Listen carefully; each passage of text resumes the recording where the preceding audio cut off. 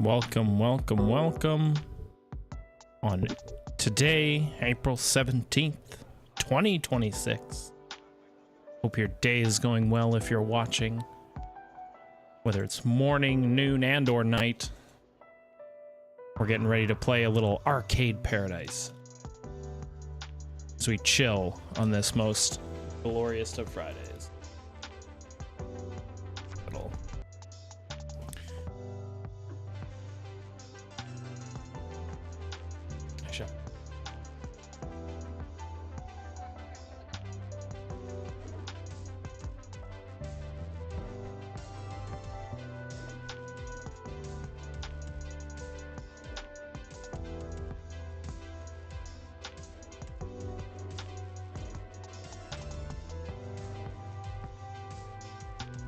There we go.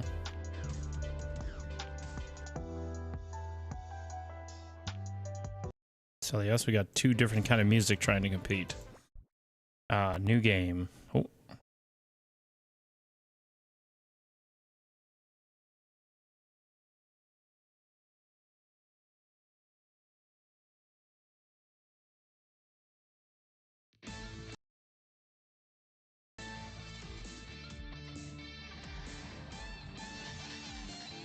Do you want to be the king of video games?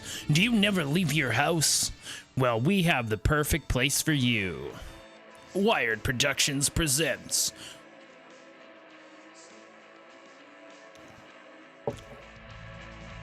Dystopian Nightmare Arcade Simulator. A game by Nosebleed Interactive.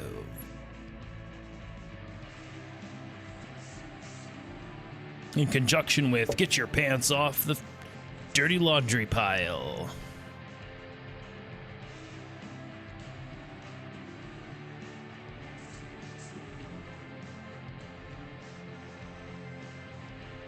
Yeah, good luck on your first day. Woo! Ice beans! Ice beaner! That kind of sounded racist, but that's okay. We'll deal with that fallout another day. Welcome, welcome. If you've never played Arcade Paradise, I played it a ton on the Xbox Game Store, and then they removed it, and then I got rid of my Game Pass anyways. So, starting fresh, starting from scratch. The old King Wash. Well, good news, my friends. It appears that reports are saying the Strait of Hormuz is open again.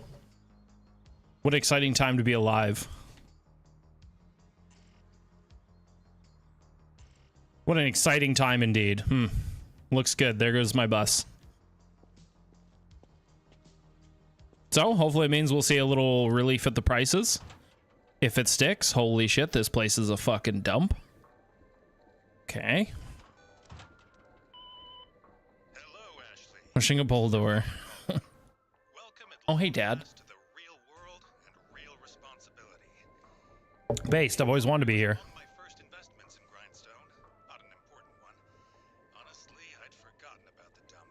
Well, it is a dump. Management, perhaps even an ungrateful and capricious teenager like you can make it a success. Wow, thanks for the backhanded compliment, Dad. I really appreciate that. Over the basics. Okay. One more time. Pay attention. Not paying attention. First, take a basket of laundry and load it into an empty machine. Oh, that's tough. Peonies. Okay, into the washing machine it goes. Amazing. Remember, Critically filled it. is time wasted. Maintenance and cleaning are your responsibility. Pick it up and dispose of it. There's Fine. a dumpster around the side of the building. You're a dumpster around the side of the building. Seriously, how is there so much garbage in this place? You said there's nobody comes here.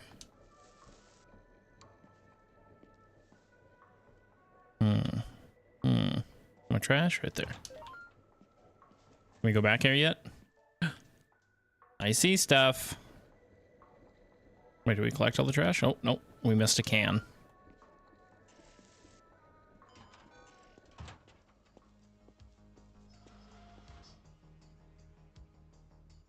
Maximum trash throwing. Oh yeah, rank X. I wish I got $30 every time I threw away a bag of trash. That'd be sick. Transfer them to a tumble dryer. Wait, does it actually say pull on the door? It does too.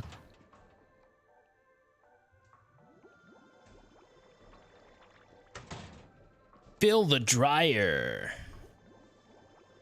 Epic. Next, maybe attend to any other small jobs. Your reputation is your livelihood. Broken machines, scattered trash, or blocked toilets will lose customers. No one Oh, wants I want to go on the adventure of Abraham Lincoln. Ooh, and a car for sale. SAT testing. Oh, the pooper's filled. We gotta fix the toilet. Time to get out the plunger. Come get some critical damage. Yeah. Beat this. Maximum plungerness. That shit never saw it coming. Once the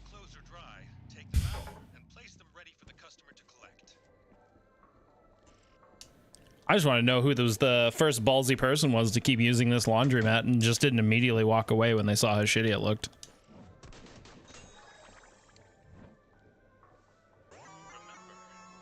Yeah, we leveled up. We found the back room key. I'm ready to clip out of reality. Arcade machines. I love it all, but I want a fizz. I want a fizzy pop.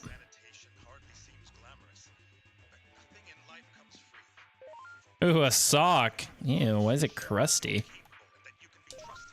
It's a laundromat. Of all the places socks should be clean, it should be the laundromat, goddammit. Did you say fresh meat? Sometimes your watch will alert you. 2 important events. You've received a new chat message. Hell yeah, this is my office. Man, I have filing cabinets and a safe and a table for, I don't know, maybe a cup. Probably several cups. Because I can never just have one cup. I need several cups. Oh yeah, rockin'. Hey super nerds, your first day as a manager. Have you had the patronizing speech from dad yet? Ugh, it's like he's punishing me. I'm 19, I can babysit a laundromat. I got half a degree in business management. Yeah, thanks student loans. Half a degree equals no degree. His word. Based? Yes. That's obviously how it works. So now he thinks I got zero ambition. What can I do? I'm stuck here. Anything. Tidy, play games, shop, maybe even gasp, earn some cash. Have you emptied the machine hoppers yet? Hoppers? Hoppers, the things that catch the coins. As long as the laundromat's open, you'll be steadily making money. But you have to empty the coins from the machines. Do it now. Go around, gather all the coins, and put them in the safe. See how much you got. I like money. Okay. Press B to crouch. Oh, ready? My knees just made a cracking sound. I mean, my knees legitimately make a cracking sound when I fucking bend down. I can hear it. It's fucking disgusting. Damn, we're fucking rich. We got $500. This is probably like, I don't know what year. Do we have a year? Like probably like 1980s? Might as well retire a millionaire now. Does it just say office? Do not enter. It's just spray painted on. Wait, didn't I collect all the cash? Oh, hang on. We forgot the one that matters the most. The laundry. Okay, we're gonna put it in the safe. We get it. Oh, our TV is broken too. There's no signal coming through. Oh.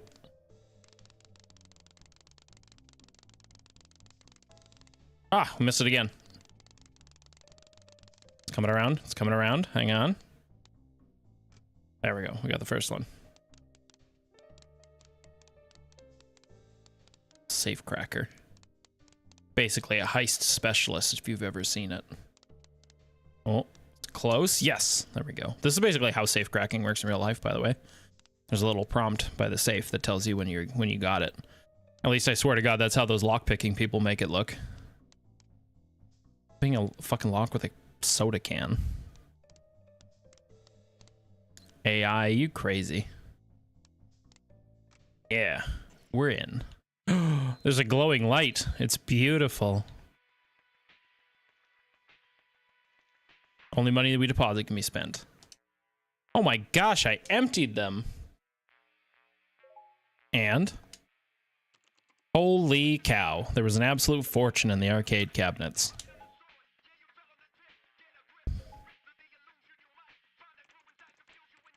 What if I bought more? All those things. Dad bought them years ago for the customers. Dad loathed the idea, but I thought they had certain appeal. What if I bought more? Newer games, better machines. Yo, Pars, what's happening, buddy? Right? That's how you get it. That's how you get it. You know you're a safe cracker when the door opens. What if I bought more? Newer game. If customers hung around while their clothes were spinning, the cabinets would make more money than laundry itself. Hell yeah, it would. Hopefully you're doing well, Pars. I ordered those 3 over the World Wide Web from Arcadeamania. Oh my god, the World Wide Web. Do we need a fucking CD to get on the World Wide Web first? I'll find you the details. Maybe if you approach Dad with some figures, make a case, maybe expand into an actual arcade. Nope. Sorry, Dad's the kind of one where he's got one way of doing things, and that's the only way of doing things. He still owns the business after all, even if you're the one at the helm. Yeah, don't remind me. Buy a couple new cabinets first, fill the available space, and see how much they make. And remember, you can only spend cash once it's been transferred from the machines and placed in the safe, because that's how money works, guys. That's how money works, guys. Oh, did he? Nice. Well, I assume that means he's in Canada then. That's good.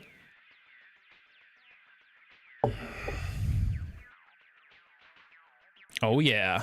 Strike Gold, Stack Overflow. So many good ones. We'll do Strike Gold to start. Business open from 8 a.m. until 11 p.m. and you will generate profit while you're on the premises. You can check on your time with using select. You can continue working, play some games, and end the day by heading to the bus stop opposite of the King Wash. Paste. Oh my god, a fucking Palm Pilot. I totally forgot about it. To-do list. Got nothing. Counts. We're making money. Popularity? 5. Whatever that means. Oh yeah. Llama jumping. It's like the little tiny... Oh. Okay, well, we got a new high score, so that's what counts. Sir? I don't think this really area is open to people yet. Fucking pervert. Jesus. Alright, time to look at people's undies. Nice. That's good. I'm glad he's made it safely to Canada. Probably a huge sigh of relief for yourself. Is your mom with him as well? Or does your mom stay behind? God, that'd be tough. I don't know if I could leave. I don't know if I could leave my spouse. Oh, we're just waiting for the washroom out there, eh, big guy? Oh, we're just gonna dematerialize. Yeah, there's nobody even in here, man. Boit. Yeah, I found some gum. Once again, $30 for gum. That's great. Oh, what's up, Cube Man? I'm just trying to... Oh, okay. Aw, that sucks.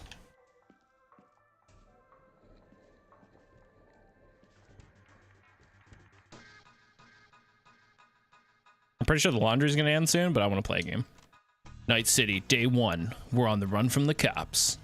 Oh shit, it's the Popo. Oof.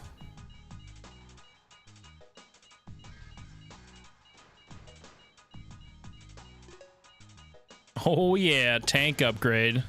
Can't stop me, coppers. I feel like that'd be quite the trip to cross through Turkey via land. You know, I will say that is... Whoa! No! Gotta run! Yeah, hit them with the beats. Aw, damn, we got busted. I feel like there's just a lot of people in the West that just will never have to deal with that stuff. And I mean, like, thankfully, obviously. But boy, does it make us all really fucking privileged. We all just... absolutely no clue. I mean, to some degree, it's really nice. We just don't understand what real hardships exist out there for people when you don't have to experience them. I often have to remind my son that sometimes he'll have something happen to him, and it's like, I know in the moment it feels awful to you, dude, but like in the grand scheme of things, it could be way worse. Like like saying that is a little dismissive, but at the same time, it's like, no, like you should at least understand that like everybody's gonna have hardships. At least your hardship is only of a certain level. It's a good perspective to have, and I feel like a lot of people just aren't always aware of how much worse it could be for them. But then sometimes people use that as a cope too. Well, it could be worse, you know, I'm not doing that bad. And it's like, well, I don't know, man. Snorting cocaine off a fucking stripper's cock might not be... probably isn't the greatest place to be in life. But, you know, what do I know? I'm just a conservative. Oh, we got this. Oh, fuck. I love Weird Al's first world problems. No! Ah, it's fine. We gotta get out of it anyways. Stupid responsibilities calling us back. Which one's done? Oh, I think they're all done.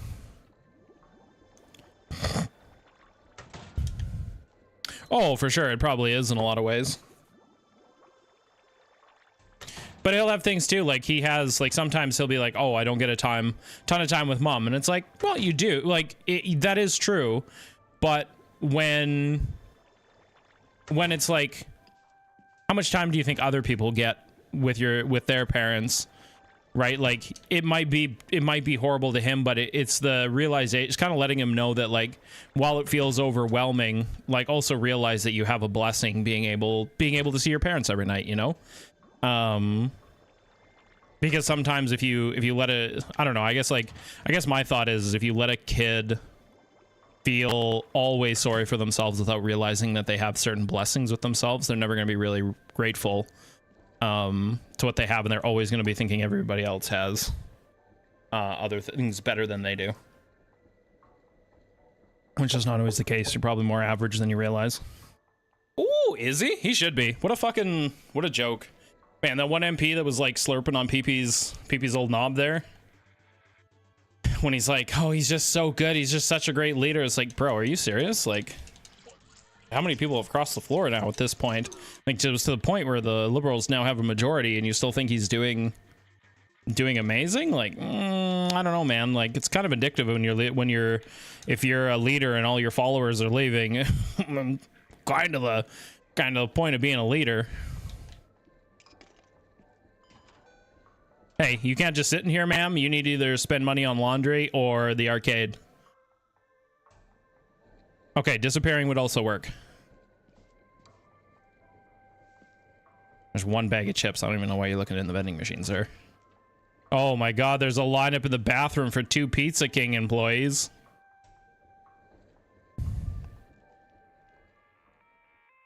Yeah, it should have been. It should have been when he's lost his race. The Conservative Party should have moved on. But there's like this weird cultural aspect with conservatives right now, where if there's a change in pace from what they're doing, it's seen as a failure. And I think that is like the thing that people don't want the most right now, is like leaders that are unwilling to humble themselves with mistakes or things that aren't going well. And I think a lot of authenticity is kind of centered around being able to humble yourself and do that. And if you just can't, you come off as like severely unauthentic. Yeah, that's just not. It's not good leader. It's not good leadership. Boink. Man, my paddle is really slow, but I'm still gonna win. I'm gonna push past my paddle limits. Oh. Did you see that bounce? Nope. No. No, I scored on myself. I'm just too slow. No! Damn it. Okay. Fire's done. Time to make some money. The only other historical L I can think of is the US losing his global. Yeah, that's just, it's so funny. It's so funny. The US goes to war with Iran. Iran is in a stronger position now because of that war, and the US just looks so fucking incompetent that it's like, at this point, if I was any other country, I'd be like, I don't take you seriously at all, to any degree. What do you, honest to God, what are you gonna do?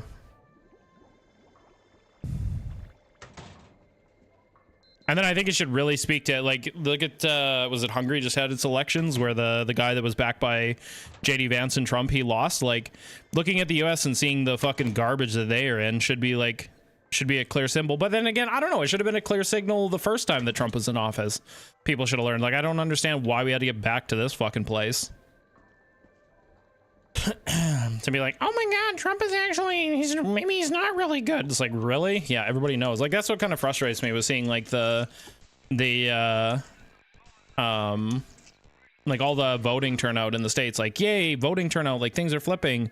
But it's also like, where the fuck were all you guys a year ago when Trump was on the ballot again? We all knew that Trump was going to be an absolute horrid disaster for the, where the fuck were you? Like, it's that frustrating level where it's like, okay, things are bad, I'll come out and participate. So.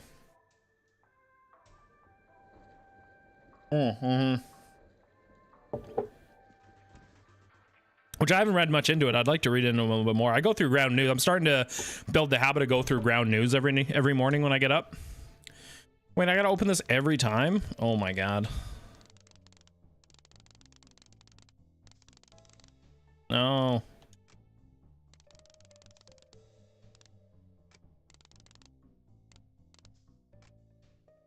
Just funny. I thought that definitely was an update. Or I can get the safe where I just drop it in.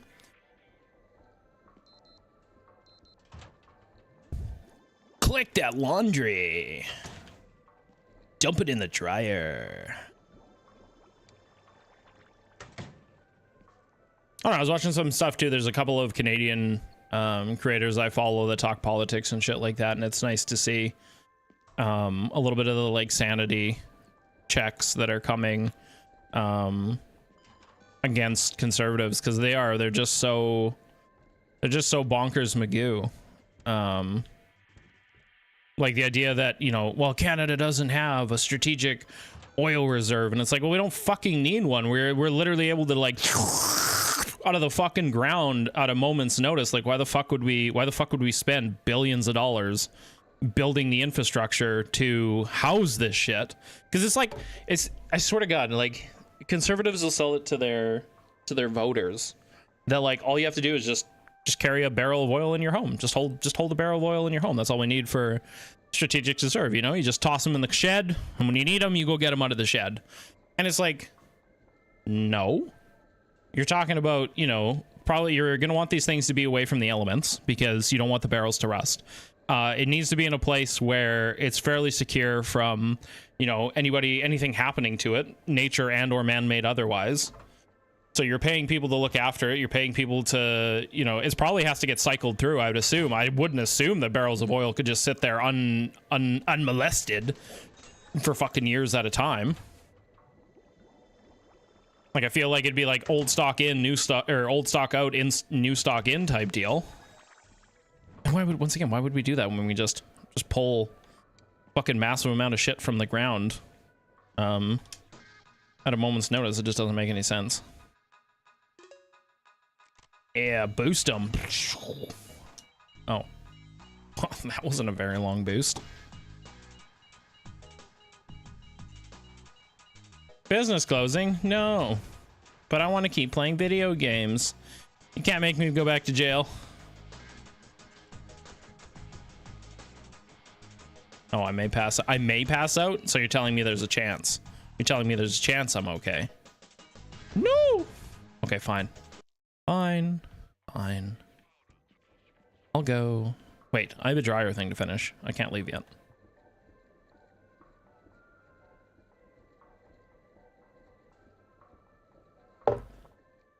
What, stupid?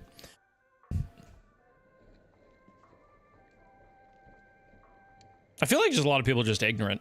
Honestly, I don't even know if it's like malicious stupidity as it is just like ignorant stupidity. And really, there's no reason for it.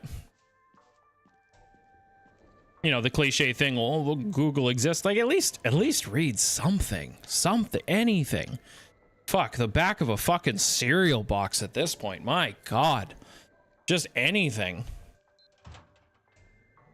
Boy, the amount of times, little shout out to old Ice Beans here. And okay, the server she's cultivated. Big questions, big sus, big sussy wussies.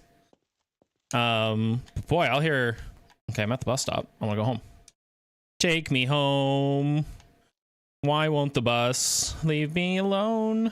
But often, man, I'll hear some of the people talk within the server, and it's like, it's just speculation. It's like, are none of you going to take 2 seconds to go and just like Google what the fuck it is you're talking about? Shablam.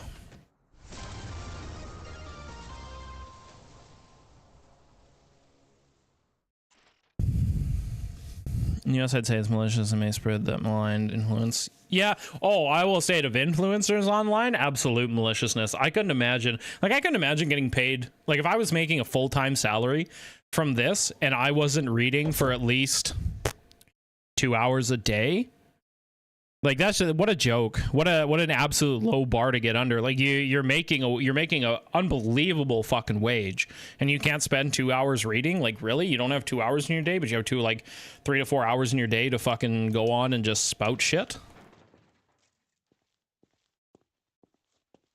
Make it make sense. Who the fuck was in here last night? Goddamn raccoons. What does that one say? Cube-headed zombie horde overrun Midwest. I don't care. Oh, my bag is full. My bag is a full. But politician-wise, yeah, I don't know. I would probably tend to agree. I don't think the Conservative Party, other than PP, is a little malicious. I think PP is. I think he specifically says things that are wrong to try and get a razz out of people.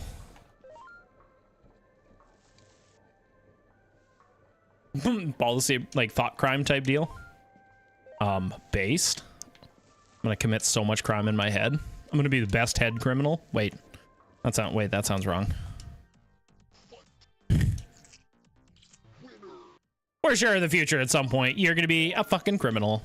And you know what? I think that's based. I think we should just start arresting kids right off the bat. Kid fucking throws a temper tantrum. Whoop, there's a criminal. Into the fucking paddy wagon you go, little Timmy. Sorry, Keys went for ice cream and haven't come back. Oh, okay. That's so fucking cringe. I actually like little cool piece. Yeah. Fuck the day we'd say that.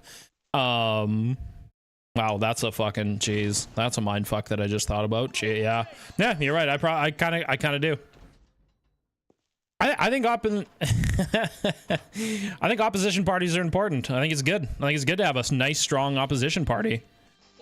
And the thing is with opposition parties, they don't need to always be adversarial, right? The point of an opposition party is to check the main current party in power. And even then, like in Canada, I think it's neat the way in Canada works, where it doesn't matter if you're opposition or not. You can propose legislation. There's nothing stopping the Canadian Conservatives from proposing legislation that they think would be favorable to Canada. But of course, everybody's political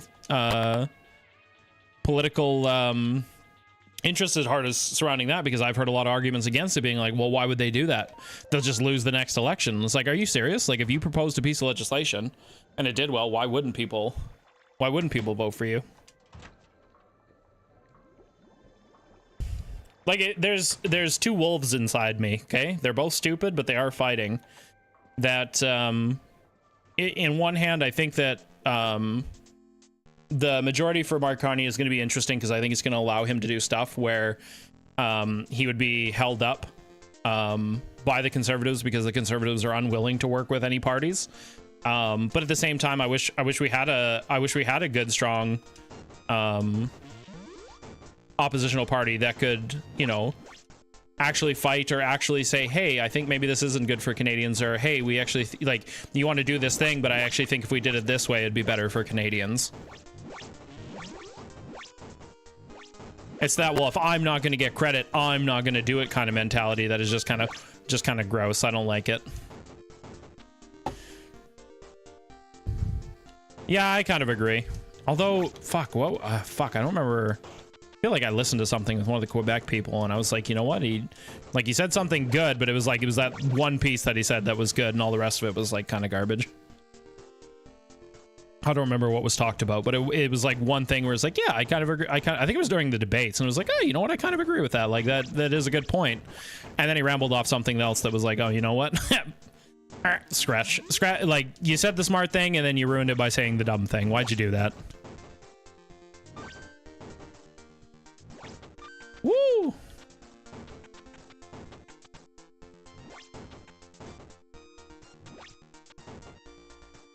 Can we get that gold without it crashing us? Oh, yeah, we did. Oh, that almost crushed us.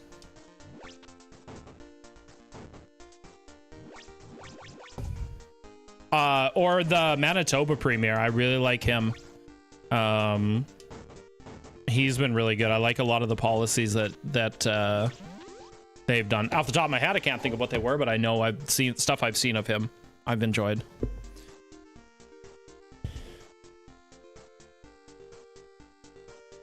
They are, and it's a party specifically meant to have Quebec's kind of best interest at heart, which unfortunately just doesn't always translate into Canadians' best interest at heart, which is really sad because at this point, like, I don't know, man. At this point, I would have hoped that humanity would have like moved forward a little bit away from the idea of like hardcore country conformity. Like, I'm okay having borders. I'm okay with like having smart immigration policy. I cringe every time I hear the well, I want legal immigration. Motherfucker, legal is whatever you make it. Like, you can make anything illegal immigration, right? Like, it's such a fuck who, like, thank you. What a brain dead fucking statement. It's like, I want a little bit more. Like, what do you say legal? What is your bar for entry? Like, you show up at the border, and as long as you have paperwork that seems really good, you can just like, we'll have you see a judge right away and kind of determine what kind of immigration status you're going to have. Like, that'd be a legal form of immigration, and you deal with things fairly quickly. I think the unfortunate thing now is a lot of things. I don't think we were always really aware of what scalability certain systems in our society were going to require as we grew bigger and bigger. And I think to a greater extent, a lot of our things are too scaled down to accommodate the amount of people that we have. So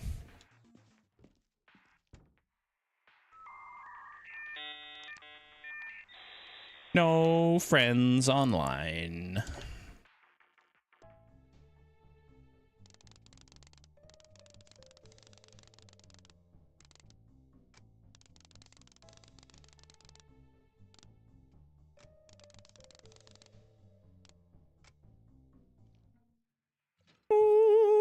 There we go. What do we got?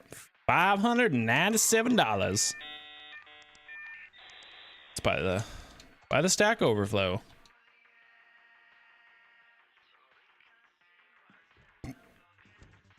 Played the Wood Gal's Adventure. I don't mind it. It's okay. Got a minute left there. Yeah, about 2 minutes on all of them.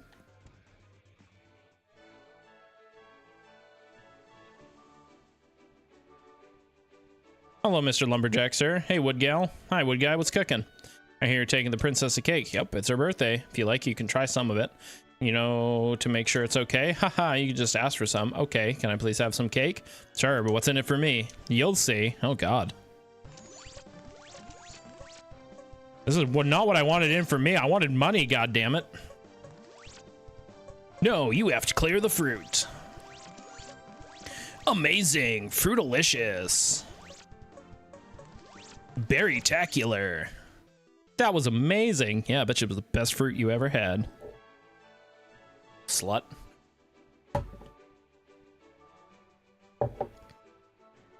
Who's this adorable doggy? He's your problem now. You know what? You know that reward I mentioned? See? You get to take Zebby for a walk. Aw, thanks. I like taking on other people's responsibilities. Don't worry, she'll just follow you everywhere. And if you pet her, she'll show you your inventory.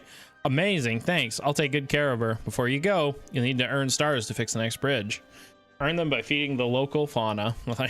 Come on, doggo. What do I got in my inventory? Nothing.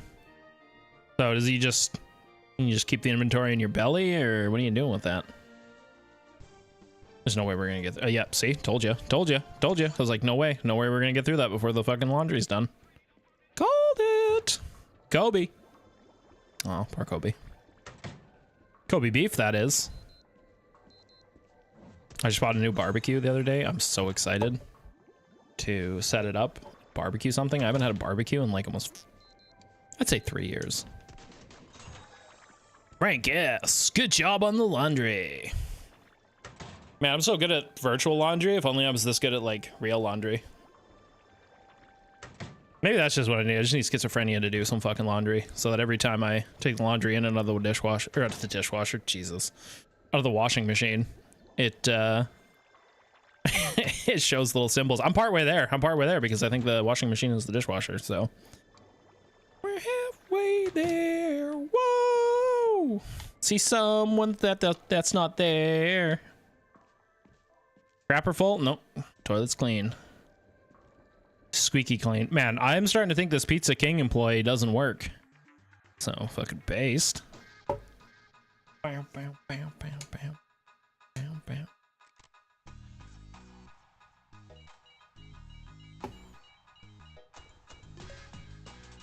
We've got it this time. We're winning this pack. We're winning this GTA level. No questions asked, chat. We're gonna do it. Couldn't tell you the patterns of the little police cars because I think they're a little erratic. I think the cops are on a little bit of the supply in this game. Yeah, we crushed 3 of them. Let's go.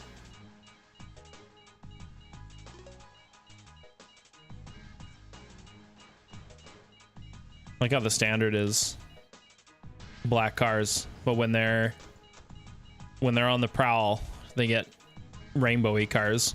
Nice to know that the police are so LGBTQ friendly in this city. They might be bribable, but the one thing they're not is bigots.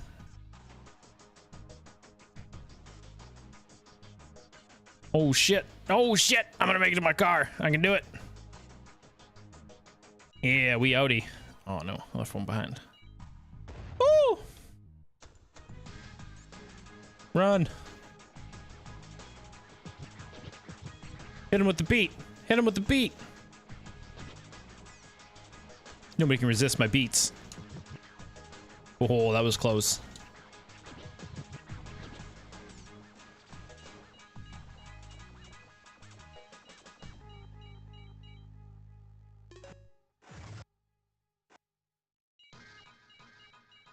Oh god, they're hot on my tail.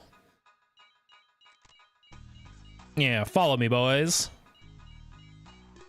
Alright, time to rattle them.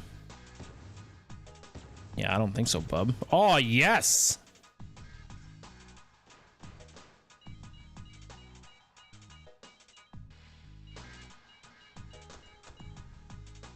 I don't know. Nope. Nope. Nope. Oh. Oh.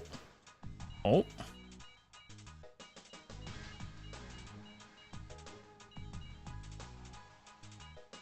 No. We're not gonna. Oh, maybe. Maybe. Maybe. Nope. He's coming that way. Shit, he's gonna come that way. Oh. Ah! Ah! You can't take me alive. I didn't lose. I didn't lose. You can't lose if you jump out right before it ends. That's how it works. That's the rule. That's the rule, and I'm sticking to it.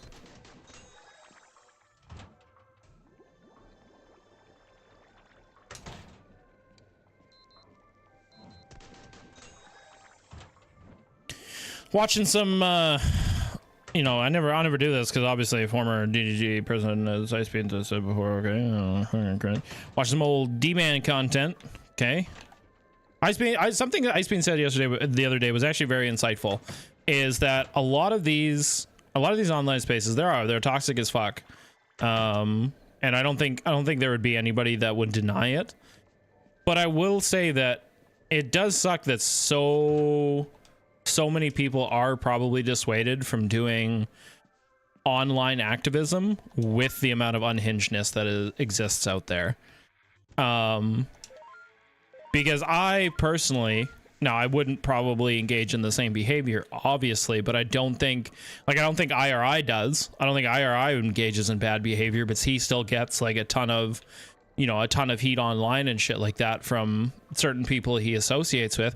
I don't think I'd want to put up with even a quarter of that shit. I don't think I would.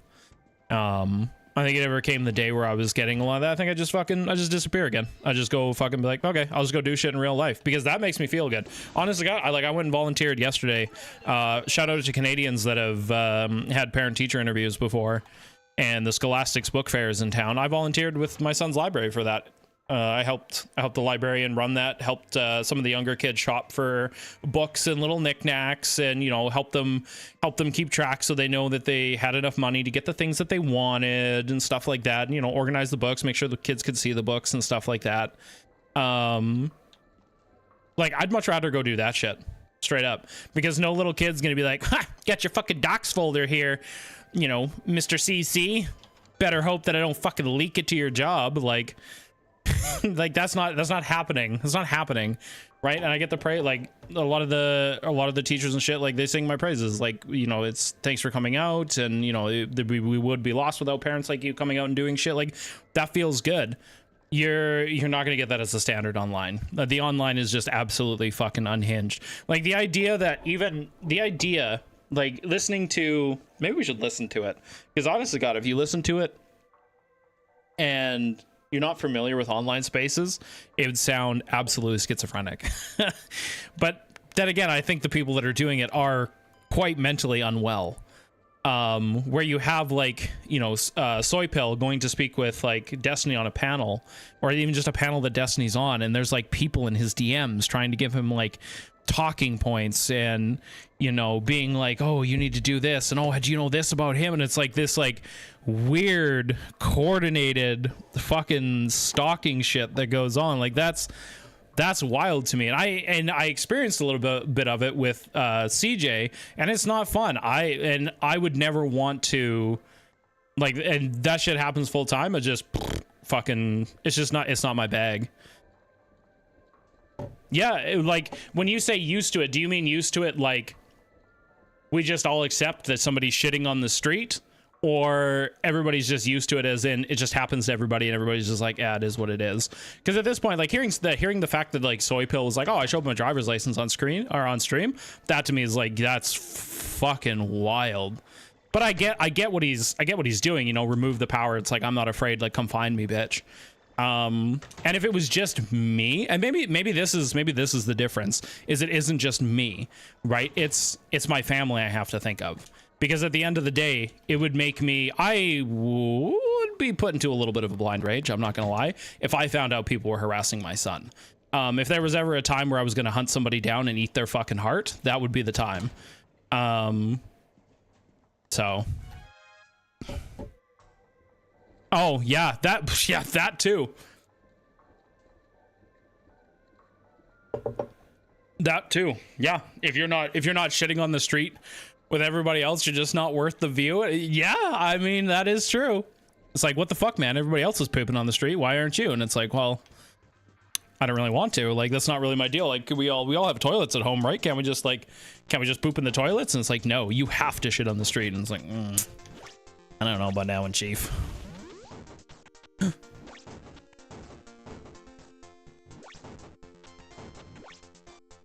That's why, like, I have a ton of respect. Woo!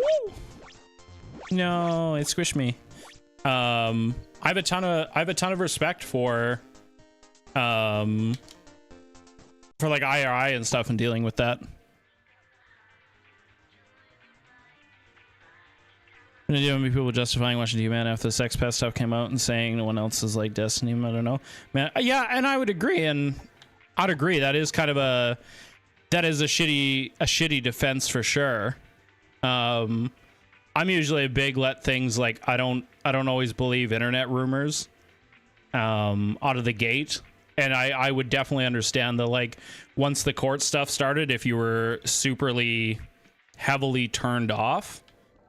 But I think at this point, with the amount of evidence that has come out surrounding that, I think if you're somebody who still thinks that, like, Destiny did the stuff that he's being taken to court for, I think you're just like, I think you're just like a straight up hater at that point. Because boy, I've listened to a lot of the videos he's put out around that stuff. That shit is fucking hinged. Could you imagine? Like, just like the court case is basically he was catfished with an account using somebody's picture that wasn't the person, from a person that hated him, to the point where the picture that was being used, the girl, she was harassed by the person doing the catfishing to basically come forward and say it was actually her when it wasn't. And then to the point where she was brought in for a deposition in, like, which ended in tears because of, like, the recalling of the harassment that she received from the catfishing person. Yeah, for sure. I mean, by all means, I'll be streaming, I don't know, probably, what time is it now, 10:30? Probably a while yet, so.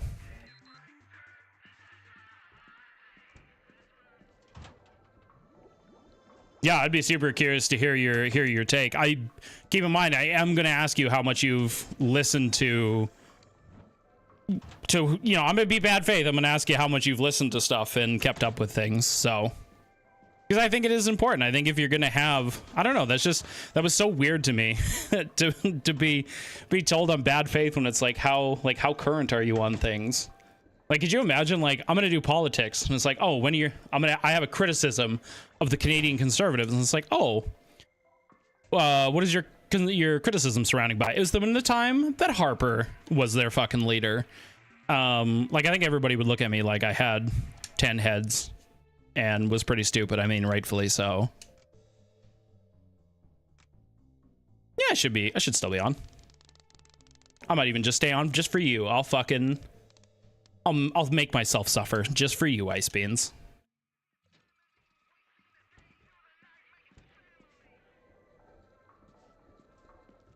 It's this arcade game. I could play this one for fucking hours. Oh, shit. What time is it? Oh, map allows us to make things. Right. No, I don't want... Sorry, I didn't mean to open it. Jesus. Oh, that's right. We need to... Machine settings. Okay. Price per pay. 50 cents. I think that makes us... yeah, we'd make the most. Yeah, there we go. Okay.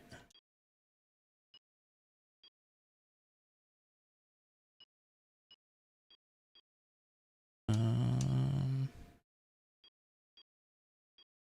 50 cents per play. Nope.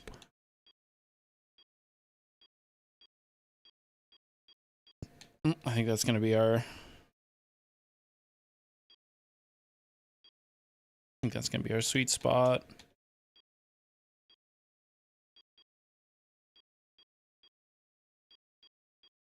Okay, 50 cents, and toggle that one as me.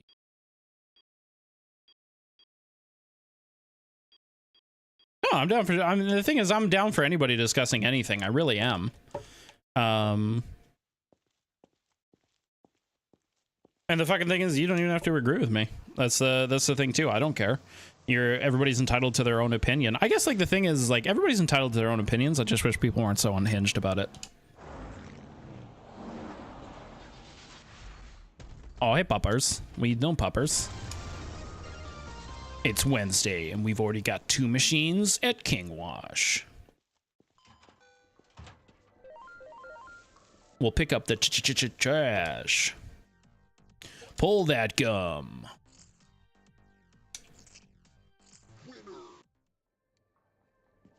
I will say I would say a valid criticism to say that when you've had issues in the past, with maybe, how do I want to phrase it?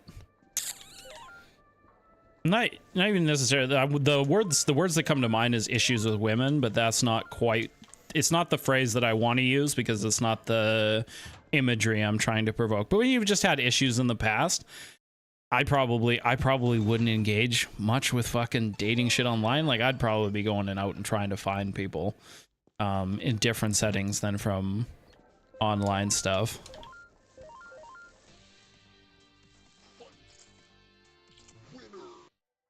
But then again, hearing like, the thing is too, is like having, because I think it's what, Logistical was a lot of the one behind it. Hearing that he used Cherry to make complaints about Destiny and then also started dating her, like, I don't know, man, that's fucking weird. Like, I don't think I'd ever touch an influencer, like, in a relationship wise with a 10-foot pole. That'd just be, nah, I'm good. But then again, I don't really invite that kind of drama into my life.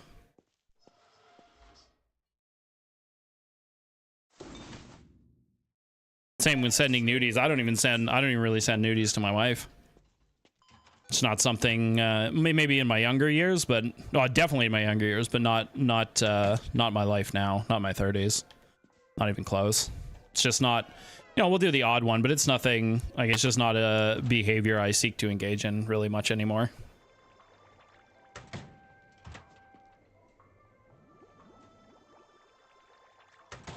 Also, it is really weird having your nudes, having other people leak your nudes for you, and then only seeing the women as the victim. I don't like that shit. I don't, men do in a lot of ways. Fuck, there was that poster, I think it was from Australia, where it's like, Josie's drunk, Randy's drunk, Josie can't consent. And it's like, whoa, wait a second. If both, like, you know, A, that poster just reinforces that sex isn't something that women engage in and it just happens to them. And then B, it's like, wait, how is the man able to consent if he's also as intoxicated? Like, that doesn't make any sense.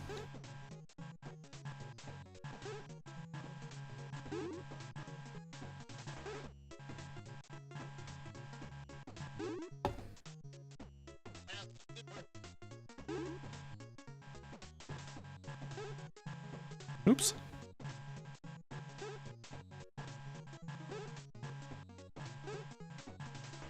So I think a big thing is if we're all going to agree that intoxication, you can't consent of intoxication. It works really on both.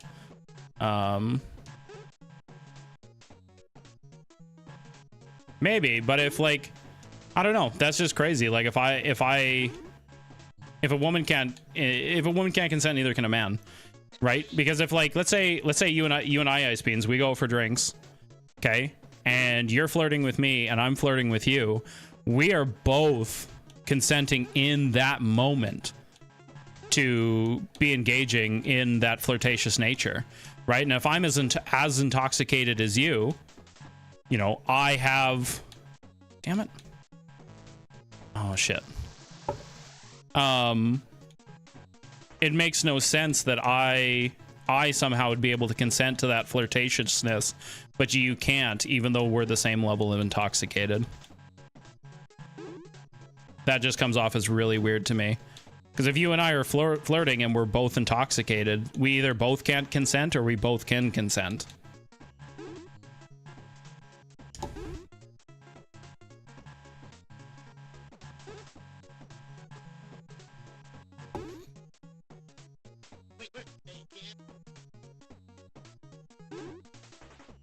Because there'll be times too where, like, a woman is, like, flirting with you, you think it's the instigation to go further, because that is kind of the expectation that a man is going to, once the instigation is kind of the assumption is there that the man is going to pull it to that next stage forward. There is a little bit, like, it's a weird social phenomenon where the consent from the women is already kind of there and you're moving forward.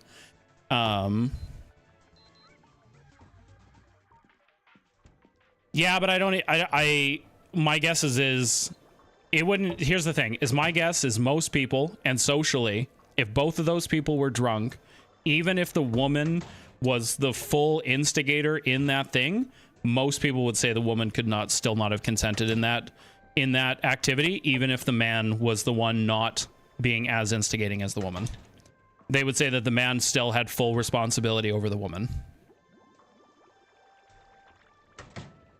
Which I think is pretty gross, because I think people have obviously fucking autonomy to make decisions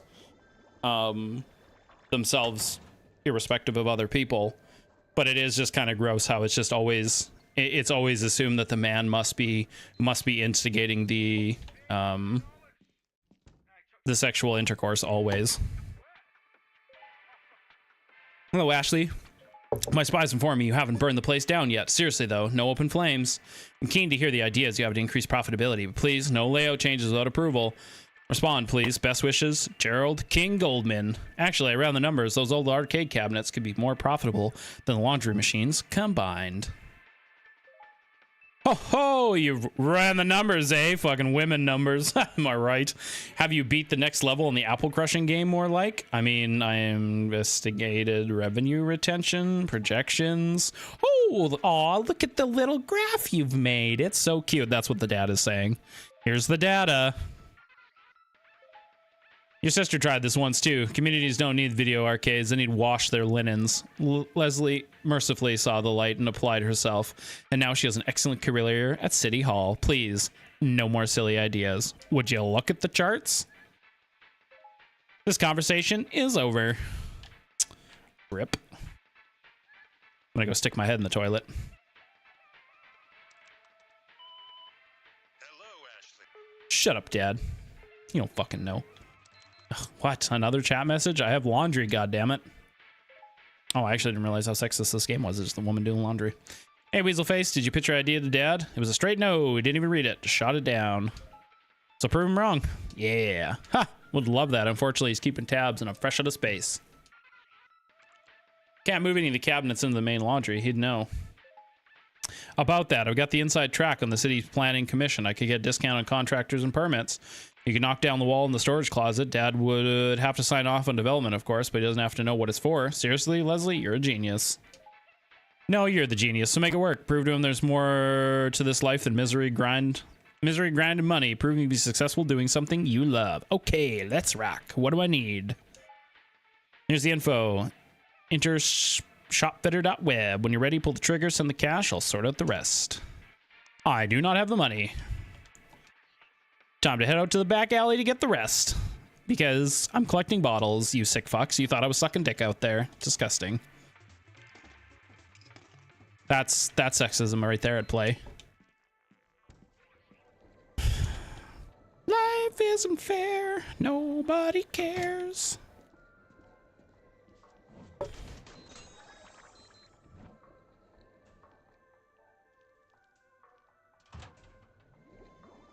Well, I mean, too, I think it's like when we talk about like what happens to men and boys when it comes to even just sexuality. Like, look how many times you'll see. Now, it has changed a little bit. I will give it this. There has been, I think, people are more waking up to the fact that, like, although then again, fuck, I feel like most women would be like, wow, it's pretty gross that a female teacher took advantage of a male student like that. But I feel like there's still a fuck ton of men that'd be like, yeah, that's my boy. He's out there fucking that teacher. He's living the fucking dream. And that's fucking weird, man. That's fucking weird.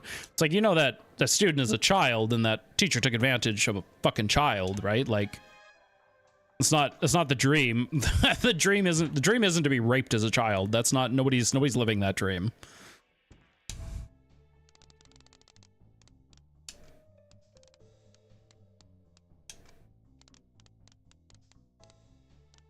Yeah, it is. It is crazy. It's just crazy to me. Every time I hear it, where it's like, yeah, that's my boy. He's out there getting the goods. Like, you're happy your child was raped. Like, that's pretty fucked up, man. Like, that's gonna.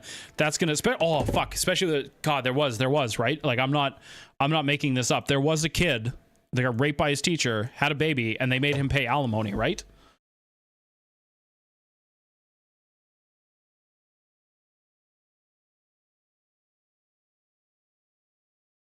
Forced to pay for kid.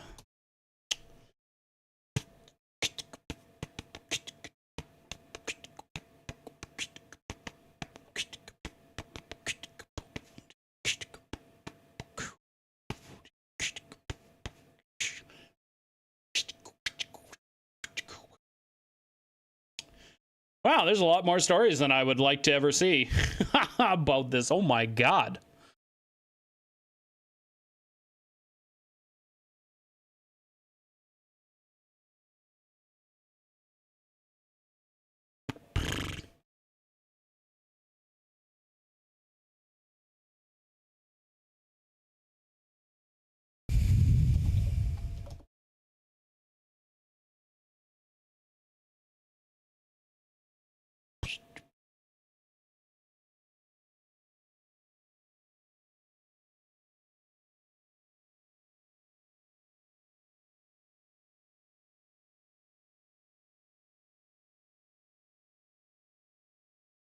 That's kind of fucked.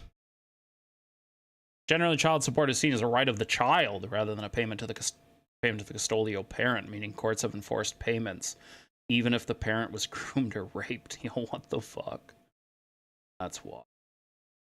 In a similar California case, a student who fathered his teacher's child was the victim of sexual abuse and received $6 million settlement from the school district, which was used to settle liability issues, though this was a civil lawsuit.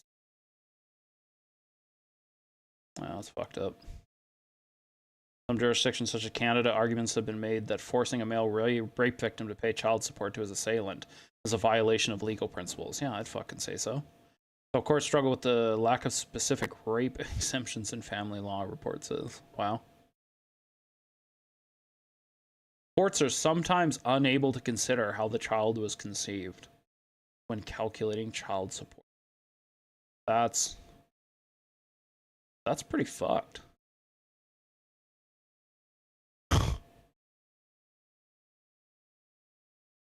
What the fuck? Yo, what the Okay, 1 second. Sorry.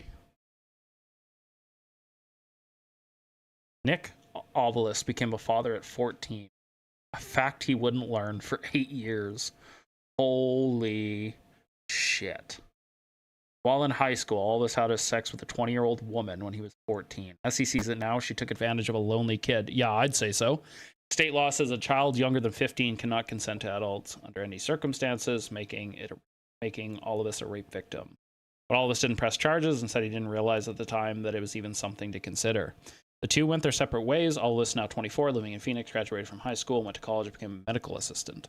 Then 2 years ago, the state served him with papers demanding child support. Like, nobody crunched the number. Well, nobody would have crunched the numbers. Hang on.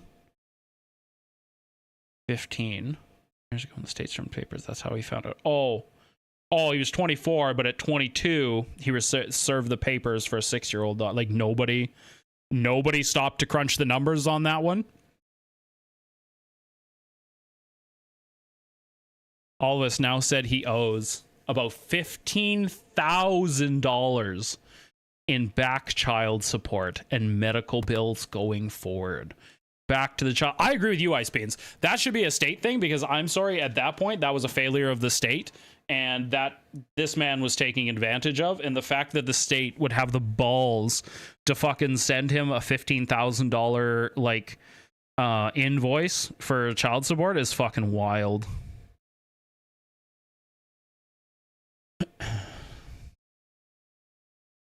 All his fear has turned to frustration. He wants to be in his daughter's life and is willing to pay child support going forward, but he doesn't think it's right for the state to charge him for fees incurred when he was still a child.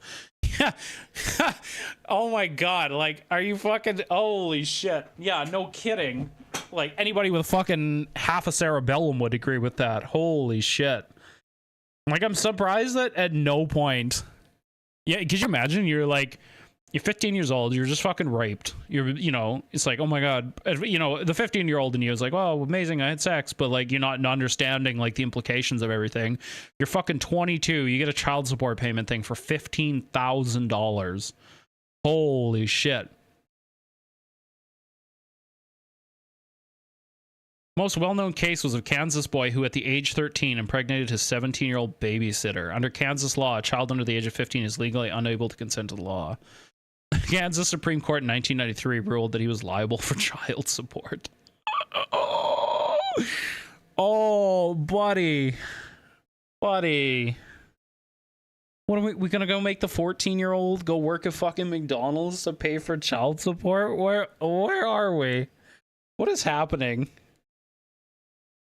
Holy shit, that's crazy. Kansas court determined that rape was irrelevant and that the child support was not owed to the rapist, but rather the child. I understand what they're saying, but it's just one of those things like, bruh. Not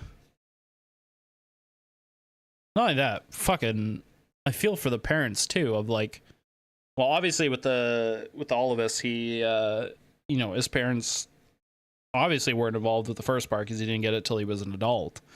But for the one at 13, like, that you'd have to, like, mom and dad, I need my allowance. I have to pay my child support. Like, what the fuck? Holy shit. Yeah, the idea that a woman would have to send money to a man who raped her is absolutely off the charts ridiculous. wouldn't be tolerated, and it shouldn't be tolerated. Totally agree.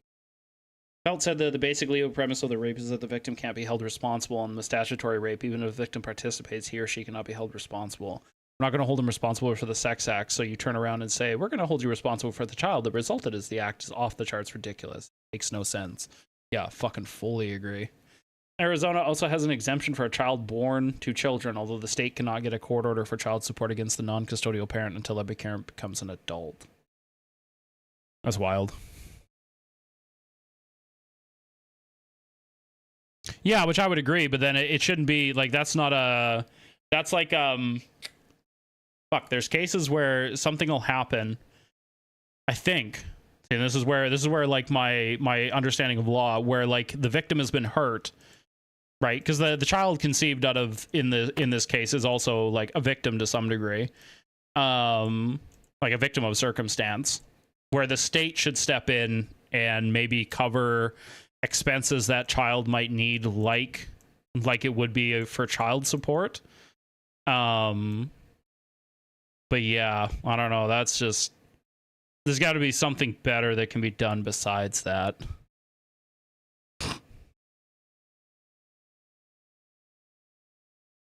God, what an awkward conversation too when your child asks you, "Daddy, how did you meet my mom?" Well, I was 13 at the time. She raped me. Oh. Wild times, man. Wild times. Just people be wildin'. People be wildin' out here. Well, that was a dark and disturbing rabbit hole that has left a melancholy feeling in my soul. But you know what? That's okay. We'll just fill it with drugs like we do every other day.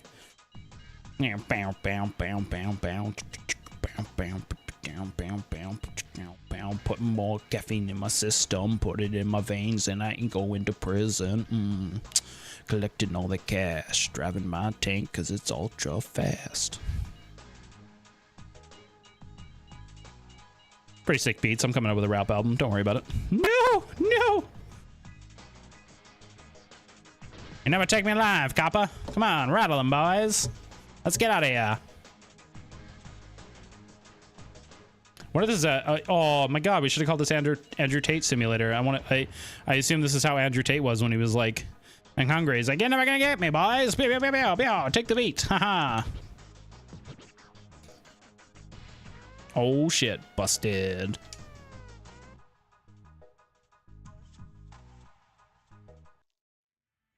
None of the good games are in here yet.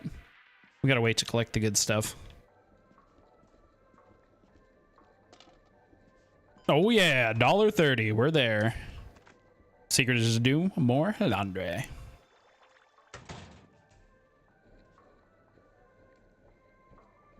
Okay, everybody, let's just stare at the machine for the next 8 seconds.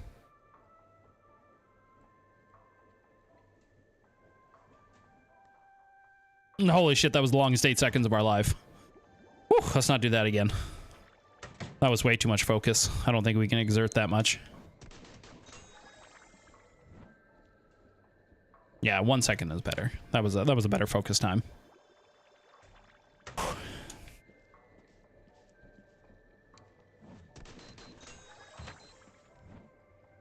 Yeah, we emptied it before even the dryer thing was started.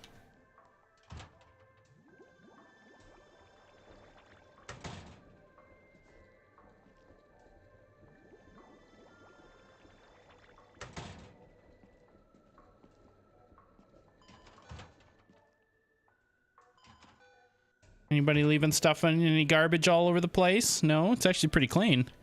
It's only when the place gets a little bit better that you guys actually start leaving trash all over the goddamn place.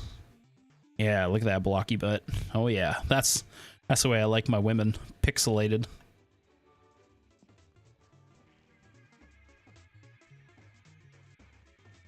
What you think? You made any money? Any muns? I'd say not bad. Not a bad little haul, around 30 bucks. I think I emptied it once already today.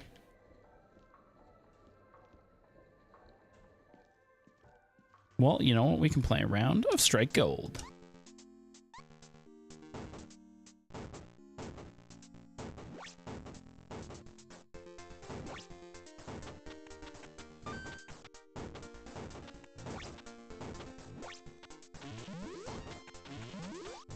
Yeah.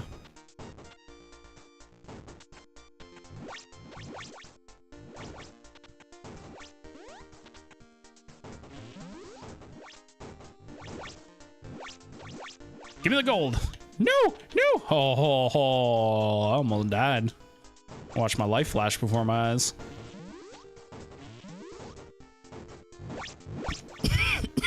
No, no, no, no, no.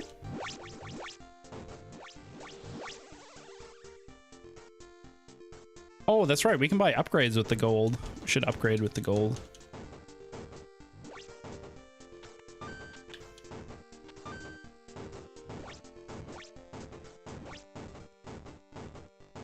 But yes, long story short, of all my rant that we just went through, that horrible macabre thing as I'm thinking about it in my head, is that oftentimes there are realistically horrible sexual things that happen to men, and people either A, don't care, or it could be that it happens and both parties are at fault, but only the man is ever seen at fault. I don't know how to fix that. I have absolutely no solution for that. I think that's just, it's a perception issue that I think society kind of has sometimes. It would be nice in the future that, you know, you hear something that somebody does sexually wise, and A, it doesn't break people's fucking brains. There's something about sexuality that just, I remember doing that panel with fucking Doobie, and he was basically arguing if you change in a like in a locker room, if you get nude in a locker room, you're being sexual. Like, if you were nude, you were sexual. And it was just like, so you don't get naked in a locker room. And it was like, you get naked in a locker room? That's fucking disgusting. It's like, are you, like, have you never gone swimming before? You know, you gotta change into a bathing suit, my brother. Like, what the fuck are you talking about? 'Cause God, I remember, God, that fucking panel. Is Starlight, is that fucking, fuck, is that her name? She's still around, because her panels were cancerous as fuck.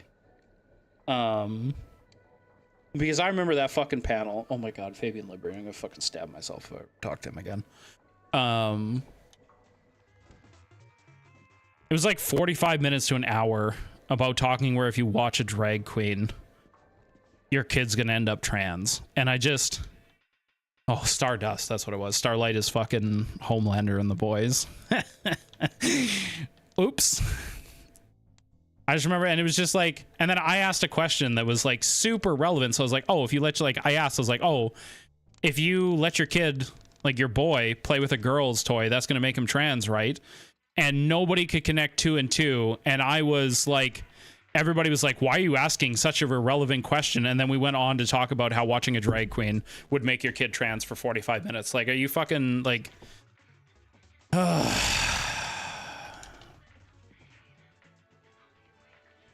Just not made to do it. Just not made to do it, you know? We got $1,000 yet? God damn it, we're short. What time is it? Time is it, Mr. Wolf? Yeah, it's almost closing. Oh, what happened? What happened? Oh, we almost froze. We almost froze. No, hang on. Why are we not moving?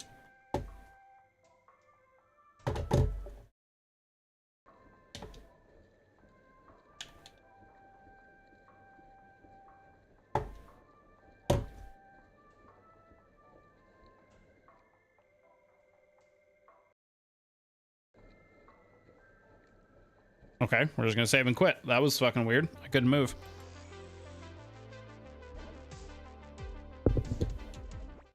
Okay, that's weird. She is still kind of... Yeah, I feel like I saw something over a while ago, but it's just weird. It's just, I don't know, strange. Son, if you play with that Barbie doll, you're gonna want to dress like a woman next. That's how it starts. Barbie doll, the fucking trans. That's the pipeline. Oh, Polly Pocket today, tuck in your pocket tomorrow. That's how it works.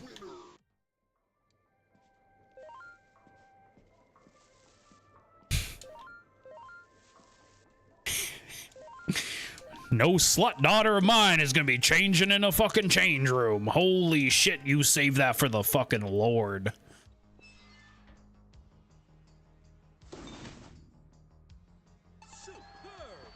Superb. Yeah, rank S. Like, I think that's where we are, Ice Beans. That's where we are as a society. You show yourself off in a change room. You're basically a fucking whore. Okay, I don't make the rules. I just enforce them. You know what? That's it. When we finally flip over to a religious theocracy, whenever it comes, I'm ready for it. I'm gonna be the best morality police that exists. I'll be out there fucking caning people for not wearing their ceremonial. I don't know. What the fuck would Christians... I want to pick up the pizza box. Is my shit full? Is my bag full? Like, oh, you're not wearing your maple syrup today. You get 1 ticket of being an irresponsible woman. I don't know. We'll think of something. We'll come up with a Canadian religious theocracy. We'll do it. It'll make conservatives so fucking wet in the panties. But luckily we're at the laundromat, so we can just toss them in the dryer.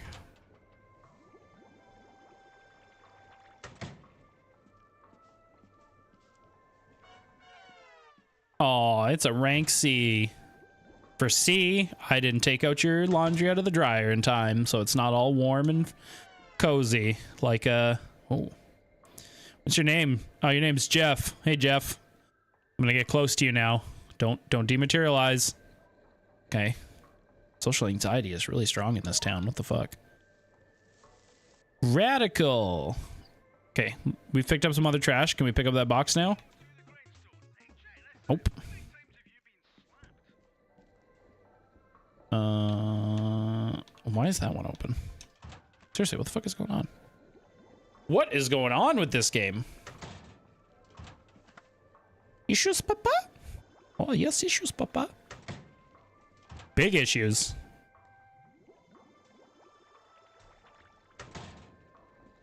We'll say I can see why Chud Logic didn't put himself on like camera for the longest time. I'm kind of vibing with it.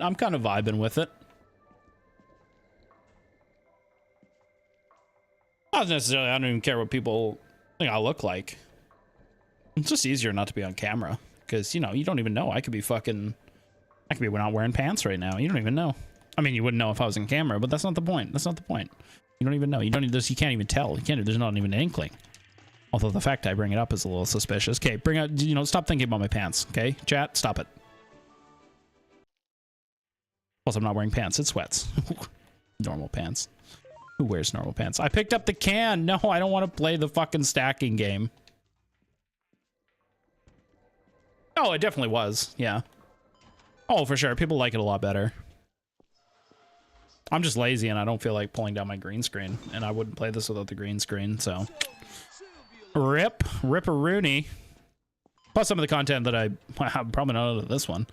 Some of the gaming content I've made, I just do it with my little avatar in the side corner. It's definitely a more authentic feeling when you have the camera going because people they like seeing the person attached to the voice for sure.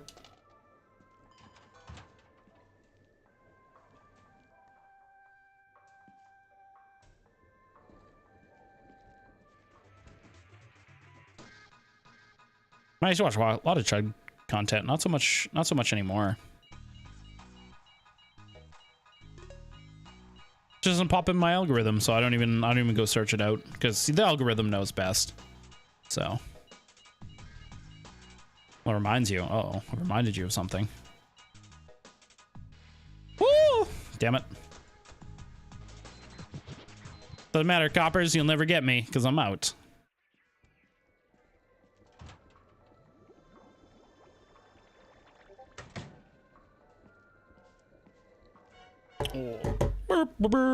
That's okay, I can pause. What is this?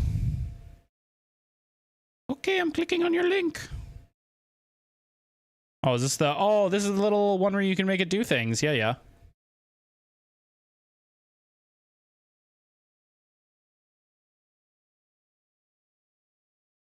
That'd be kind of pretty cool. I'll work on that later.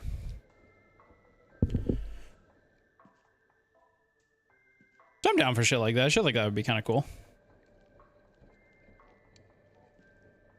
Just I have to get in the habit because, like, I don't know. It's oh, is that what it's for? That's sick, actually.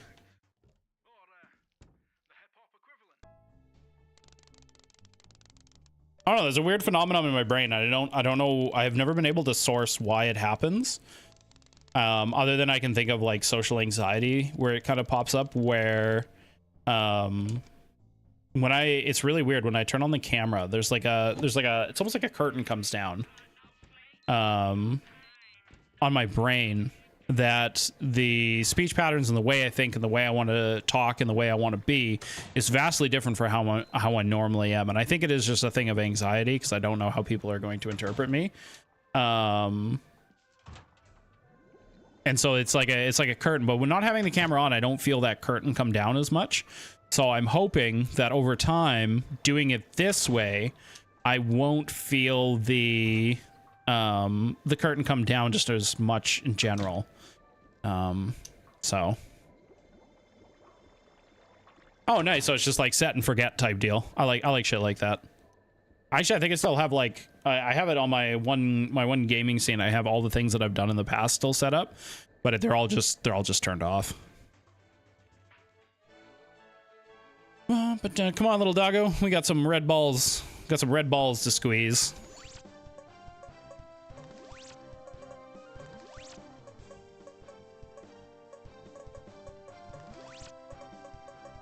Cherries, lime-alicious.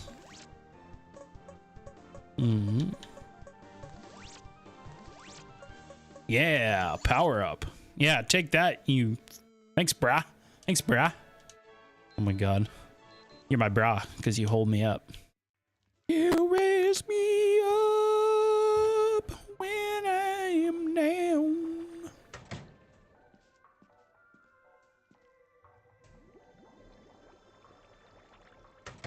Load it up, get her down. Here we go. Now we got the dryers. Any more? Yeah, hell yeah. We're trying to expand this place. Oh man, somebody clogged the pooper.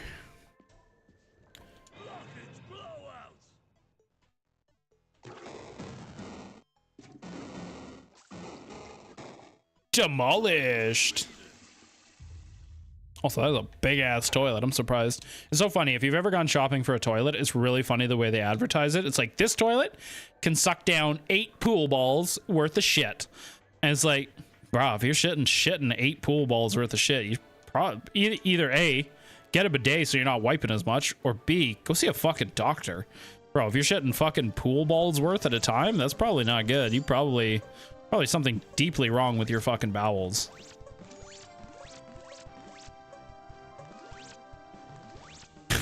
Like, honestly. Honey, how big of a shit did you take today? It was at least 2 to 3 pool ball size. You're welcome. It's like, holy shit. I shot a whole fucking pool rack. Do we have 3? Come on. Oh, we gotta defeat one more. Hey, hi. Wow, these creatures are so nice. Anybody here watch Overlord? Okay, anime weebs. Do we have anime weebs in chat? If you've never watched Overlord, great anime.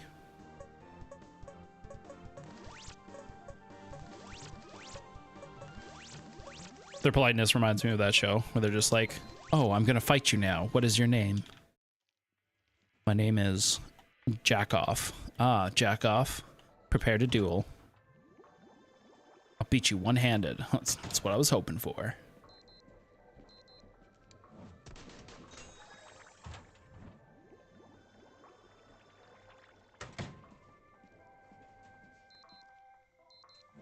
Can we get a poll in chat? How many people have measured their dick size in chat? I'm not one of them, so I can't participate in this poll, but I'm just curious. Anybody got marks on their tape measure that I can borrow?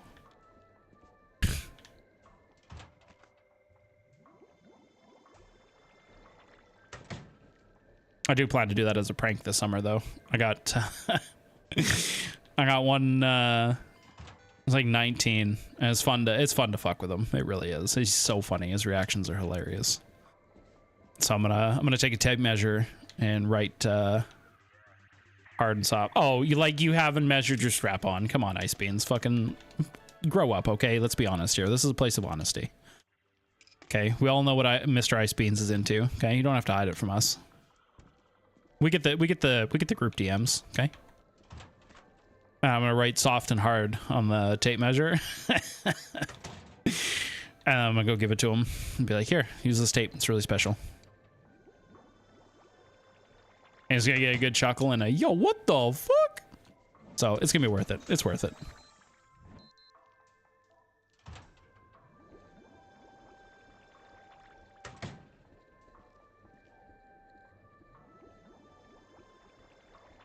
Remember, chat, sexually harassing men is always funny. That's just how it works. That's culture. Hashtag culture. I can't wait till the day I become a politician. They're like, sir, on this date, you made this comment about how sexual assaulting men is funny. Do you stand by those comments? Listen, I was just a cringe edgelord at that time, okay? You don't even understand. Why is my paddle so fucking slow? Ah!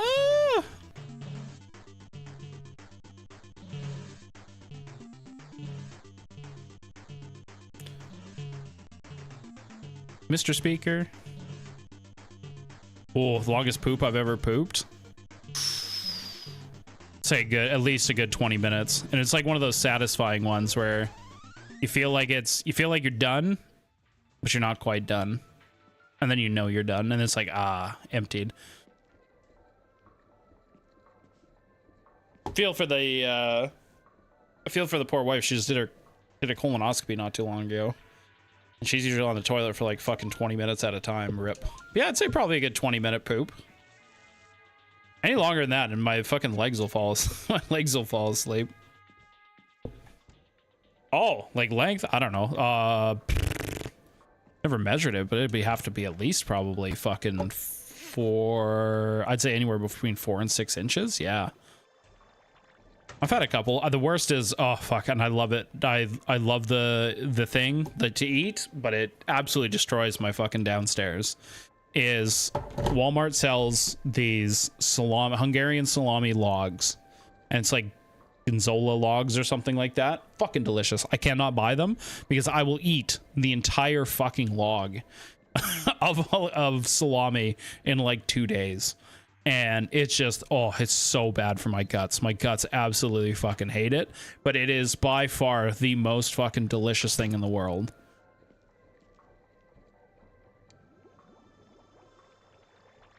It should be illegal to make Hungarian salami so goddamn delicious. It's just so good. I just can't stop. I'll bring it home and I'll eat the whole thing in 2 days. Like, I'm sure my heart and my fucking poor colon have just been absolutely wrecked from both of those things. So now if I buy it, I go to the deli and get like 200 grams of it. But those 200 grams, they're gone in the day. I'll just sit there and snack on it. It's just so good. Charcuterie board, more like just Hungarian salami board.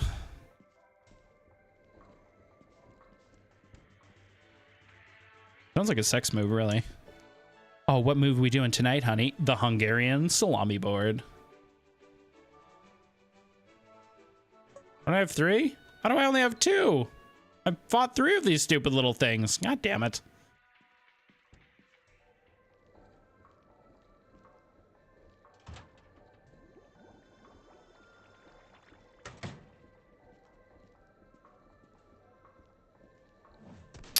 You know, the game makes us believe we're a woman doing the laundry, and that's why Dad hates us, but maybe we're just a twink. I mean, I can't see my reflection, so how am I to know if I'm a woman or just a twink? Whoa, look at you. Material in, material out. Get out of here. Get out of here, big guy. With your fucking Carlton look. Jesus. Not unusual to be loved by anyone. It's not unusual to be loved by anyone. Something, something when I throw my wife in the sun.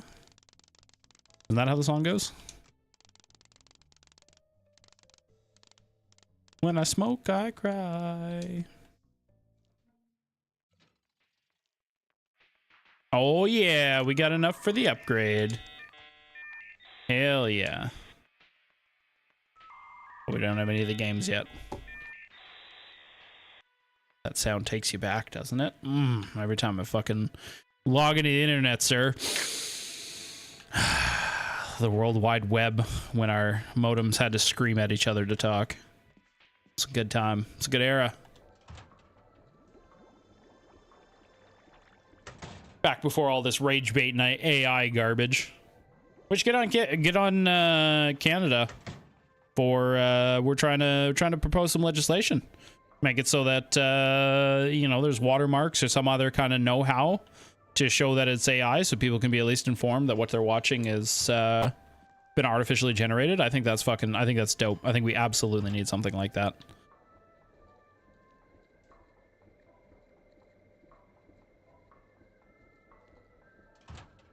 It can give me an enforcement fucking nightmare, but I'm all down for trying. Same with, oh fuck, what the fuck was I commented on it. Now I have to go look for it. It was something to do with one of the ministers was saying, like, I don't like what I'm seeing here. We're seeing this thing. I definitely retweeted about it. Or sorry, blue scat about it. Not on Twitter. I don't even know if I can get back in my account anymore.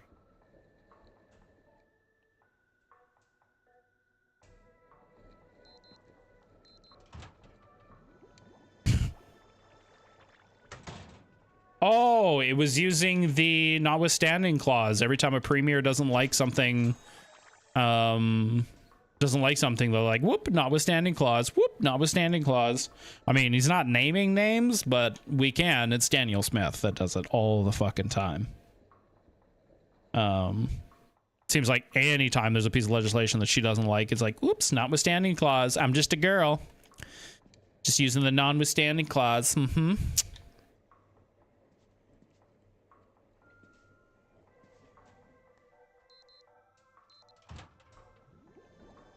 It would be nice because I think basically what he wants to do is clear up the language around it and like clarify, this is when you can use it, this is when you can't. You need to exhaust other avenues before you just, you know, pull the fucking drop the nuke every time. That's what it is. I mean, we saw that with the teacher strike. Teachers are striking. Province couldn't be bothered to fucking negotiate. What do? Notwithstanding clause. Get back to work, bitches. Like, it's like, well, okay, you can't just go trampling, which, I mean, for all the fucking conservative crying, holy shit, they're trampling on my rights, my rights, my right, and then have a government come in and is like, LOL, actually trample on your rights, and just crickets from that entire side is pretty fucking hilarious. In like a really sad and pretty disgusting way. Oh! Oh! Didn't even see you boys there. Yeah, take me.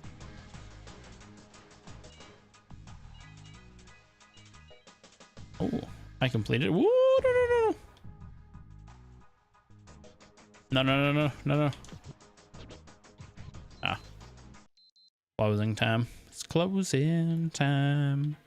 Get your fucking laundry out of the dryer and get the fuck out. Closing time.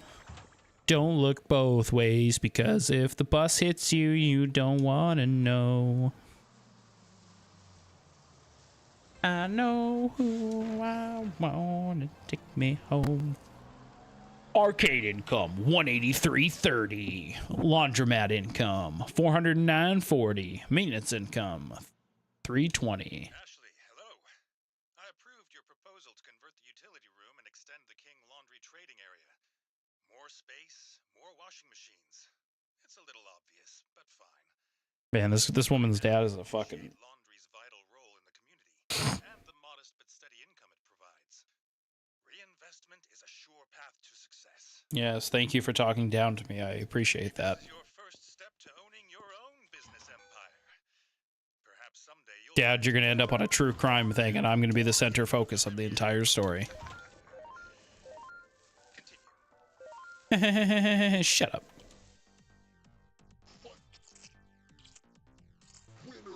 See, the secret is to have parents that don't have any expectations of you, and then you can never disappoint them. So if you were born into a family with expectations, that's a you problem, you fucking losers. Stay mad.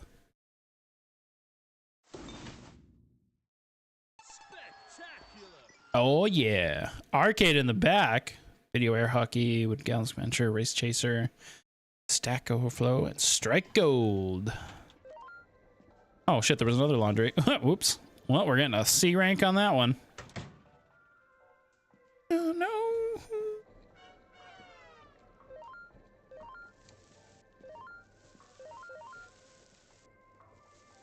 Man, I just really start. Oh, there's songs. Why are they crusty? Holy shit! In bathroom lineup again. I know who I want to be home.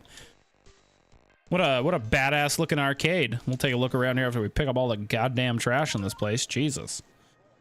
Yeah, I want that racing one. I want the zombies too. I want the Zombat. Yeah, look at this old school arcade, man, bringing me back. Oh, the key still went.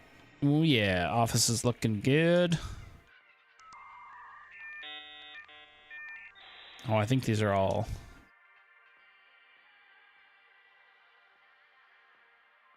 I think these are all DLCs. Yeah, and these are all the ones that we can email. Arcade Mania, dear customer name. Thank you for your repeated customer at Arcade Mania. As you've shopped with us before, we thought we'd offer you some tips to get the most of your machines. Did you know each game has its own how to play section in the PDA? Just open up the arcade management section of the PDA and select the game and you can check the how to play section. Our current top picks, Blockchain and Zombat 2, which seem to be going down a storm. Regards, the Arcade Mania team. So it looks like we need at least 750 to upgrade to the next one. So we can do that. I feel like we're a day's worth away.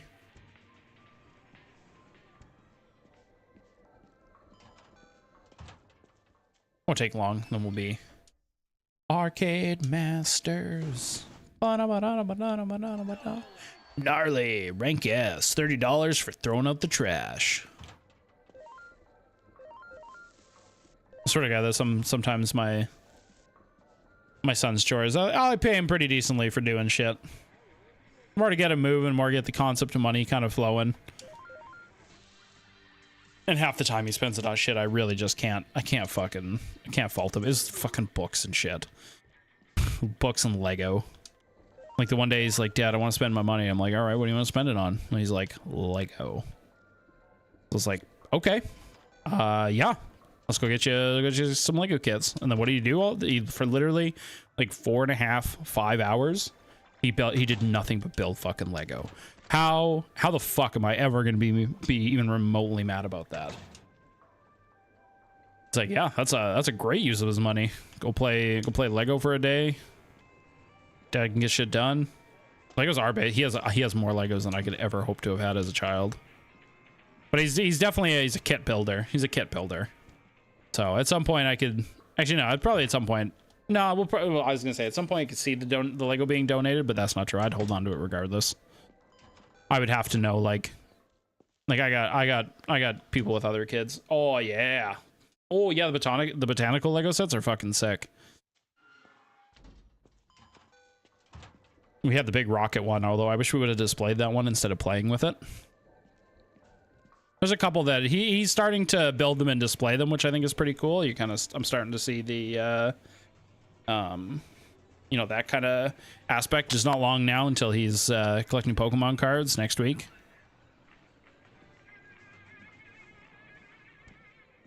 One of my favorite arcades. How much time we got left? Okay, we can beat one more. We can beat one more star on this one. Apparently we don't have 3, even though I fought, I'm pretty sure 3 of you, but okay. A donut?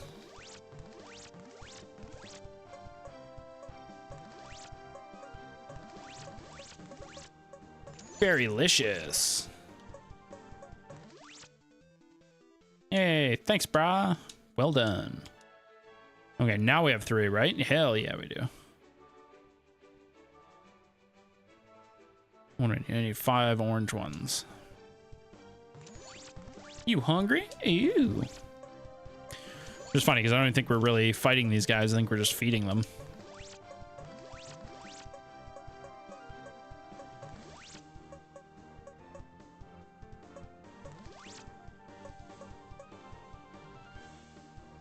Oh, that'd be kind of cool.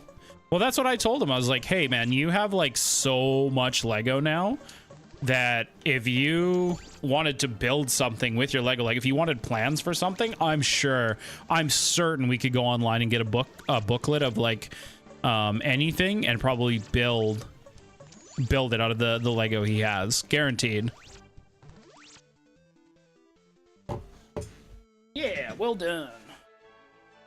The other thing about games, you don't have to set up, don't have to block your view as I stop my underwear from riding up in my. You don't get to see that. That's for the adult content. That's for the OnlyFans later. Oh, that's cool.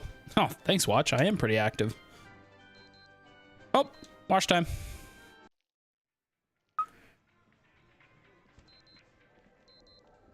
So yeah, I like that. Like he's got more than enough to do shit like that. And I was like, even if the colors don't match, make it so it looks all funky. Look cool.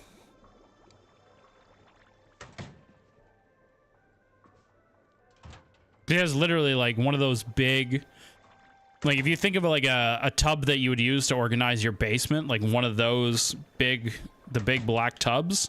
He's got one of those filled with fucking Lego. And it's just over years of buying kits, being, you know, gifts and things like that he's just built and we've now got, so.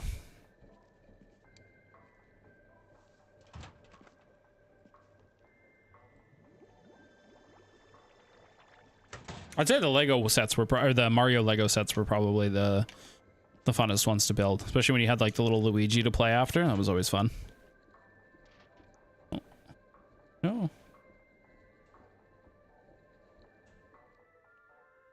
Ooh, you can just order like a specific brick. See that I do like Lego for that, where they put like numbers to their bricks and stuff like that, where if you're like missing a specific one. Oh, I would fucking imagine. How much? Oh, we have $279 and I got 3. We'll be fucking close to another one.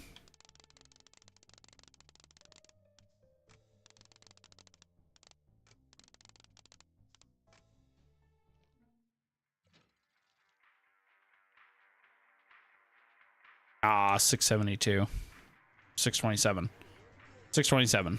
627.72. There we go. We're almost there. Another $100. We can order another one. We'll get there today. We'll have another game ordered. Oh, yeah, that's fair. That's fair. I love going to Lego store because, yeah, they got all the like little bins. You can go in and just pick out what you want.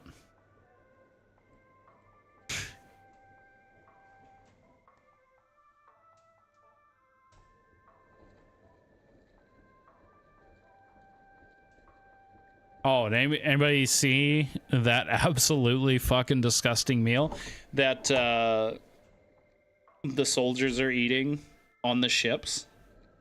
Where I feel like if you let a dog sniff at it, the dog would be like, "Nah, I'm okay, bro."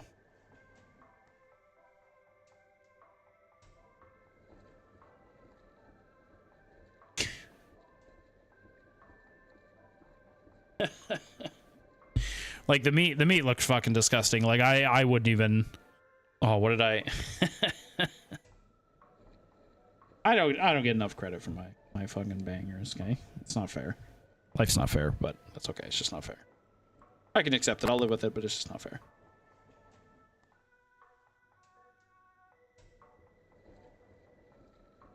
Basically, ew, we wouldn't even serve that to kids, and conservatives hate it when those fuckers get any food. Yeah, oh, fuck. I don't have it set up to show a picture of it now. I'll save the picture. I'll send it to you in Discord.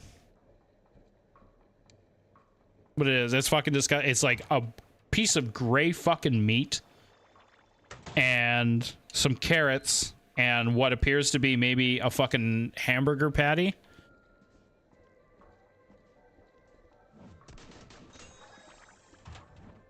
And that's what they're getting deployed on the Navy ships while they're doing the blockade in Iran.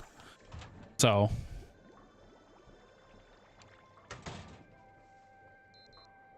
I wanted to finish reading that article. Maybe I should read it out loud while I'm doing laundry. So actually, why I like games like this, because I can take a little bit of time to read while I'm. Okay, there's only. Okay, Blue Sky, honest God, I have no problems with this interface, other than every time you go away from the app, it like resets the entire app, which they need to fix that. And because when you see something and you click on something and you're like, oh, I want to do this thing, but I'm gonna go look up this other thing before I comment on the thing. If you haven't saved it into your drafts, you'll just never find it again. It just disappears.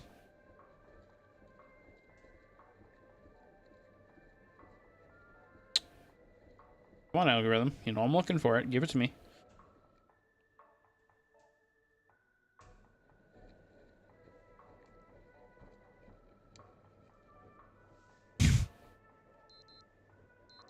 Oh, there's Lego things in my feed now because we've talked about Lego, but not because of the meals. Right? Why is it gray? It's fucking disgusting. That's so gross. Like, why are we feeding... Why are we feeding this to people? What the fuck? Oh, it's not me, not we. It's luckily not my fucking military, although I would wager it probably is just as bad at times.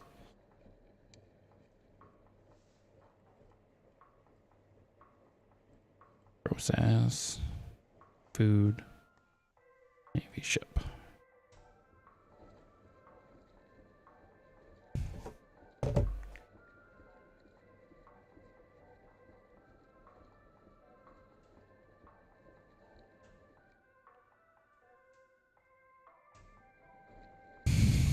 Yeah, I want a news thing there, Google. I don't want fucking Facebook shit. Yeah, fucking numbers.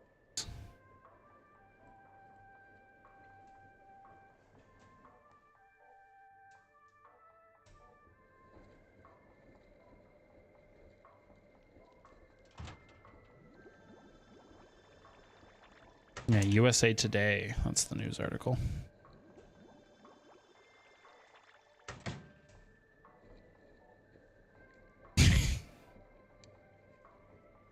What's wrong, Seaman? You barely touched your gray slab. Funny.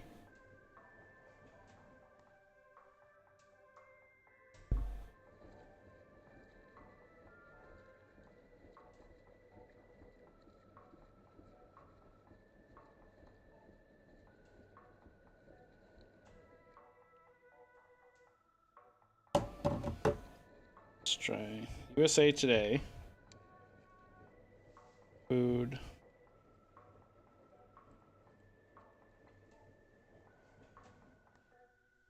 Cookies, deodorant, socks. Iran war puts military packages in limbo. Thousands of boxes sent to service members in the Middle East are stuck in limbo. The Postal Service has indefinitely suspended delivery amid Iran war.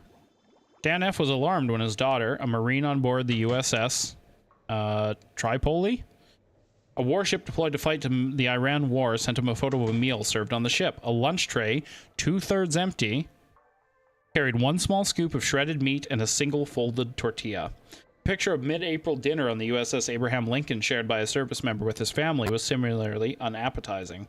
A small handful of boiled carrots, a dry meat patty, and a gray slab of processed meat. Dan and other military family members, worried that their loved ones deployed to the Middle East are going hungry, are filling boxes with items they hope they could help service members ride out prolonged deployments in the Middle East. How fucking sad and disgusting. No, there's a different picture. There's a different picture. I'll save it and send that one. It is quite literally like, think of that same tray, but it is like one of the medium-sized tortillas and some shredded cat food. That's the description. That description is like adequate to describe what I'm looking at. How fucking sad is it that with the military, yeah, exactly, with the military budget that they have, that you have the fucking soldiers eating cat food with a fucking the honestly, quite frankly, one of the thinnest fucking tortillas I think I've ever seen in my life. That bitch is paper thin. Absolutely paper thin. Helps me. Homemade fudge, Jolly Ranchers, crossword puzzle books, playing cards, toothpaste, Girl Scout cookies, and fresh socks. But mail delivery to the military zip code across the Middle East has been indefinitely suspended as of April, and packages in transit now hang in limbo. Dan asked to go by his first name only to protect his daughter from retaliation. That pisses me the fuck off too. Not that he's going by his first name, the fact that he would have that his daughter would have retaliation for speaking out. The U.S. Postal Service temporarily suspended mail delivery to 27 military zip codes after the United States and Israel attacked Iran. The Army said that there's no end date in sight for the suspension, despite a ceasefire in the war. Postal Service and Military Postal Service Agency have suspended deliveries as of the beginning of April due to airspace closures and other logistical impacts from the ongoing conflict. Wait, do we have any laundry? Nope. Spokesperson, Army spokesperson, U.S. Day Today, mail already in transit when the suspension took effect is being held in a secure postal service for military facilities. Yeah, but if all that shit is like food and care packages and shit, it's all gonna go fucking bad. It's gonna go bad sitting and waiting for like to be collected. Postal service and military facilities for future deliveries once service resumes, he said. The suspension is in effect until further notice. Shaw added, a resumption of mail services is contingent upon the reopening of the airspace by civil authorities in the area. Commander, what the fuck is... Okay, my phone is just like, nope, you're just done. You're done looking at the internet today, and it's just quite literally shut down Firefox. Okay, my bad. I was fucking reading. My bad, phone. My bad. Fucking piece of shit. But yeah, that's fucked up. That's pretty fucking gross. Pretty fucking disgusting that... Have you ever watched the Necessary Conversation? If you haven't, it is a pretty wild ride. It's two older MAGA parents with two libs, lib lefties, that every week, every Sunday, they talk with their parents about the kind of goings on in Trump and shit. Man, those two absolutely lost in the saucies. No fucking doubt about it. Oh,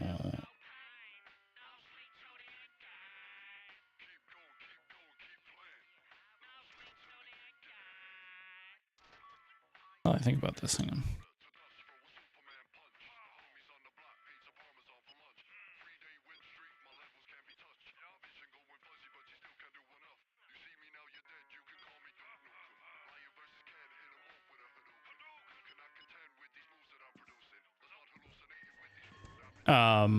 It is just, it's crazy.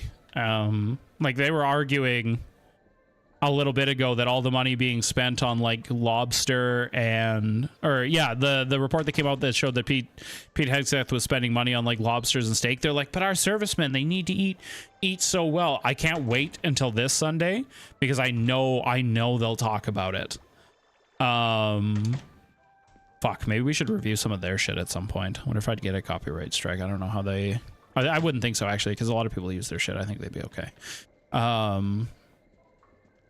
Because, man, some of the shit that comes out of both their mums and their dad's fucking mouth. I mean, their dad's gone. He's like, if he hasn't been diagnosed with something, it's got to be there, because that man there's just no humanity left at all. He's like... he basically supports Trump going to war with Iran because he wants to see President Trump like wipe them out of existence. Like that tweet that Trump put out, like that dad was like, yeah, that's pretty base tweet. I'm okay with that. And it's like, holy shit. what the fuck? Yeah, you know what? Yeah, you know what? I'm not using this for anything. I'm not going to use it for anything crazy. I'm not going to use it for another video. Yeah, let's fucking watch one for it. Because it's pretty fucking bonkers.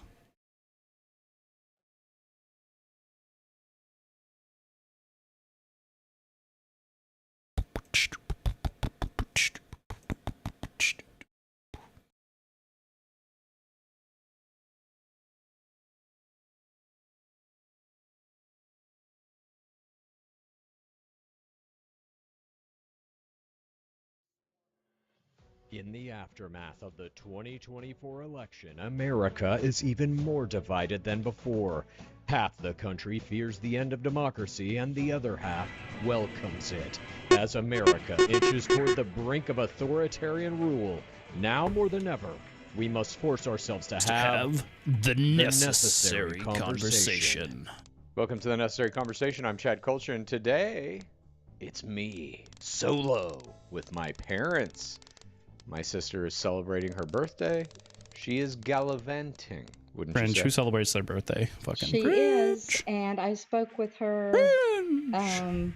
30 minutes ago, and she will be gallivanting Damn, most never of mind. the evening, so It's not she the two will games not I want be on first. the live tonight. Okay. Well, I will be. Mom, will you be on the live? Of course. All right, so For- live tonight, 6 p.m. PST. My mom and I will be live answering questions about the show you're about to listen to or watch right now. Today we have a lot of topics. We've got Trump's war entering its 7th week. We've got allegations against Eric Swalwell. We have got Melania's weird press conference. That one was a doozy. We've got Trump going insane. We have got I'm going to read that entire 480-word tweet. Oh my gosh. He wrote it. I'm going to read It's long. I know. it. Trump also posted a video of a woman being brutally murdered with a hammer to his That's Truth fucked. Social. And That's we have so Hegseth fucked up. Caught. Listen, as somebody who's enjoyed the, I frequent the r/people watch people die for a little while. You know, the morbid curiosity got the better of me. I would never in a million years think of posting that shit for the fucking world to see, open it like that, and it blows my mind that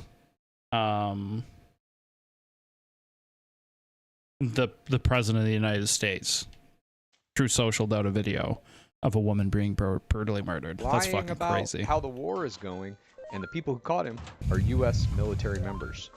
So, before we begin all of that, Mom, do you have ditties? Yes, I probably could have made this a topic because I got way too much information on it, but I'll do it real quick. The 10-day lunar mission. They came back, they splashed down. Thank God it was the first mission in 50 years for us to go around and boomerang the moon. The Canadian astronaut, Jeremy Pretty based, Hansen, actually. said, "We are a mirror reflecting you," talking about us. Mhm. If you like what you see, look a little bit deeper because this is you. The other guy said, "Thank God." Again, seeing what we saw, doing what we did, being who we were, it's too big for just one body. It's just way too big. Mhm. So, do you know what? They said a lot of cool things once they got back and were being interviewed. Do you know what? Okay, sounds good. Let me know when you're off. I'll jump in. We'll pause this and I'll jump in VC with you. No, explain it. Okay. The overview effect is, it was coined in 1987 by the author Frank White. It is a profound connection. It's a psychological shift in awareness reported by astronauts when they have viewed the Earth from space. It's like they feel, I guess, more holy, more awareness that we're really nothing once they see the Earth from where they're at and Yeah. viewing it. Well, yeah, of course. Like they are connected better now to. And make you realize how fucking tiny you are. That's what it would make you do. It'd make me feel, I already feel pretty insignificant in the grand scheme of the universe, but boy, it would kick it up to a fucking 12 for me to watch the Earth kind of pass by in a good old rocky ship. Humanity, to kindness, and As soon as you said that, Dad's looking out the window. No, something hit the window. yeah, Okay. who knows what that is? But My like, self-respect. to act more kindly, to Yeah. yeah, they said a lot of cool things when they There's got a very back on Earth. famous essay written by the late Carl Sagan called "The Pale That's what Blue I was going to Dot." say. The blue dot. Okay. The same thing. And Yeah. they're not the only astronauts who have spoke like this. The ones in the past. Of course. Of course, probably not realizing Also- So, that what do you take from they that? are the Mom? opposite of what that what I take what that from essay this was probably is meant to say. Maybe we need to send Trump and the president of Iran up there for a while. That's what I took or from maybe it. You know they what? need- You know what, Mary Lou? I agree full-heartedly. We should send Trump in a big-ass rocket. Big stretch, but it's a one-way ticket. Whoop. to learn the lesson that we shouldn't be fighting wars because we're all one thing. We are all planet Earth. We are all are. Yes. here. We As Carl are Sagan said, all is the only home innocent. we have We ever are known. all innocent. Right. We are. Oh, I forget We exactly. I can't quote it verbatim. Certain are. parts of it I can, but there's a big part in there where he talks about countless Sorry, I had to rivers stretch, of okay? blood I was have fucking been stretchy. It shed felt in good. the name of countries Worked and my shoulder a kingdoms. little bit too hard the other day. It still For hurts. You know, something along those Still lines. sore. That it's like we're Sexing swings can We're really take killing a each take it out other of a person, okay? for No no judging. reason. I'm not Because laughing about that. these leaders are insane. Maybe it That sounded like is I was what pooping. the Maybe meaning of I'm it streaming from the I toilet know. right now. I You was can't see the laughing about camera. your You don't know my life. accent. That was my Carl Sagan. Thank you. And then they were the only astronauts ever to be like, to be able to see on the far side of the moon. Yep. And when they came around there, I mean, if you have not seen the clip, She'll be it made me coming tear around. up. Reed Wiseman, the commander, he also said it's a special thing to be a human, and it's a special thing to be on planet Earth.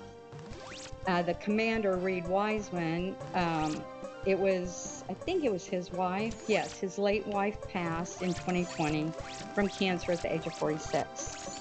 Rip. They named a crater in her honor up there. One of the craters on the moon is named Carol.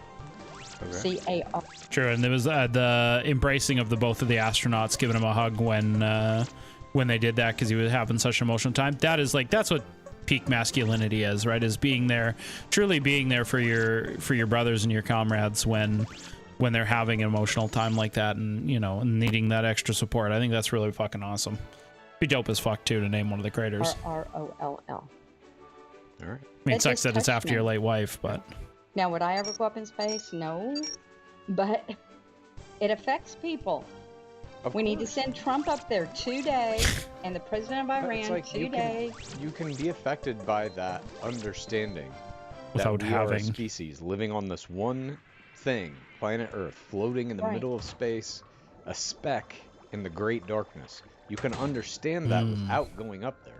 Oh, yes. There needs to be more kindness in this world. It's going crazy. Right. Which- And so I hear Trump the is opposite of waging kindness, wars. like 90% of the We'll get to time. it, threatening to obliterate entire civilizations. No, entire species. Entire species. Okay. Humanity. He's going to kill humanity? No, he's gonna kill the Iranians. Let's send Dad. and Species is humans. Let's send Dad, Iranians, they're not human. Iranian president. Oh my thing. god. Who else can we Jeez. Let's send I them don't know. We're moving on to the out. listener Okay. question. I told If you I could do a have- whole number one topic. If you have a question, all you have to do is record it in a 1 minute or shorter video format. Send it to the Necessary Conversation Pod. Are you Homo erectus? No, I'm I'm Iranian Middle Eastus. Like what? Holy shit. Holy shit. I'm just glad, my mom's watching. Take this, mom. Glad for all the things that I disagree with my mom about. She's never been like, you know what? Fuck this particular group of people because they're, they look like this. So they've never been deep into the political sauce like that because like, I don't know if I could handle, like, get on these two for sticking with their parents for as long as they do in terms of like political disagreement. But I think this level of political disagreement, I think it would kill all self-respect and all willingness to ever engage with that person ever again, regardless if they're family or not. I couldn't fucking do it. @gmail.com. Here's our question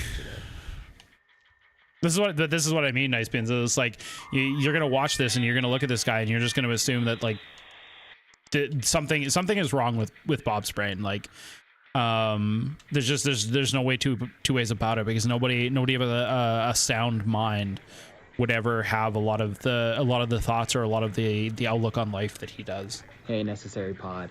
Question here for Bob and Mary Lou. So I'm a dual citizen of the United States in a small country called the Seychelles Islands. It's a group of islands out in the Indian Ocean, and like a lot of other small countries, they've been extremely impacted by this war in Iran.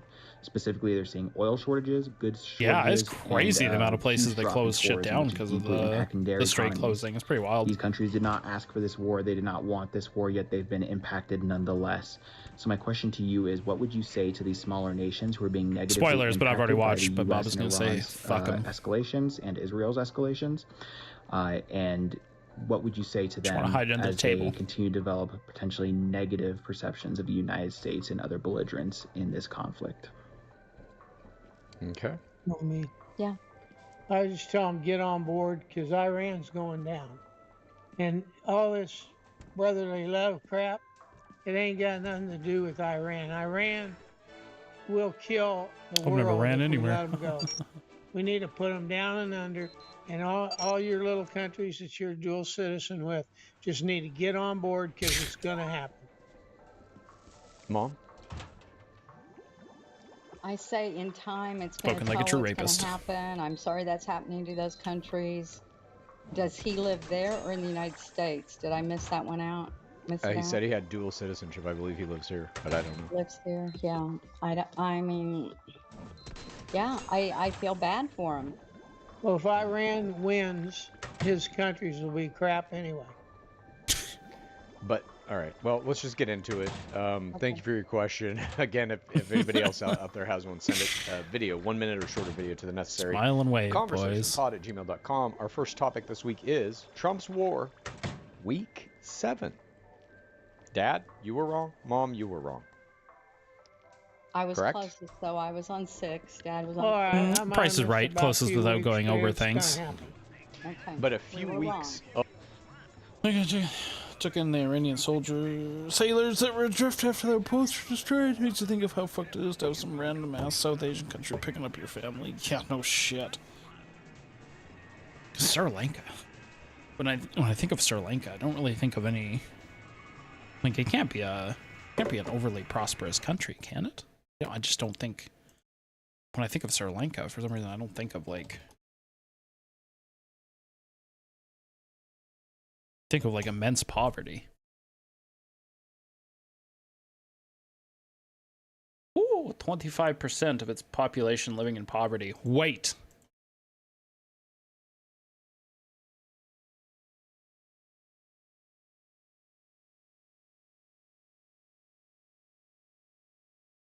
Oh, okay, 10% in the US. Okay. Damn. Roughly 1 in 4 Sri Lankans survive on less than $3.65 a day. That's crazy.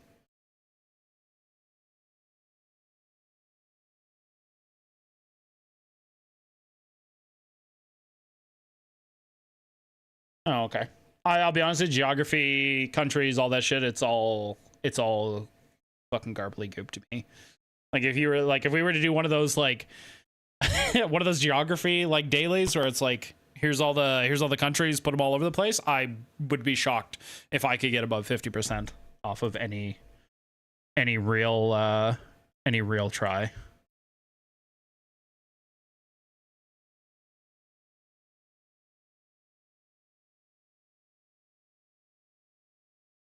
Okay, we're about the same with living in poverty for the US and Canada. Okay. Oh, is it? Wait, India or Sri Lanka? Is that why you're brokey? Huh? Is that why you're brokey? Huh? I don't judge. I don't care where people are from.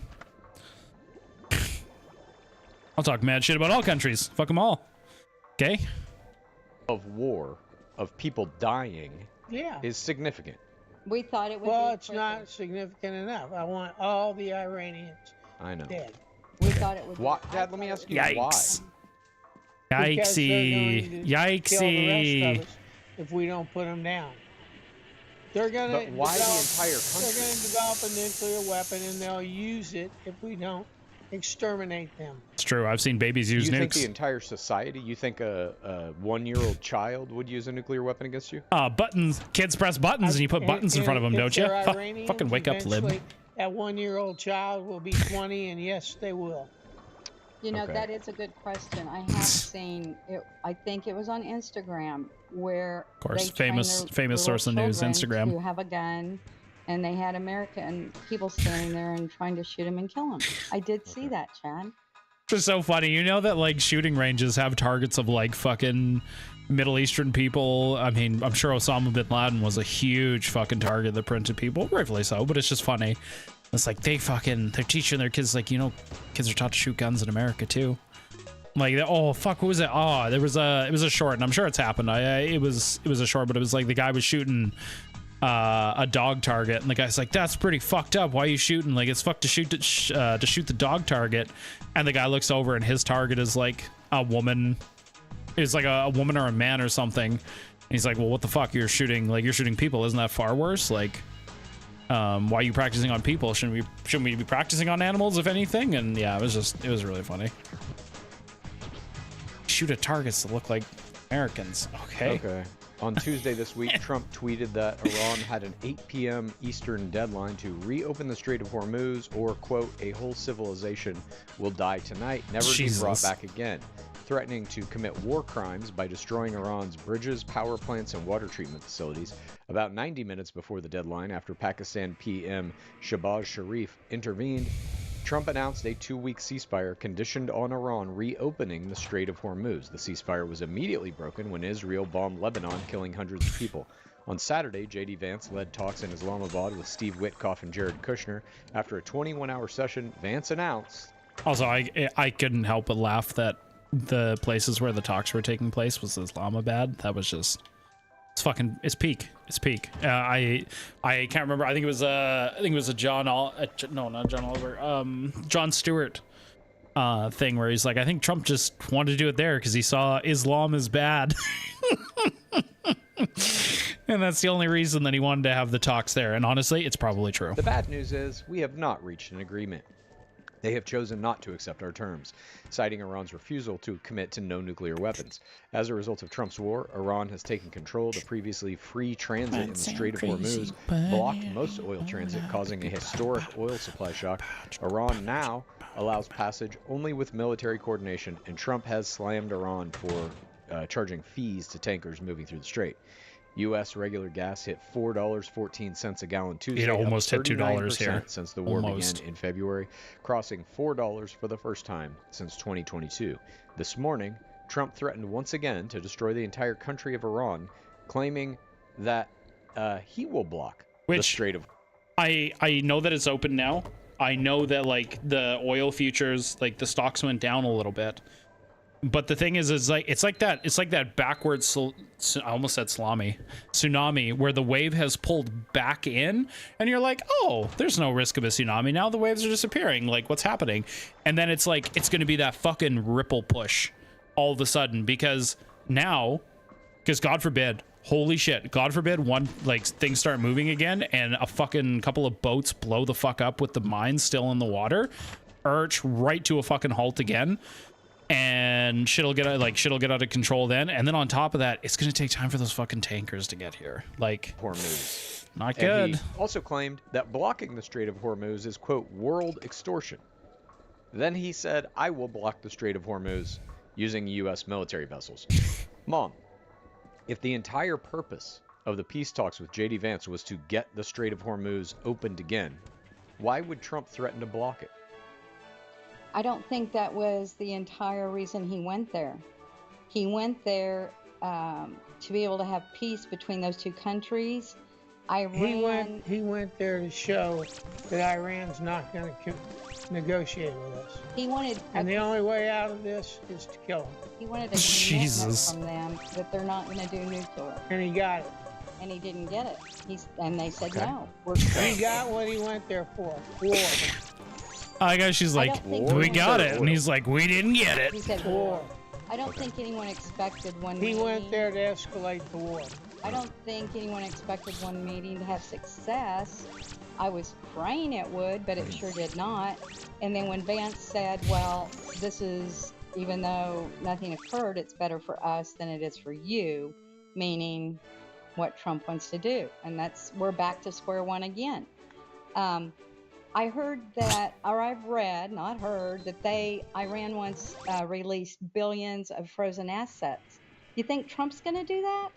He's already done it. He lifted sanctions on them so they could sell $15 billion worth of oil. He already did it. They even want more, I think. Okay. I thought. Yeah, of course. And they want security guarantees. The hostage negotiation ain't working. What? If the goal here is to get the Strait of Hormuz open, right, why would Trump threaten to block it himself, and it's already blocked? That's not the goal. You're the one that's misreading the goal. Yeah. The goal is to exterminate Iran. Jesus. So if he shuts off what the fuck oil coming out of that Strait of Hormuz, it's going to put Iran in the dirt. It's already shut off. Well, Iran that's has okay. shut it. They're making it more escalated. What's the deal How? with the mines in there? I heard, I say Hang I on a heard. minute. Uh-huh. Hang on, Mom. The Strait of Hormuz is currently blocked. Iran now controls it. They are reportedly charging tolls for tankers to go through it. They are now making money off of it. And That used to be a free transit. And that, my friend, is what's escalating the war. Was that as Okay. of this morning, Chad? And the war is going to escalate until the point where Iran is completely annihilated.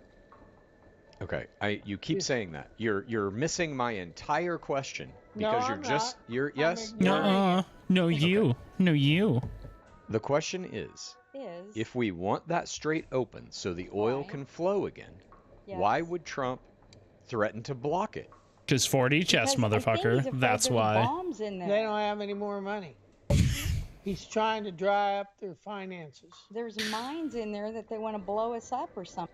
Yeah, I will say I enjoy the show. I enjoy listening, but some days I do think it is kind of elder abuse. I'm just saying. Okay, just saying. Dad, you said he's trying to dry up their finances, but he lifted sanctions allowing them to make 15. Oh my God. Okay, I'll fucking jump into VC2. We can go in my room, and then I can kick other people out because they're.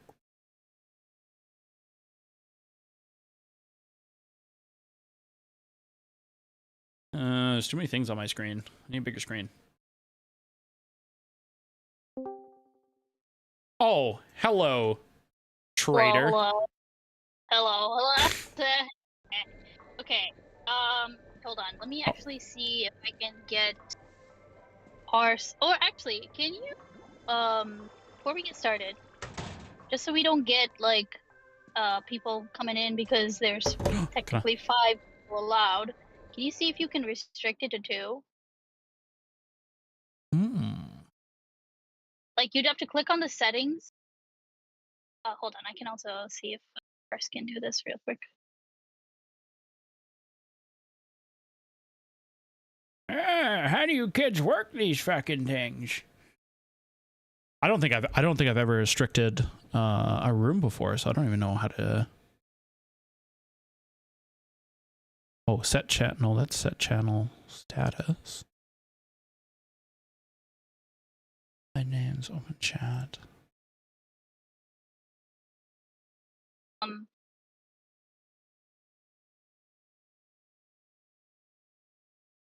Okay.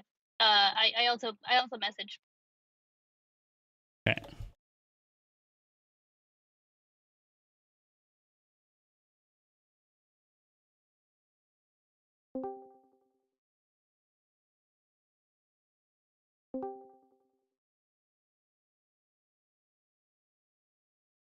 Oh, hello.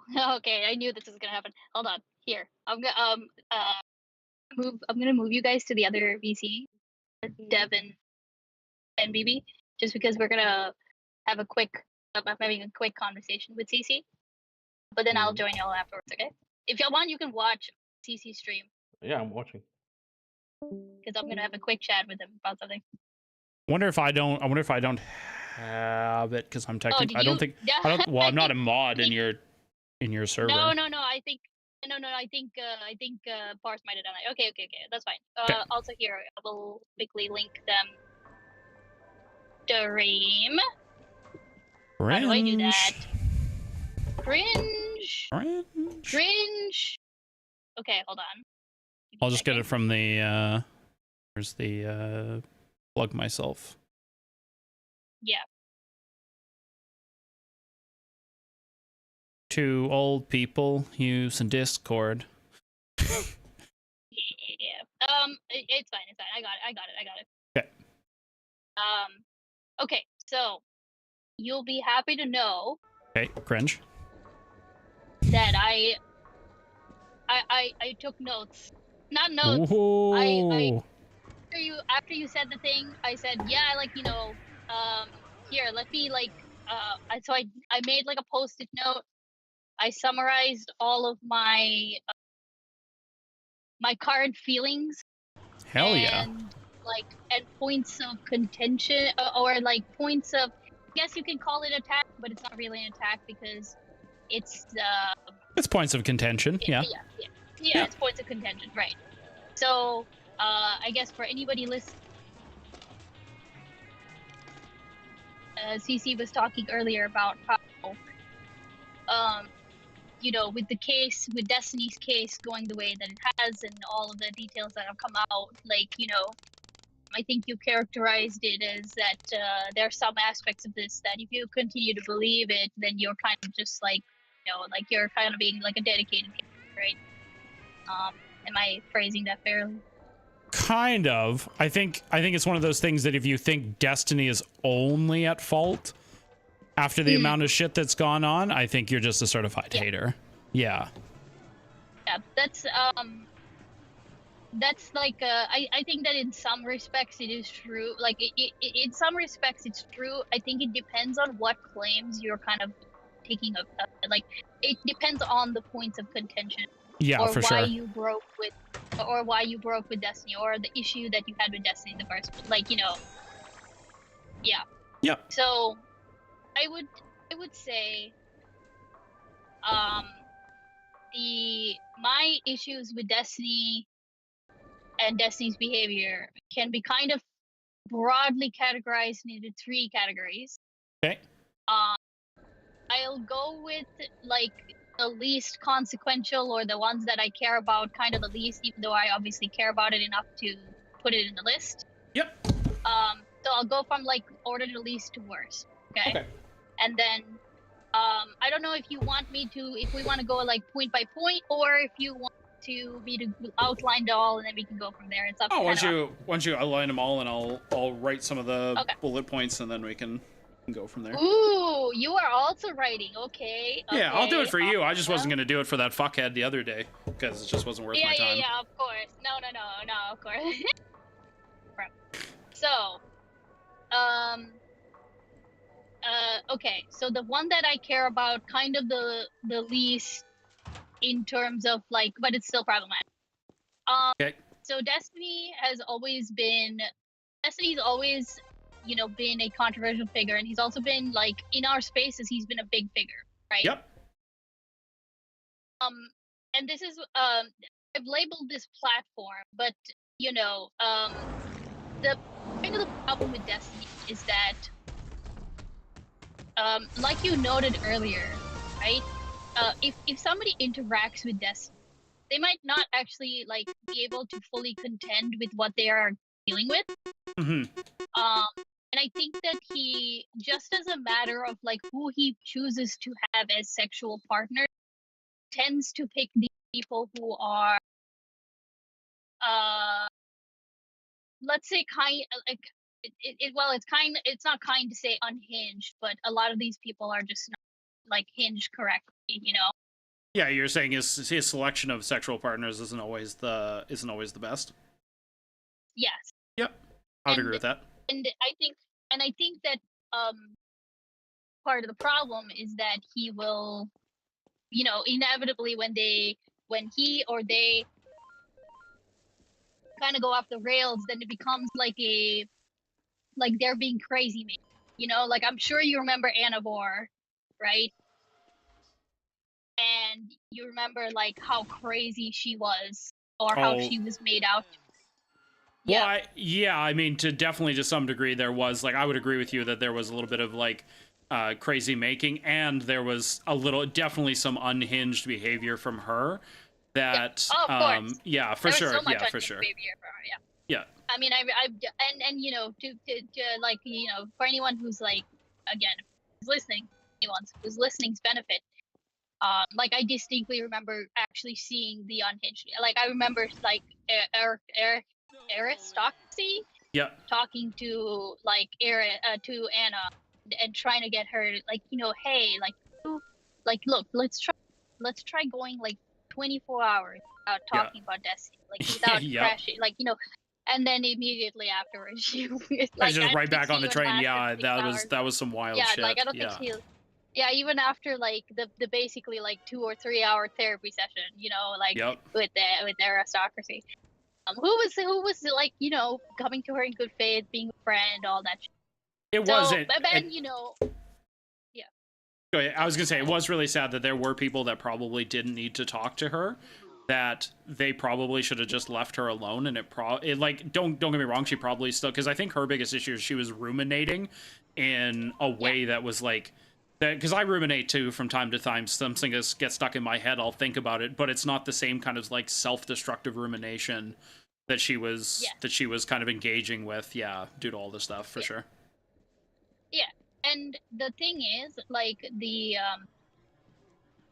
so, and you know, and on the flip side, it's also like, I can see why people might be, because, you know, it turned out the whole time while that was happening, where he was shit talking her and everything, they were doing their thing, he was still sexy. That was like, that was, you know, that's something that came out later, that, you know, it was like, and that kind of thing is never, or at least it doesn't get held up as a you know, Destiny, you have a gooning like, you have a problem, like, you, and your platform is then used to like, it's used as a weapon.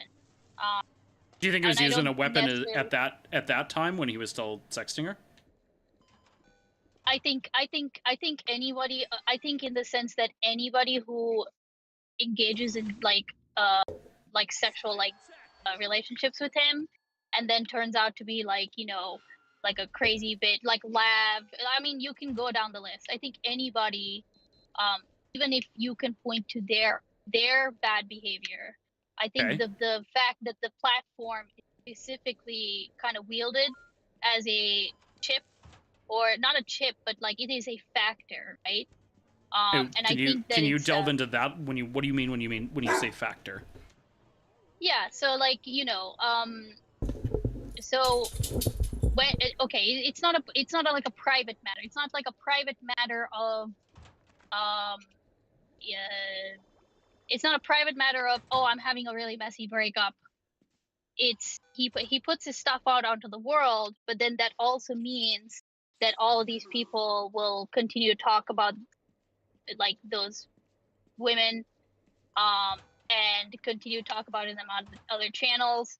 I'm not going to speak to like any. I'm not going to speak to like any harassment or stuff. I'm just saying it's like a you know what my next question is going to be, right? Yeah. Well, okay. Actually, no. What's your next question? Yeah. Do you think Lav or Anna were ever the initiators of any of that drama or those online back and forths? No, I'm not saying. Yeah, no. See, I'm not making a claim that they are like that. The community is the instigator. I'm saying that it's a fact. I'm saying that it's a factor that you would not have if it was, for example, okay. There's two kinds of there's two other examples of people that I can think of. There's people who don't have that kind of platform, right? And then there's people like you. Let's imagine that you. I mean, I could imagine if you had that kind of platform. I don't think you'd be blasting your shit out in public, making you know, your streams be about your personal drama. No, but right? that's because that wouldn't be my brand. But it would really, like, I don't know, but there would be a part of me though, if let's say I had a really messy breakup with my wife, and then she was constantly online discussing our life and kind of talking shit about me, I would find it really hard not to instigate back. Yeah, because I'm a match energy kind of guy. Yeah, no, yeah.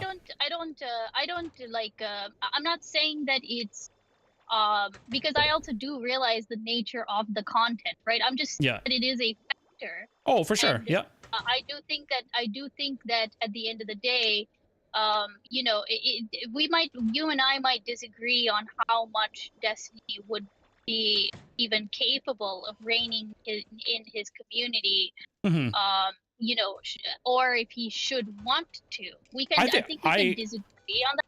Yeah, I think he does try to rein in. Like, he actively bans. Like, there are times where I know through the Anna situation where it was like, if you brought her up in chat or you brought her up in the subreddit, you were perma-gone, you were perma-banned, never to come back again, right? And go ahead. I guess my point is that the crazy making is not simply solely from Destiny. It is also the community. Oh, for sure. And unfortunately, That's what I meant. Yeah. yeah, and unfortunately, I'm going to say it's a back and forth from both of their communities, right? Because their community would engage in stuff, but this is where when we had this sexual chat earlier about how men are often perceived as the ones in the wrong.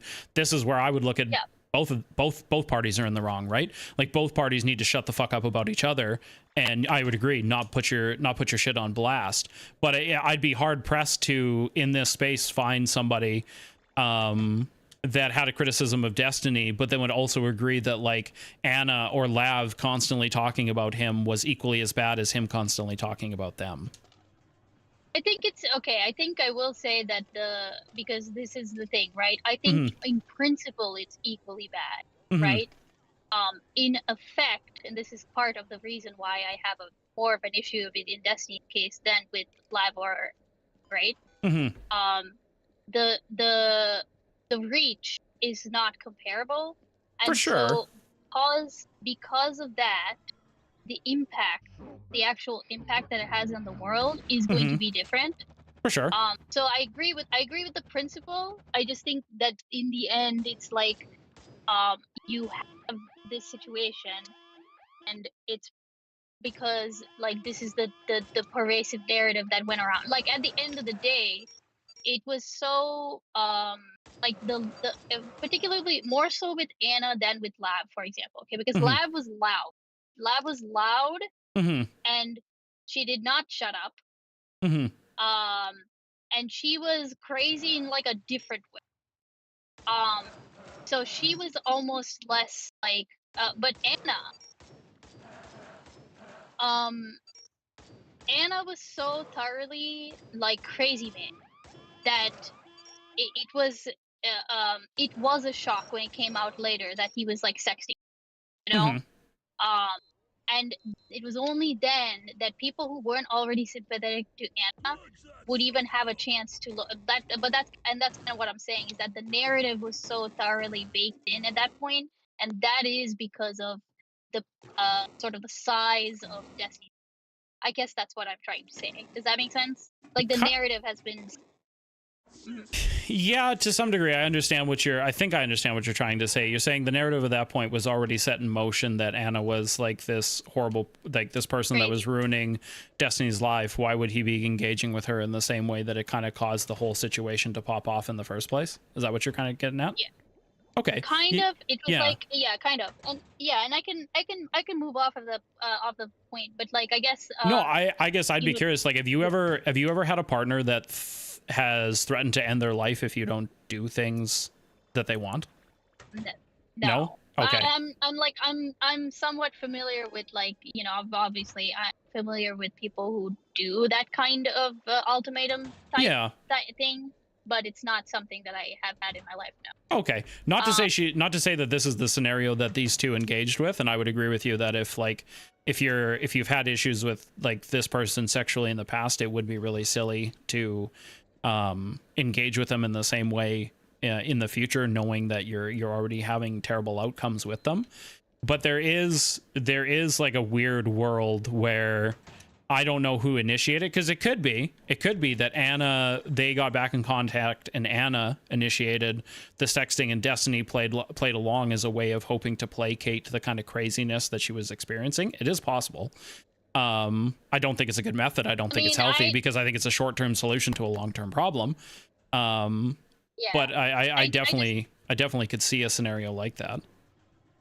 I just think it's okay. No matter who initiates it, like if you're doing that and then publicly still talking about them, I think that's like while you're doing that, I would agree.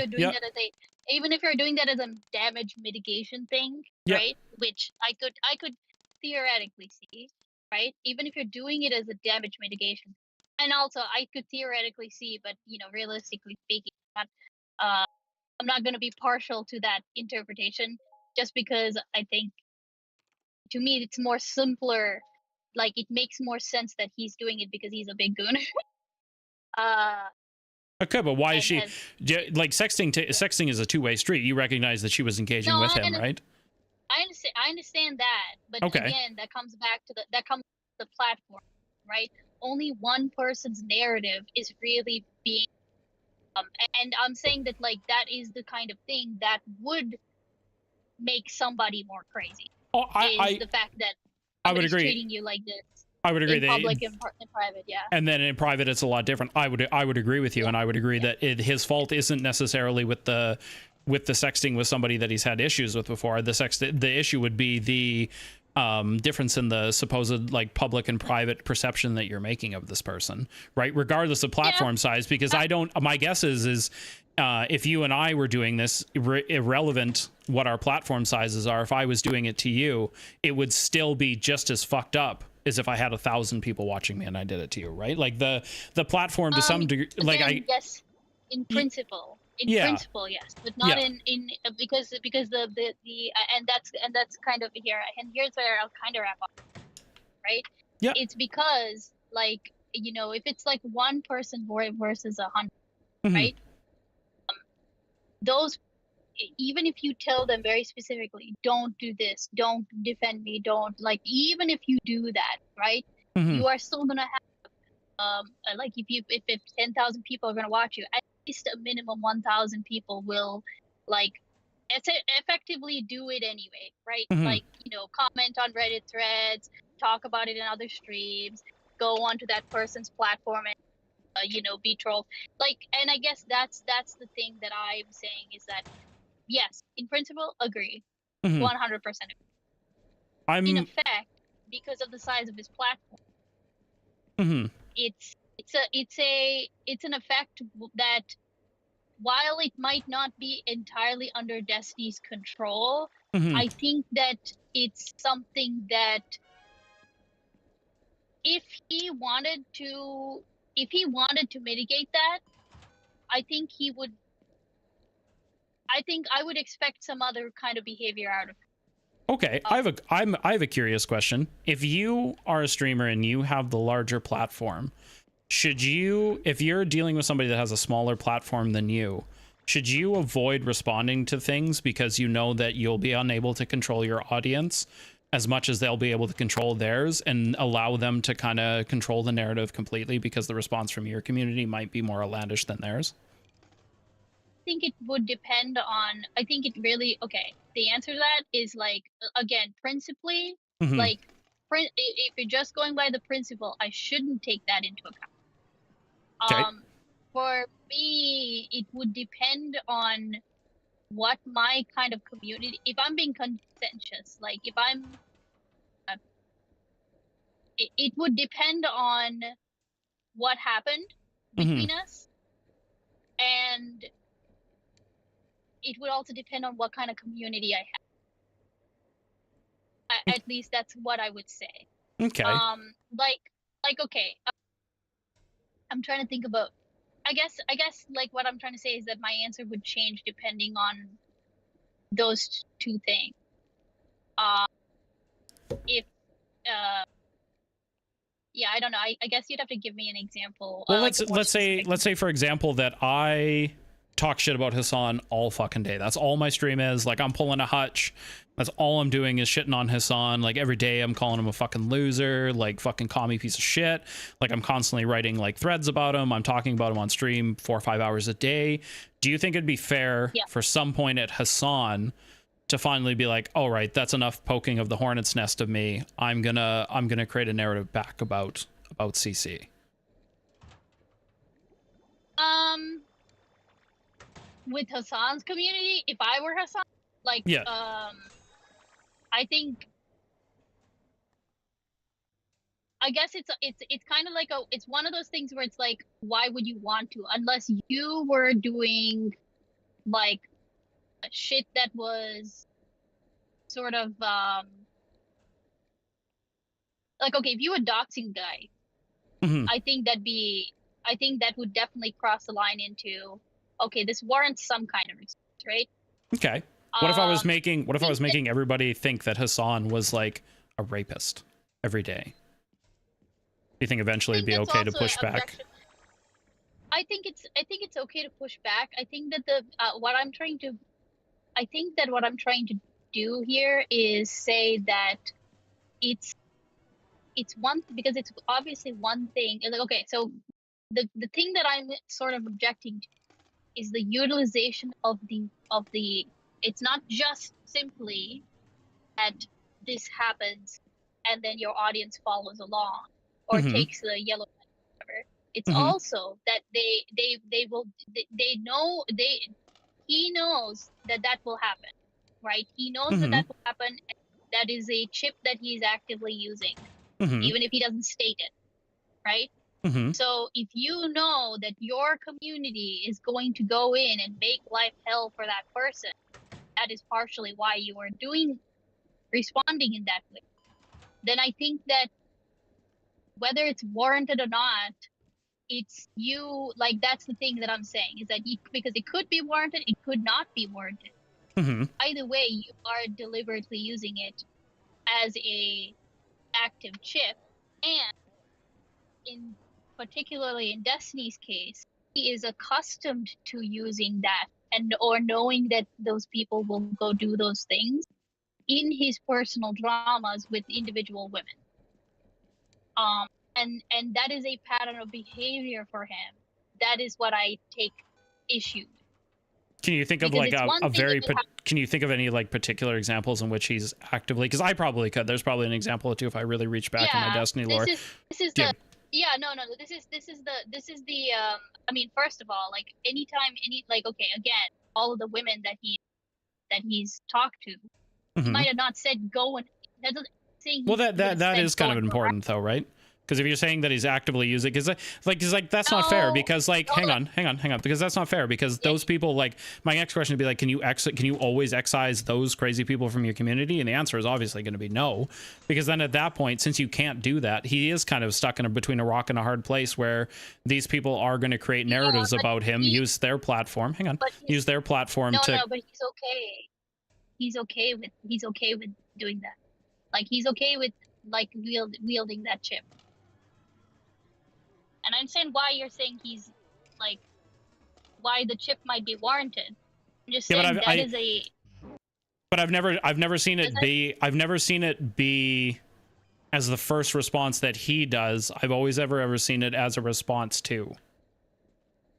Well, okay, hold on. Let me do this, okay? Because this is the other part of it, is that I don't think that the first response. I'm not as like tied into who struck first as a argument, right? And I'll explain why, I guess, when I come to my third point. Okay. Because like so the second, because I'm not like running away or anything. I'm just no, that's fine. It's a conversation. You're good. I'm not gonna pin you down. I'm not a rapist here. Yeah. Oh Jesus. Okay, so like so the second thing is the accusation, like, you know, I'm not even going to touch the sending of nudes thing necessarily, because I think that is the thing that the court case is revolved around, right? I know the basic beats, or I know how the case is generally going. I know that enough evidence has come out, for example, that, like, you know, there was conflicting evidence as to, like, you know, what he might have known that about age, about the person that he was sending it to, blah blah blah blah. I understand that, or at least I know like enough to know I'm not interested in pursuing that specifically as a point of argument. The one thing that I will say is the ID verification thing. As I understand it, I think she had an age in her bio. He asked her to present identification, or you know, present some proof that she was 18. He did not give it, and then he went ahead anyway. I very much don't like the argument that, oh, she could have lied, or she could have given him a fake ID. To me, it's very simple. He asked her. He knew enough, or he was aware enough to ask for the proof. She didn't give it to him, but he went ahead anyway. So to me, it's like, if he didn't ask at all, I'd have less issue with it. Does that make sense? But because he asked, because he raised the concern, and then she didn't provide him with sufficient evidence to be satisfied, or to like satisfy the point of him asking the question. Mm-hmm. To me, that signals a willingness to, like, he's, you know, he's done what he said, like he's covered his bases. But that I don't agree that his bases were covered in the way that he initiated. Does that Well, make what sense? you're saying is what you're effectively saying is there was a ton of red flags. He was trying to get green flags out of the situation. He didn't wait to get green flags and instead proceeded anyways, even with the red flags blaring in front of him. Yeah, we call that victim blaming, Ice Beans. Okay, No, fucking goddamn rapist apology in this fucking chat right now. I can't believe it. I'm half memeing, but yeah, I think, because look, I agree that like that's not the only thing. Like, you know, there were other indicators, right, that she was quote unquote above board, like the fact that she was on this site or whatever. Yep. You know, you have to be a certain age, or you have to at least claim to be a certain age when you're on the site. Yep. Then and then again with her bio, so stand, right? But I guess that's part the if those were sufficient in and of themselves, then then he needn't have asked, because he did. It's like, okay, hold on, I am very much blanking on this the term for this phenomenon, but there is there's a term in like anti-money laundering, you know, where it's basically like, Mr. Beans has told me about this, okay? If you uncover something, right? Like, if you uncover something that is suspicious, you can't put it back and place your hand over the dirt and pretend like you didn't find it, right? For sure. Like, you have to follow up on it. And if you don't follow up on it, at least in his field, you are actually like, you could get in a lot of fucking trouble, because that is your job, right? Like, that is your job to look for these things. And even if it's not necessarily relevant to the thing that you're looking for, if you found something, you have to raise it as a concern. For sure. So I would say that, just as a, you know, and this is something that we do all the time in the sense that we've learned, okay, so for example, anyone who has a 18 plus discipline, right?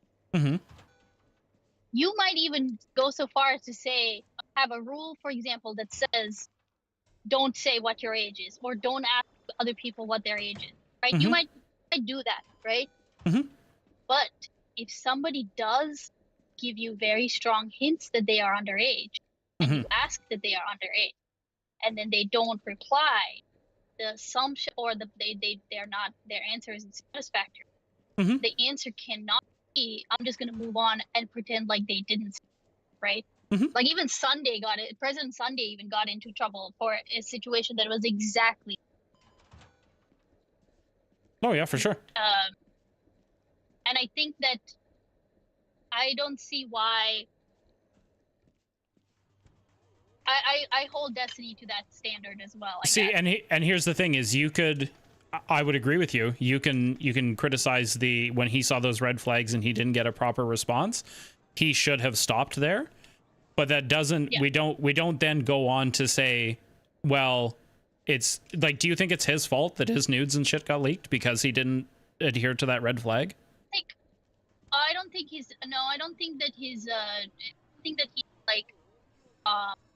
No, I don't. I think his nudes getting leaked was like, he is a victim of them as well. Yes, I do agree. But okay, I was just glad, because like, if you would have said yes, I just would have been, you've like lost in the sauce. Because like, yeah, I would agree that like, yeah, I would agree that him not hardcore lining. It might be a consequence of exactly like what happened, but it's not a consequence of like, it's a consequence insofar as that's the actual event of, or like, order, like, because he did this, then this happened. It's not like a moral thing of, because he didn't do like due diligence, he Yeah. deserved to have his shit leaked. See, and like I think this is where we could probably agree. I would agree that Destiny probably fell for the honeypot in the sense of not listening to the little, the little Jiminy Cricket in his brain telling him, little voice telling him, hey, there's something really fucked up with this situation. You should probably disengage. I would agree with you there. I was just curious if you'd taken one step farther, because I think there's a lot of people when they make the criticism of like, D-Man doing this stuff, and then they're like, oh, and he fucking deserved the second half. Like the second half is just like, it's almost like karmic retribution for being a scumbag in the first part. Because I would even say that like the Gooner stuff doesn't even necessarily make you a scumbag. I will say it makes you're skirting some fucking lines there, bud. And you need to slow. I've thought of that for Destiny for a while, that the Gooner shit's going to get him in trouble for sure. Everybody's told him that for years. Okay, you can continue. And then this is also another point, which I don't know how familiar you are with this part of it, because this was more like the drama side that happened afterwards, right? Because I'm a whore for Jerry Springer, so. Well, and afterwards there was this whole shebang where he had like a Discord where he was trying to find this person.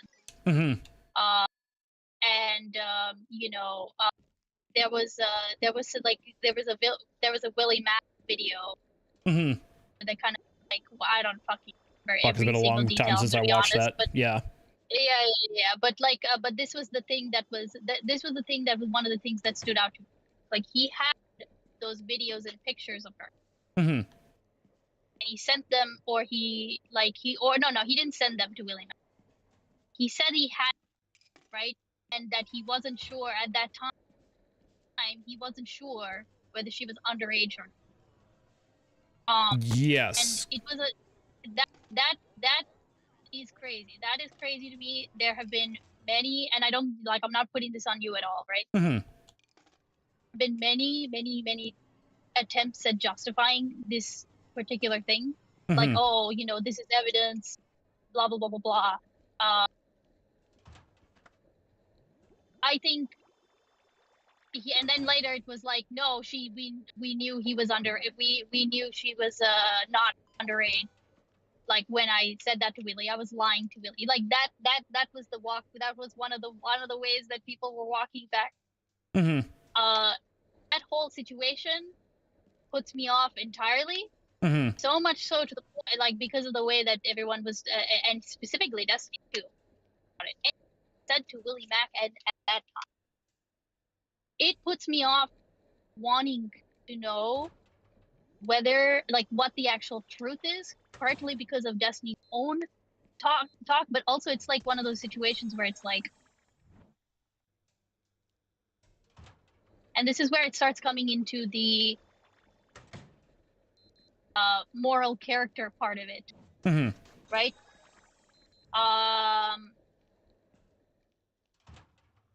Like I do realize he's a content creator. I don't know him. I'll never know him. Not gonna be my buddy. He doesn't need to be somebody who holds up to all of the standards that I have for people in my own lives for me to consume him as a kid. Like, I understand all that.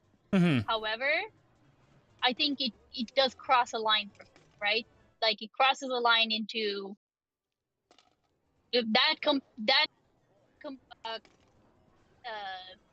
combined with the other thing, with the thing that I said about the ID,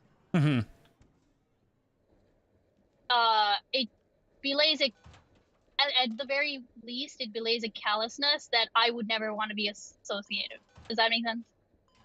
Yeah, to some degree.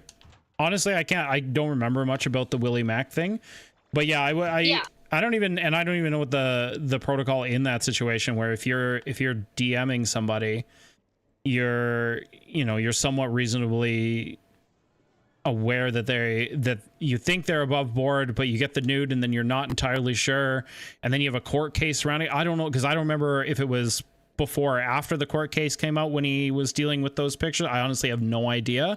I wouldn't be able to begin to speak whether what is being done is correct or not. Like, I have no fucking idea, because it could be, because I can see a world where the court case is out, he fucking deletes them, and the court goes, why are you fucking tampering with evidence? Like, you should have kept that shit. Right, but but see, this is the thing, right? Like, the I'll just say that like whatever way that people were explaining it, there was it just kind of opened up new questions if they tried to explain it in that way. Oh, right? for sure.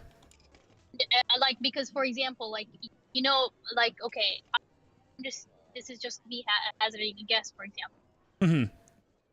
It's one thing to keep evidence. It's another thing entirely to keep evidence that is like potential secret, right? like if it's evidence like that, then that goes onto a drive, and that drive goes to your lawyer, and then you request, like in my mind, you request clearance to like get that off your computer, right? Because that's like, especially I agree. Yep. That's what I mean, right? Yeah, we're not just talking about like, I mean, okay, to some level, I would put it on the same level of like, having an email from like a known terrorist on your computer, like, and there's a court case that is specifically around terrorism, and you continue to have the email, and you still, I don't know, I would say that would, yeah, for sure, say, and like, that goes on a drive. I guess that goes on archive, yeah. I guess now that we know it wasn't, because like you're aware that it wasn't actually the girl sending him these messages and stuff. Yeah, okay. So I guess but that's the other part of it too. Is that that's the other part of it too. Okay. The part of the court proceeding. Yeah. That basically show that she wasn't who she was, right? Like, I agree that it's relevant. Okay. Right? But so far as I understand, he did not know that she was. Well, that's why it's called a honeypot, right? That's why it's called a honeypot. Yeah. Yeah. So it's my understanding that when he did exchange things with her, and when he did Willie Mac about her and said he had that stuff, he thought that it was her, and he was not certain, or at least again, that is how he's presented it to Willie Mac. He is not certain that she's not underage. Like, he's not certain. For sure. Yeah. So I guess on that basis, that's the basis that I'm like essentially nailing him on, because for sure, what you're nailing him on is you're saying if you're going to engage in sexual and gooner behaviors with people, that's fine if you want to do that thing, but you need to make damn sure that what you're doing is actually with a person of age, and you're fairly confident that that is the person that you're actually engaging with. No. Hold on, no. To be clear, I'm not saying that faulting him. To be clear, I'm not faulting him for falling for the honeypot. Okay, even though there is that one thing that he could have done, right? But let's just put that to a side for right now. Okay. So, actually, and wait a second, Cece. Wait a second. Can I give you a fun little detour? Can I give you a little fun little detour that would actually be relevant? Yeah, of course. Do you know Aston Mack? Ooh, say the name one more time. Aston Mack. He was a no, it doesn't sound like familiar. a Twitch folk. Okay, god damn it, Cece, this could have been so juicy. Okay. Oh, okay. You would have hated this guy. Okay, he was around during this Twitch World season. Okay. Okay.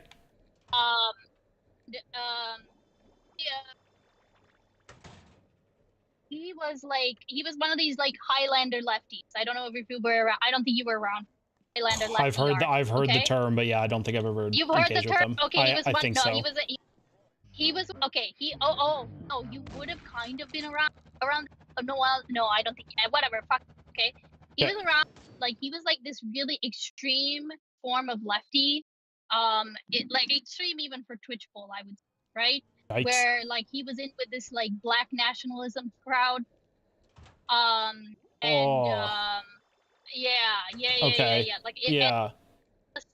Endless Cemetery. Not necessarily directly related to Professor Flowers and all that, but if you know Endless Cemetery. Yeah, I know who Endless Cemetery is. Yeah.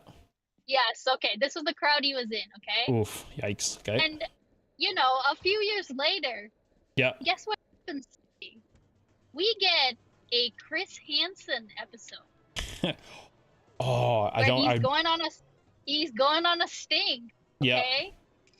Guess who shows up Chris Hansen. at the door? No, it's fucking Aston. Oh, okay. They said Sting. Okay. Okay. And they had used a honeypot. Yep. Right. Like because that's what they do, right? Yep. And they caught. Like they can't. I'm not even gonna talk too much more about it because I just want to show it to you later. Okay. Right? Because it is actually a good episode to watch, or it's funny, or it's whatever. Yep. Thing he tries to say, I will say, the thing he tries to say is that he knew that the ad that he was clicking on was that he sorry. He says that I was just looking for porn, bro.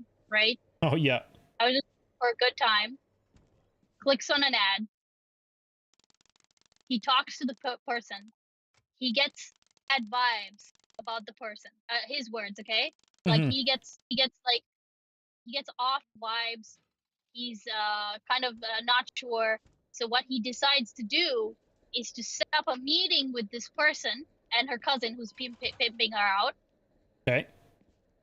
With this child. Yeah. With this underage person. He decides to set up, like, he was willing to drive out to them or drive them out to him, right? Like an hour. And his whole, according to him, his whole goal was that he was going to call, like, the sex trafficking line. Oh, yeah, always. They're always there to save the child. Yep. Yeah. And once he had shown up in person and made certain that this was, in fact, an underage person, that's what he was gonna do. So, to me, okay, and this is where I'm gonna tie it back a little bit, okay? To me, it's not about it's not about being doing everything that you can to avoid a honeypot, right?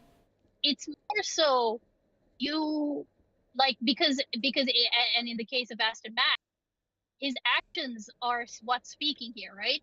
Okay. He's a person who has apparently worked with not compromised, vulnerable individuals before in his past. Like he's worked for social programs where he worked with trafficking victims before, right? Yep. So it's like, okay, fine, you should have known better, but okay, let's just assume you didn't know better, right? You didn't know that this is not how it's done, right? Okay.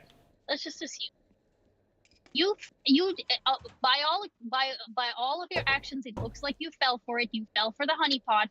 Yep. Genuinely think that you're meeting up with a child, and then you went ahead and met up with said child.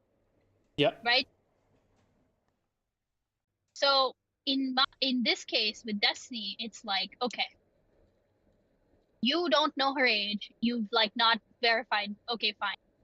One red flag. The second is you're talking to Willie Mack as if, from the point of the when you just look at the message, there's no reason for us to think that you are lying when you say you're not certain if she's underage or not. And Willie Mack's like, oh my God, did you just send me child porn or whatever? There's no indication that he knew that she was not underage. Yeah, That's you're saying the thing that I'm.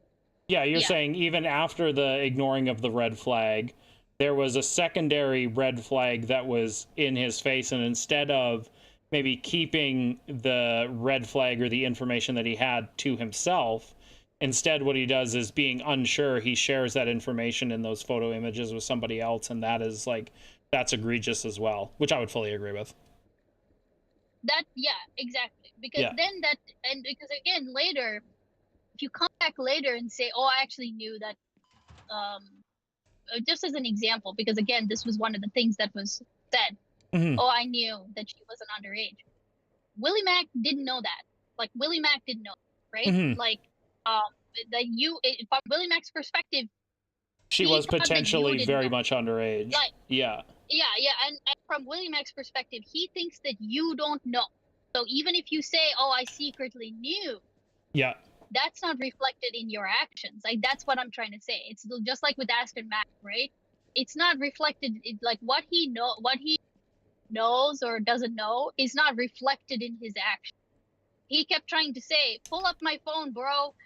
I'm telling you, the sex trafficking line is right there. I was about to hit dial on the number." Like, of course. So just to make sure, you're saying that with the uncertainty that existed with Destiny, he should have kept the imagery to himself instead of sharing it with others, correct? Or at least it shouldn't have been. If he's sharing it with people, it should be to people like his. I don't know what. I don't even know the protocol of like Well, was saying. I don't know what the protocol. Especially with the uncertainty, because I could definitely, there's definitely room for an argument that if you're uncertain and you're sharing it like that, you're at least sure enough sharing it that that person isn't underage. But I would agree with you that if you aren't 1 bajillion% sure, you probably shouldn't be doing it. You should, right? Because again, it's not just Willie Mack. It's also the fact that there was that Discord that was set up to find this, and at that point, they had not gotten a confirmation of what her age is because they didn't know much about her.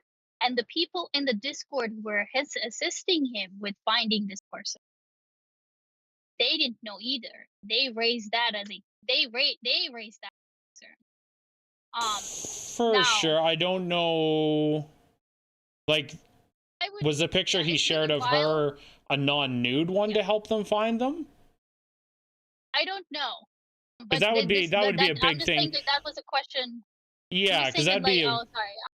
Because that'd be a big thing for me if he shared like a just a normal clothed picture of somebody and be like, hey, can we find this person, because I'm struggling to figure out if this person is A, even real, or B, like they're saying they're of age, I'm trying to verify type deal. It's not great. It's kind of shady. I can understand a lot more if he was sharing the more contentious photos with that goal in mind and not knowing. Yeah, I would probably take way more issue with that. Those would be yeah. I think I guess for me it's like you see how it's some of this stuff, and look, some of this stuff absolutely is like falsifiable, right? Like absolutely falsifiable, and I would even go so far as to say that a lot of it could be falsifiable. But at the end of the day, it is very hard for me to reconcile the actual behavior, because even if you prove that it was false, or even if you prove that it was falsifiable, you're not going to go back and prove, you're not going to be able to. No, you can't retroactively make all the things you did okay. It's like it's a post hoc sort of situation where, right? I think he's done it correctly. Where it's like, where you have the you have the evidence. You're waiting for the evidence in the future to prove you right now. When and then you get that evidence, and you're like, haha, see, I was right all along. And it's like, but you should have aired. But you acted as if, yeah, because if you're gonna walk two paths, and one path is I don't know. So I should limit the amount I share the photos. I should, really not send things I'm not sure of because I don't know. And then the other path is share everything outright. Don't hold back anything, like just treat them like they are of age without knowing. You're right. The proper thing to do, the smart thing to do, I would argue the correct thing to do, is err on that walk that path of not knowing. And basically what you're saying is, instead, he walked the other path with not knowing, and then has basically gone back in time to say, well, now that we've proven it wasn't her or she's of age, it's okay that I walked this path because Yeah, no, you've gotten it that time, this time, you've gotten it that, because that is the problem. And it is the problem, and I would agree that for the average person, that would leave an unbelievably fucking bad taste in their mouth. Yeah, for sure. Enough that I'm not going to I can't. It's personally enough for me that I can't rule out the pedo accusation, and this is and I understand why there might be people who would be able to rule that out. mean, I'm not even gonna argue the ephebophilia or pedophilia. I'm not even gonna argue that here, really. Hmm. Um, but it's more so like this again. This is where like more of the personal morals are coming in. Hmm. Like, if I had somebody who was accused of that kind of stuff, I'm just on principle probably not gonna associate like with. It's like food shops, right? Well, I think it's Like one I of don't know if those you know things, like, there isn't necessarily anything wrong with liking, being an adult and liking another adult at 18. But if you're going to be somebody that, likes those fresh 18-year-olds, you better make sure that you're walking a fucking safe path instead of walking the creepy path. Yeah, I'd probably agree with that. Yeah. Exactly. Yes. Yeah. Exactly. That is just and yeah, again, like I don't even need to go into like prescriptions, but just I'm saying like just in general, like do better and like not do better, but like in general that should have been I will done. make Like, sure my wife is if that- past the age of 18 before I fuck her later tonight, just for you, Ice Beans. Yeah, I'm gonna ask there her. you go. All right, thank you. I appreciate that. I appreciate it. You're doing better already. I'm doing the Lord's so work out here. Okay, the last thing, and this is probably the biggest thing for me because it is the most material for me. Is, and this also will, by the way, will tie back to like the thing, the who struck first thing. Okay. So prior to this situation, prior to this whole thing blowing up, which by the way, I'll say as much as we like to hate on Destiny, I really would like to thank Destiny for his like for this drama literally rolling out during the I shit you not, during the inauguration, like Trump. Like the second time around. Give you a good escape. Week. I shit you not, that was like quite possibly one of the worst weeks of my life. And the fact that I could just switch my brain off and turn on and like one of these drama channels that was going over all of the new evidence that had been dropped that day was far not, like, I swear to God. Anyways, that's just the funniest side. Okay, that's fair. You got a little escapism. Thank you. We ate well, Daddy. Yeah, exactly. Oh, the thing is that prior to this situation, and you know this too, when we talked about the threat of like being doxxed in this community, if that ever happened, it was always kind of relegated to, funnily enough, it was relegated to like, you would often see that coming out of like the far lefty, right? Like, yeah, it was RGR the extreme spaces. Yeah. Like RGR getting like reported to the bar because she had because she had like a take on like Demon Mama's partner that was like that was classified as like pedo jacketing. Yep. And so because of that, I'm not saying that I'm not even speaking of like who did it, but that was where that's where you heard about that kind of stuff. It was never normalized. It was always called out. And it was the narrative, like this is again tying this back, right? Because of I think partially due to who was doing the doxing and who was positioned against it, it was the common consensus that this is not okay. We don't do this. It's only you fucking weirdos who do this. Even Mr. Girl, even people like Mr. Girl's, right? Like, and I know this because I got doxxed, right? Okay. Like completely accidentally. Yep. Basically I made so when I did a panel with Mr. Girl, story for another time. Yep. And I went on to I logged in with my like Twitch account or with one of my accounts on his website. You know how like they have like the DGD or whatever. He had his own website. Yeah. And I did that, and then his administrator reached out, or like whoever was running his website reached out to me and said, hey, I thought you might like to know, you know, you did this, but like you essentially like he basically in a very nice way, by the way, I do not fault this person at all. Mhm. Like I think he did me a great service. Mhm. He basically was able to very easily dox me, and then he essentially said, look, this is all of the information that I was able to like. He didn't tell me what the information was. He just said like you might want to look into these as Yeah, he like kind of like potential gray hat hacking is what I think they call it when it's the good guys hacking into a system to tell you the flaws instead of exploiting them for their own gain. Okay, actually, that's a good term. I didn't know that. Yeah, no, that's exactly what he did, right? Yeah. Um, and like to this day, I think about that event as like that was 100%. And you know, I'd never had any animosity towards like I have animosity towards Mr. Girl, but in Mhm. the context of that conversation, in the context of like that interaction with that site or anything, I never interacted with his community afterwards or anything like that. Mhm. There was no reason for them to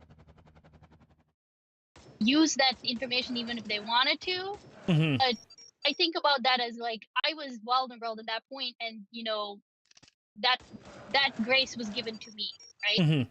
Um, and after this situation, because of how it escalated, um, because of the way that like the people will talk about JStock a lot, JStock and JStock's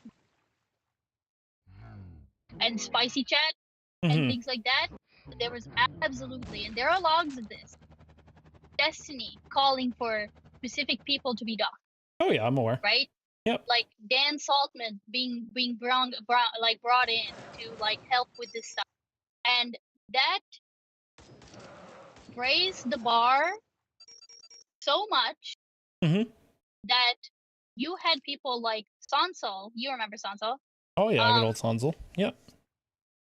He doesn't stream anymore Okay. because Yep. very specifically he was never targeted. He basically what he did was that he drew back essentially, like he stopped doing anything like Destiny related, but Mhm. he still talked about politics, he still came on, but he was so uncomfortable and he was so worried that like essentially the spotlight would eventually be turned on him. Yep. Stop streaming. I can understand and that. and it's very, to me, that's very like to me that's like what's the word, like I 100% like this I'm not even putting Destiny at like you are the sole reason behind this, Mhm. but you certainly didn't. Like, does that make sense? Or at Yeah, least basically what you're saying is your mutually assured destruction between two parties isn't just leading to a mutually assured destruction between two parties.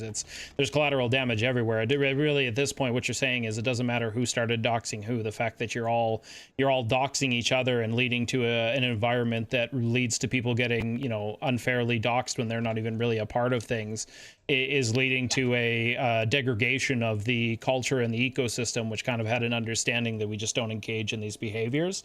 Now we've normalized the shitting on the sidewalk. Yeah, I would agree. Yeah. yes, Yeah. and that to me is the biggest one. Yeah. It's why, like, for example, I like, okay, so the video I did on Bosch, right? Yeah. I want to do a follow-up video, right? Okay. Like essentially where I've deepened my understanding of like this uh of the structure that I kind of built, or like the concept that I was talking about in that video. Okay. Like I would like to make that video and have the example of the person being talked about be Destiny. Yep. But I'm not gonna do it. I don't want to do it. Because you don't want It's the flack because that of would come from that community. no, I don't. It's not. No, it's not that necessarily that I don't want the flack, because I'm okay with flack, Mhm. right? Like I'm okay with like I'm okay with the flack from like let's say 3 years ago even. Sorry, right? flack might be a Yeah, little bit too much of a not a toss away kind of word, but it is like oh god, my wife tells me I do it from time to time without it's an unsupportive word when I don't mean it to be. Like yeah, flack in this sense I would use is like you don't want the to be engaged in the culture that is going to if you're going to make a piece about Destiny, the doxing culture, you don't want to end up being stooped in that because you make a video of this nature. Is that kind of what you're getting at? Yeah. Correct. Even though the whole point of the video would be like you guys are doxing people when you shouldn't be. Yeah. Well, or yes, but also it's like the whole point and partially my point in that video is that like okay, so for people like you, right? Like I have a conversation with people like you, right? Yeah. Because at the end of the day, you have, for whatever reason, right? Like you can say it's because of your natural distance in the space. My fucking big ass brain, that's why. Yeah, your big ass brain. No, like you do have a much better capacity to like comprehend or visualize this, right? For sure. You're not just like you're not a foot soldier, right? Yep. And you're not. It's not so tied into the hip for you anymore. Or I don't think it ever was, but definitely not anymore, right? Oh, for sure. So for that reason, like I'm not going to and it's like the futility of arguing. It's the futility of arguing. It's a futility of arguing like or like hypotheticals when the behavior that you're trying to defend is like it's not indefensible, but you're like there are people who bend out of shape in order to make certain work, right? And they do it not because, and they don't even think that the behavior itself is like a good behavior, you know? They would not, like, to hark back to my video, they wouldn't accept that from actual people, like, you know, in their lives necessarily. Well, like, yeah, could you imagine that conversation that we had in your server the other day where you asked me a question and I'm trying to get my answer out, and then all of a sudden I can't even get halfway through my answer and somebody's like, oh, you're saying he's not a good lawyer? Are you fucking, this is just fucking bad faith. Like, if you were to do that as a normal thing, people would look at you and be like, what the fuck is wrong with you? Like, and then they would turn around. Yeah, and then they would turn around and be like, why are you not letting this person answer, you know, to other people? And it's like, but wait a minute, you're doing the thing you say you don't want people to do. Yeah, it is. It's very frustrating. Yeah, it's, and I get that I do 100% understand. We're online, we're on Discord, we're on Twitch, we're on YouTube. We have like different levels of,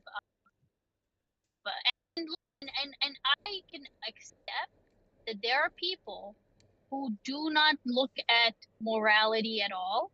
I'm okay with that.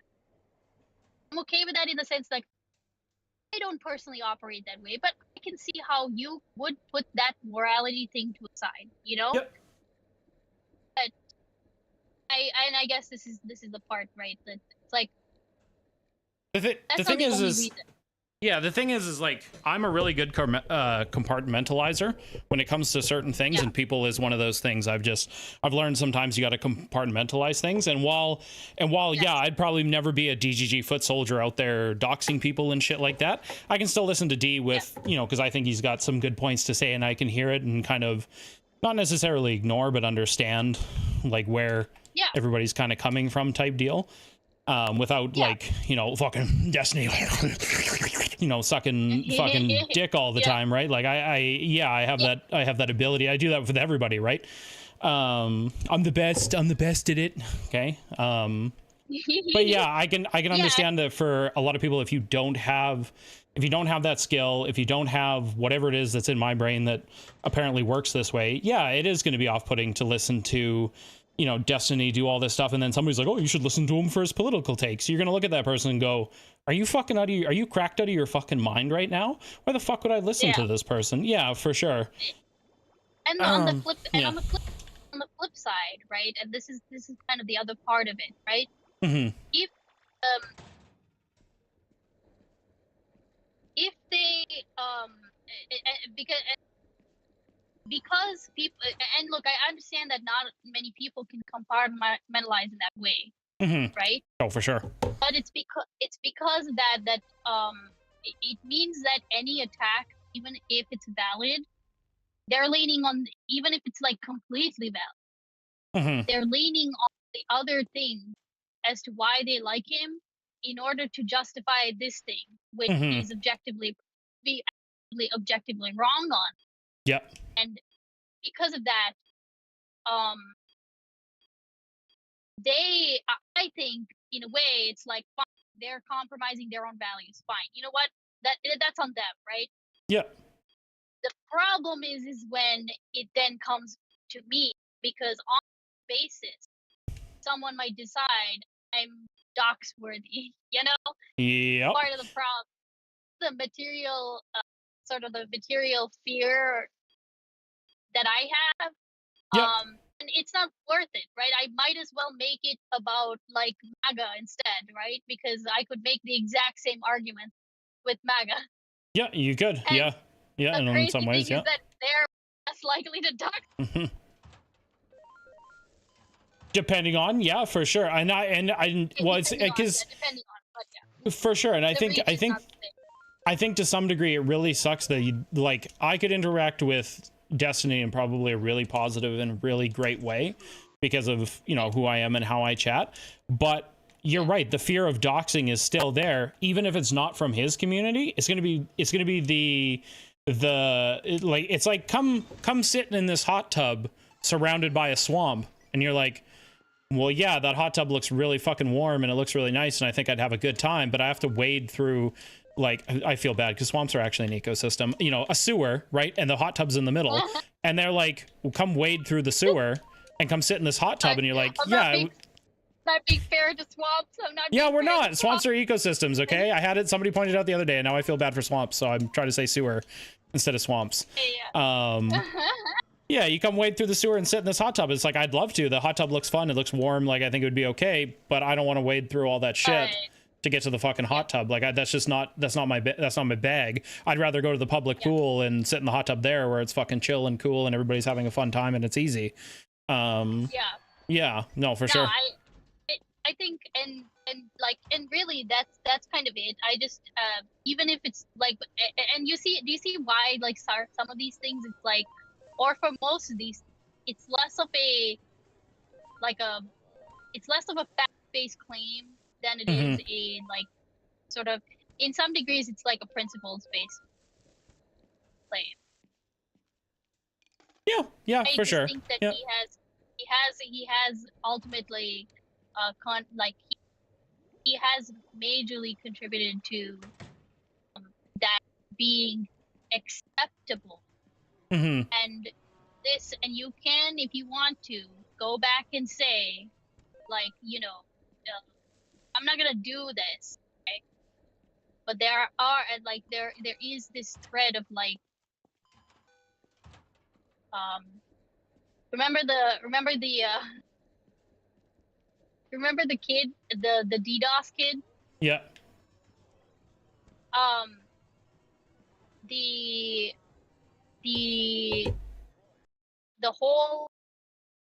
The justification for that was, you know, what else was he to do?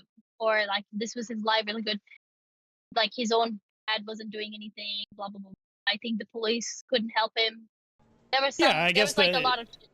Yeah, the question is, how much shit do you put up with till either you're chased off or you become a vigilante?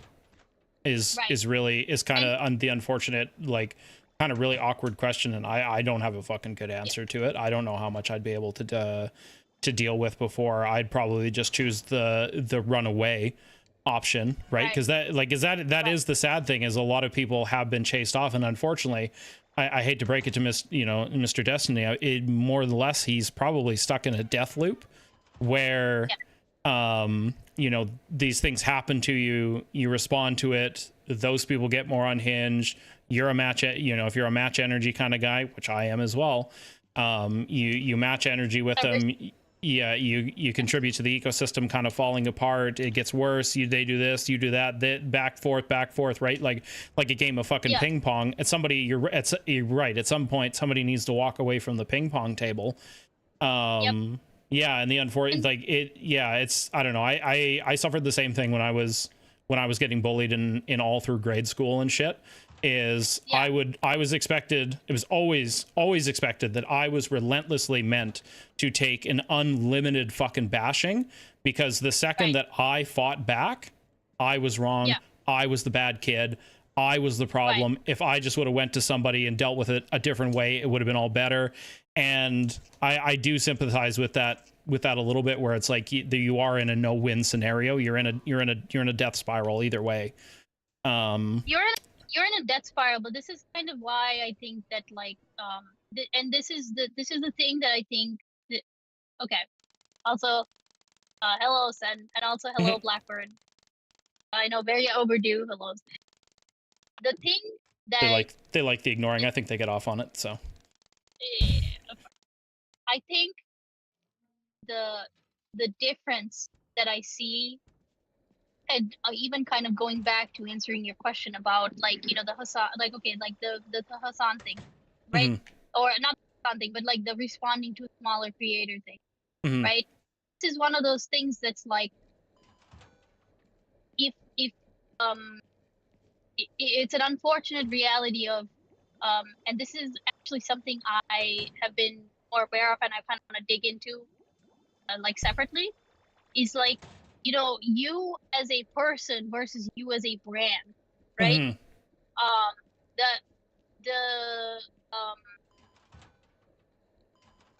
Like, you as a person, yes, the principle could apply, right? But you as a brand could be very different. You've got to, like, somebody who is Hassan is saying, go out and target these people. That's a huge difference from somebody with, like, no followers, right? Or 100 followers or whatever the fuck. Even though the principle is exactly the same, like, outcome is very different. So it's just that to me, it's kind of clear that the only reason we all kind of kept to that decorum then was that we had some more, like, level-headed people around. Like, we had Heem would have never stood for this shit. Right? B, like, okay, there's those people aren't around, it's like a different space, is more the you know, that makes sense. That, like, the stakes are a little more escalated and people are getting canceled, like, more. But surely, like, when you go into your chat and start saying, you know, I want this person, like, that's crazy, bro. That's an escalation. It is an escalation that was then normalized, and then it's like. But I guess you would also recognize that even those people with no platform, though, if you're pushing something as well, you're equally as, like, guilty of that normalization in the space. Of course, I think. Yeah. I think you're. Yes, I do. No, I do agree that you specifying the space by doing. Yes. Yeah. No, and I agree, and I don't like, because I don't follow a lot of the lefty creators nowadays, just because they are so. You know, a lot of them are so unhinged. But I would say if there are lefty creators that are giving any amount of sane space to these people engaging with this stuff as well, I think they're just, like, they're equally as guilty. They're shitting on the street and making it worse for everybody. Yeah. No, I would say, and I would look, and to be fair, I don't, like, this is where I stopped kind of, like, paying attention to this. Okay. Yeah. So I'm not saying this as a way to, like, distance myself from the responsibility and stuff. Classic. Because I said that's classic, right? Like, just say you don't know about that, you haven't heard that, then you don't have to speak on that, right? Exactly. Like, that's calling me out. God damn it. let me get away with this slimy thing. Damn it. Like, Yeah. I don't know it's about that thing. it's the, like, okay, so, like, the J stock, like, so for example, the J stock stuff, I don't Mhm. know, right? I don't know who struck first. I don't know if it was super warranted. I just know it was from this side, like, and also, yes, the J stocks or, like, spicy chat Mhm. is, like, involved, like spicy chat from Chud's community. Mhm. And that now that this is the, like, you know, it's to the point where, like, it'll be a common thing that is brought up, like, as a counterpoint, like, oh, what about J Stock community, Mhm. or are you from J Stock's community, Mhm. like, don't you know J Stock, or oh, I see you're mutual, like, that is a point that is brought up. Okay, that's all I really know about it. So I go ahead and say preemptively that, like, I am completely open to being like, okay, yeah, they are at, like, you know, like you said, it's a two-way street. Definitely, I can see it being perpetuated on that side as well. Yeah. But I can see the what I other could. thing is, I But don't. Yeah, go ahead. Well, I was going to say, I can also see what you're saying, that if you're going to be a large figure in this space and you're going to be a leader, you unfortunately need to do things that are becoming of a leader. And one of those things is finding really creative ways that doesn't require you getting in the mud with the other people. Yeah. Yeah. And that's really fucking hard. And that give me a second. I need to step on your like completely reasonable point to, like, shit on Sen a little bit. Based, go ahead. I'm not using your exact arguments. In that argument with you, I did say that it has gotten worse. The thing we were specifically talking about was nostalgia, and whether your nostalgia was clouding, like, your judgment of how wholesome it used to be back, because it did used to be toxic back then too. It's just that it's more toxic now because of the so I never said, no, the space hasn't degraded. I said it changed. You don't nice try, buddy. Ooh, step on him. But yeah, sorry. I'm so sorry. No, it's easy. Do you remember what you were? Yeah, and it was the fact that, yeah, if you're going to be a leader in the space, you need to be a leader, and you need to find really creative ways that allow you to deal with the problem without being unhinged about it. And yeah, and that's a fuck, it's a tough line to walk, especially, like, that's the worst part of, like, the worst part about being a good guy is you can't do bad guy things. That, like, that is truly the worst thing about being a good guy, because, like, you know, if we use the Batman example, like, you know, it sucks that Batman just can't walk up to the Joker, fucking snap his neck and walk away like he probably should, because, you know, that's a behavior that the Joker would engage in, and the Joker is, you know, Batman's trying not to be like Joker, so it makes his job a lot more complicated. He's got to find more creative solutions, like, you know, punching the henchmen to fucking near death instead of just outright killing them, you know? So, yeah. Yeah. I think it, and I'm sorry, I know I said I had 3, but I guess I do have 4, and the 4th is, like, the most meaningless one. I don't think you would disagree with it. Meaningless. It's the most Put my petty. contrarian hat on, let's go. Yeah. No, this is the most petty one. So you know me, you know where I came from, you know my Sri Lanka. a priori, my a priori stance towards Destiny. Like, even before I knew anything about him, I was biased against him, right? And that was very that was for a specific reason, right? And I'm literally saying hated Destiny before it was cool. No. But the thing is that especially after all of these, like, Demon Mama types went away, or became irrelevant, or whatever the fuck else, right? And I was, like, sitting in my own, like, liberal space, right? There were, like, I was warming up to Destiny.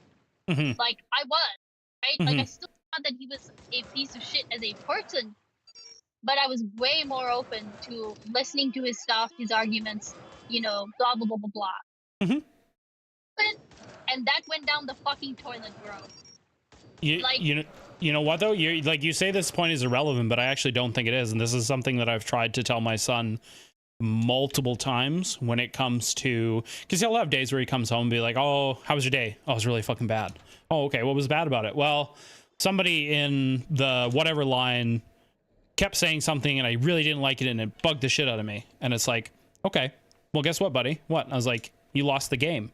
He's like, "Lost the game?" And I'm like, that person's whole thing was to get a specific reaction out of you, and they won. They got the reaction out of you.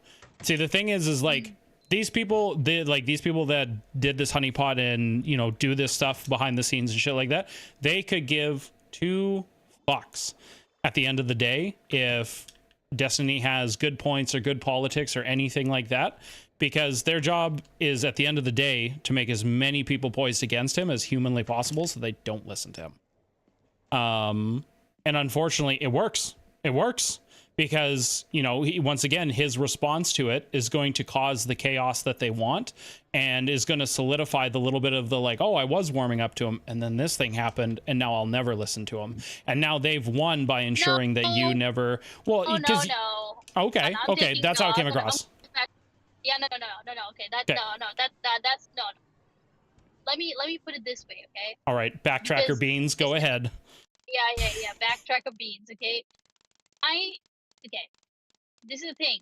Okay. Like when I say warming up to him, Mhm. what I mean is warming up to him in the sense that, like, you know, it's all ports in a storm, you know, where like I am you know, somewhat serious when I say like that like the coalition building is, like, you know, important to me. So just like I'm going to be more tolerant of, like, you know, like this whole fucking liberalism lefty page thing, right? Mhm. It doesn't make sense if I can't do it in the opposite direction. Say, okay, you might have some reprehensible, like, personal behavior, but you're making good points. You're going on stage, you're battling these people, you're going out and campaigning, you're canvassing. Like, at some point, I would be stupid to not take that as a win for us. I would be stupid to try to cut Destiny out of the Democratic coalition. Right? Like, I would be stupid to do that. So in that sense, right, I would be more willing to even go so far. I would have been more willing to go so far as to not saying wash or like whitewash him, but be prepared to, just like how we were like just how I've been arguing for, like, Hassan's dubious role in this coalition. I would have simultaneously been willing to argue for Destiny's role. Like, yeah, he's a gooner, like you know, he's unhinged on Twitter. He Yep. said the thing about Rittenhouse and the protesters and all, mowing down dipshit protesters, all that shit. And he said all that stuff. But look at what he's doing right now. And to me, I see what you're saying with the, like, winning thing. But I don't think that this is a case where he couldn't have done anything. Oh, Right. no, Right. No, You know no, what I mean? Yeah, no. I understand what you're saying. There is definitely a universe where he handles it a fuck lot better and it goes a lot smoother for him. Yeah, for sure. Yeah. Yep. I think that, like, because at the end of the day also, right? I can only go so far when not defending these people, but, like, defending their role, right? Even if I don't defend their behavior, there's only so far that I can go. There's like I'm sure you might have heard, Hassan had like a talk recently at Yale, and he said a lot of really, like, crazy, outrageous things. And it's like, No, I want to listen to it though. I'll have to listen to it at some point. oh, you have to listen. No, watch it on stream when you can, if you can. Okay. Because it's actually gonna be, you might like it. Or you might not like it.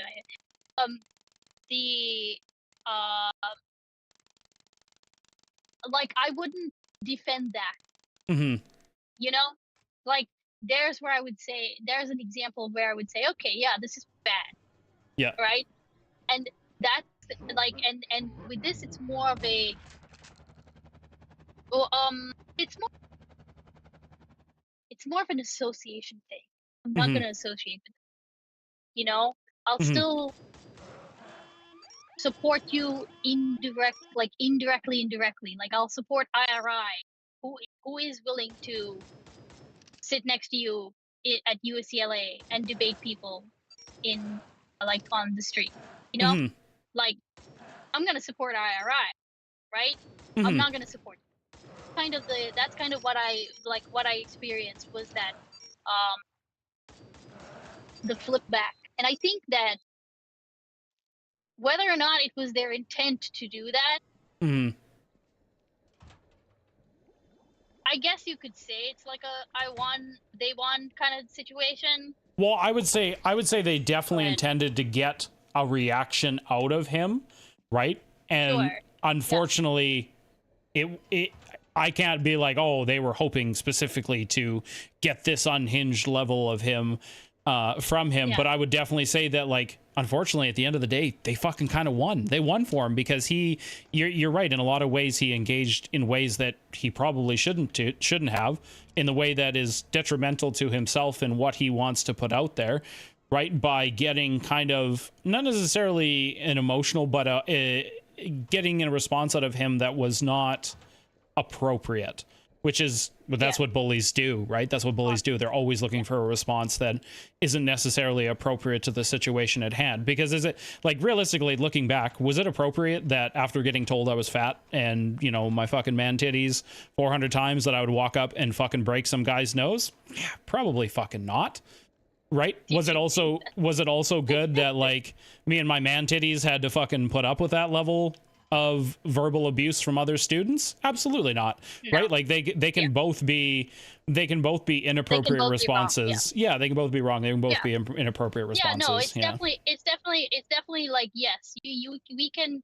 I think we can definitely, like, talk about the antisocial or whatever, Hmm.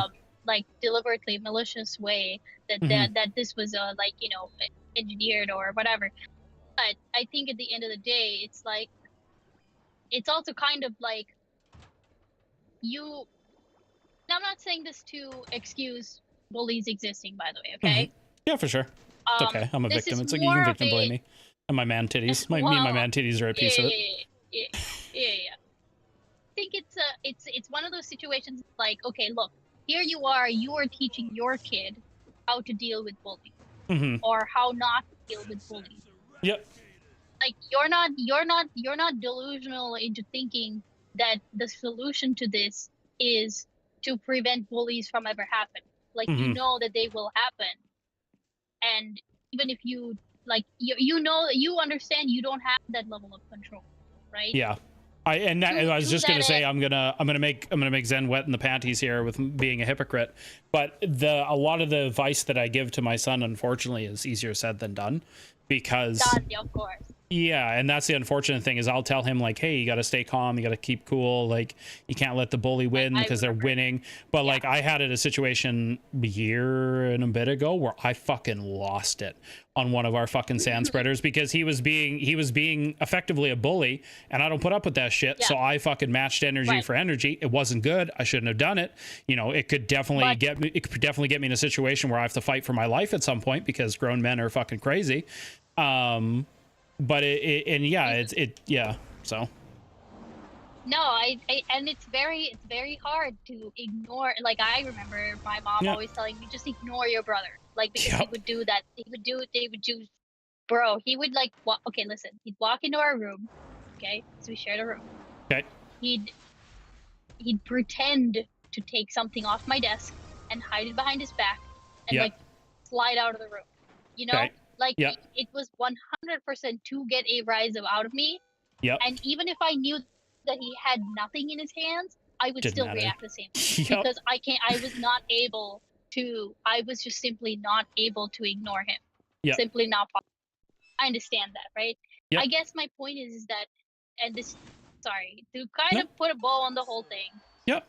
Like, it's, he has to know, like, he to know, but I know, like, even if he knows, he's really doesn't care. He doesn't care that his personal drama does affect his like his project in the long run.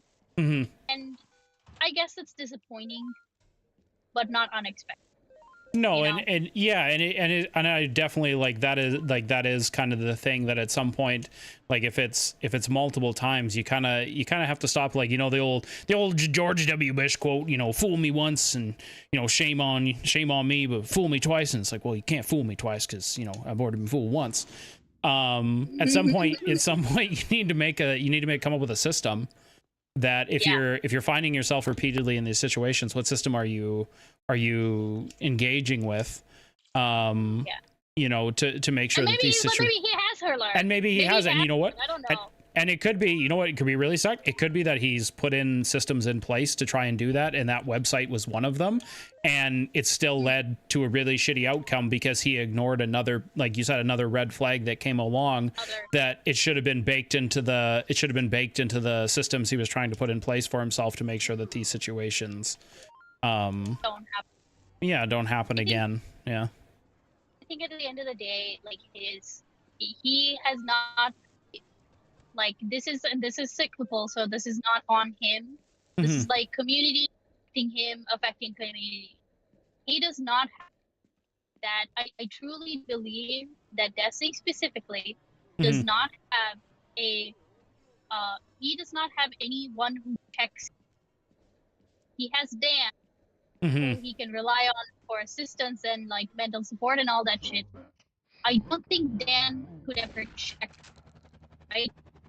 And if you've been with somebody for that long, you are also a little like you've already signed off like so many things, right? So at some point you are going to be so biased so as to like, no, I think it's hard to be a long-term friend and not a yes man at the same time. Exactly. He does not. It's very hard.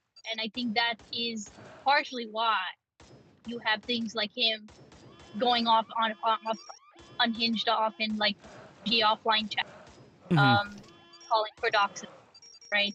That's it's just that it's unfortunate he's like that, and then he's also big enough that it's affecting the rest of us. No, for sure. And I mean, I've struggled with stuff like that in the past. I always worry that like my wife will be telling me things just because I want to hear it and not necessarily because it's the right thing to do. But, oh my God. Same. Yeah. But you know what? I counteract that with the fact that she will tell me things that upset me, regardless if it's going to upset me or not. And that is how I know that the advice I'm getting from her is genuine, it's honest, and it isn't yes man. But I've had that worries in the past. And also the flip side, that you're not that you're not like an abusive prick that she wouldn't shortcut to not saying anything at all. Yeah. That's what. Yeah, fucking. That's what Sorry, she thinks. I'm thinking of the worst. No, but like seriously, I mean, if somebody can give you criticism, that's how you know you can that it's not so bad as though that criticism is like it's still provided to you. Like they don't think you're gonna blow the fuck up and toss them out on their ass. Yep. Yeah, no, for sure, and that's what I've always tried to get across to people, and I do appreciate Zen for that too, where he isn't just a yes man. There's pushback, or I think you're wrong here, or I think this is you should look at it this way, or I think what you're doing here is wrong. I appreciate that. I appreciate that the fuck out of people, and I detest it, and it would make me really upsetty spaghetti if like 10 years in the future I saw myself in a place where I was surrounded with people like that. Like I'd be very upset with my future self if that was the case. But it is tough because I mean, unfortunately, you become, it's like the 3 or 4 people that you spend the most time with, you end up becoming just like them. And if they're having issues or they're not engaging with stuff very, very healthily, and then you're spending time with them, there's a good chance that you'll get sucked into that when it might necessarily not be the case that A, you might not do it, or B, it might not be something that you're willing to do without that kind of quote unquote support, for a lack of better terms. Right. Yeah. Understandable.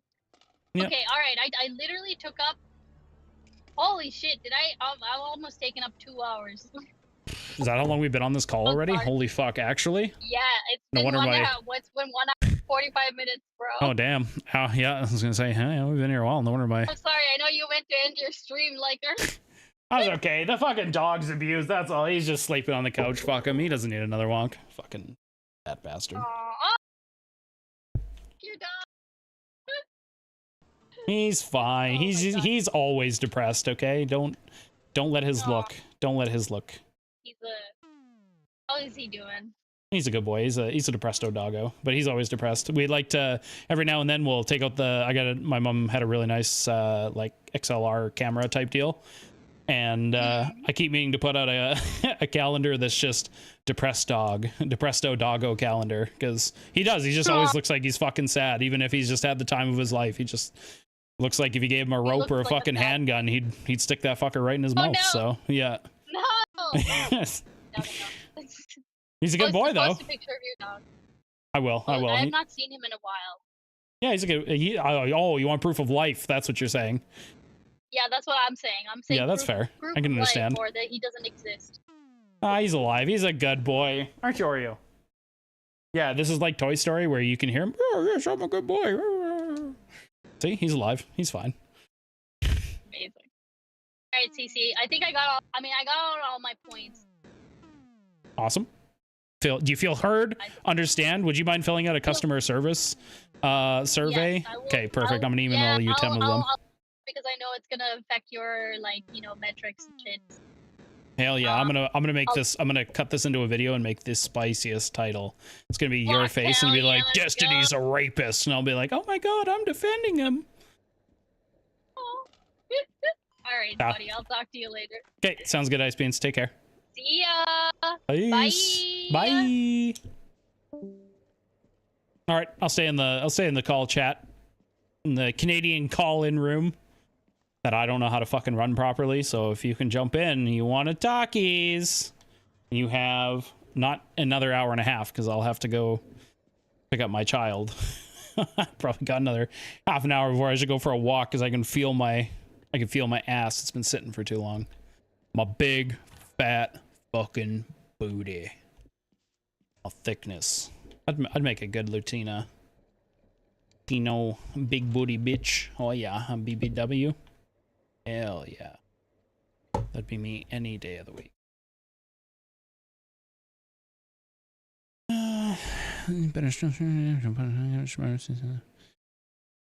True. I makes sense. Classics are Lincolns. Always stealing stuff. Like Iranians out of the sea. Have arrived. What's going on, Schizo? Legitimately. Yeah. I don't know. I joined in. Gonna help you. Squeeze out some content, I guess. Hell yeah. What do you think of the chat? Do you think we're off-putting? You think I'm a rape apologist or what? I think that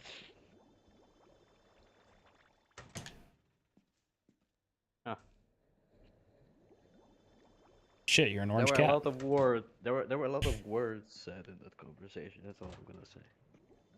No. Yeah, it was a lengthy one. It was a good one. I like chats like that. I need more. Definitely need to. I'm gunning to be the Joe Rogan of the left. I'm not a big fan of the Destiny, and I'm not a very big fan of excusing Destiny. But I think that it was a pretty fair conversation. Nice. That's kind of what I aim for here. I say we, like I have multiple personalities in my head. Unsure yet, but you know. I do. Oh, okay, fair. Based. They're like as long as they all 10, get along. They're like 10 versions of me debating myself, so I get to the best conclusions and best takes. Hell yeah! You got a William Shatner version or what? No, I'm doing basically what Vosh is doing. He never debated people to actually exchange ideas. He just had like 10 Voshes within himself, you know, to like get to the best idea. He's got like 10 different sock puppets, all with his own face attached to it. Yeah, that makes sense. Makes sense.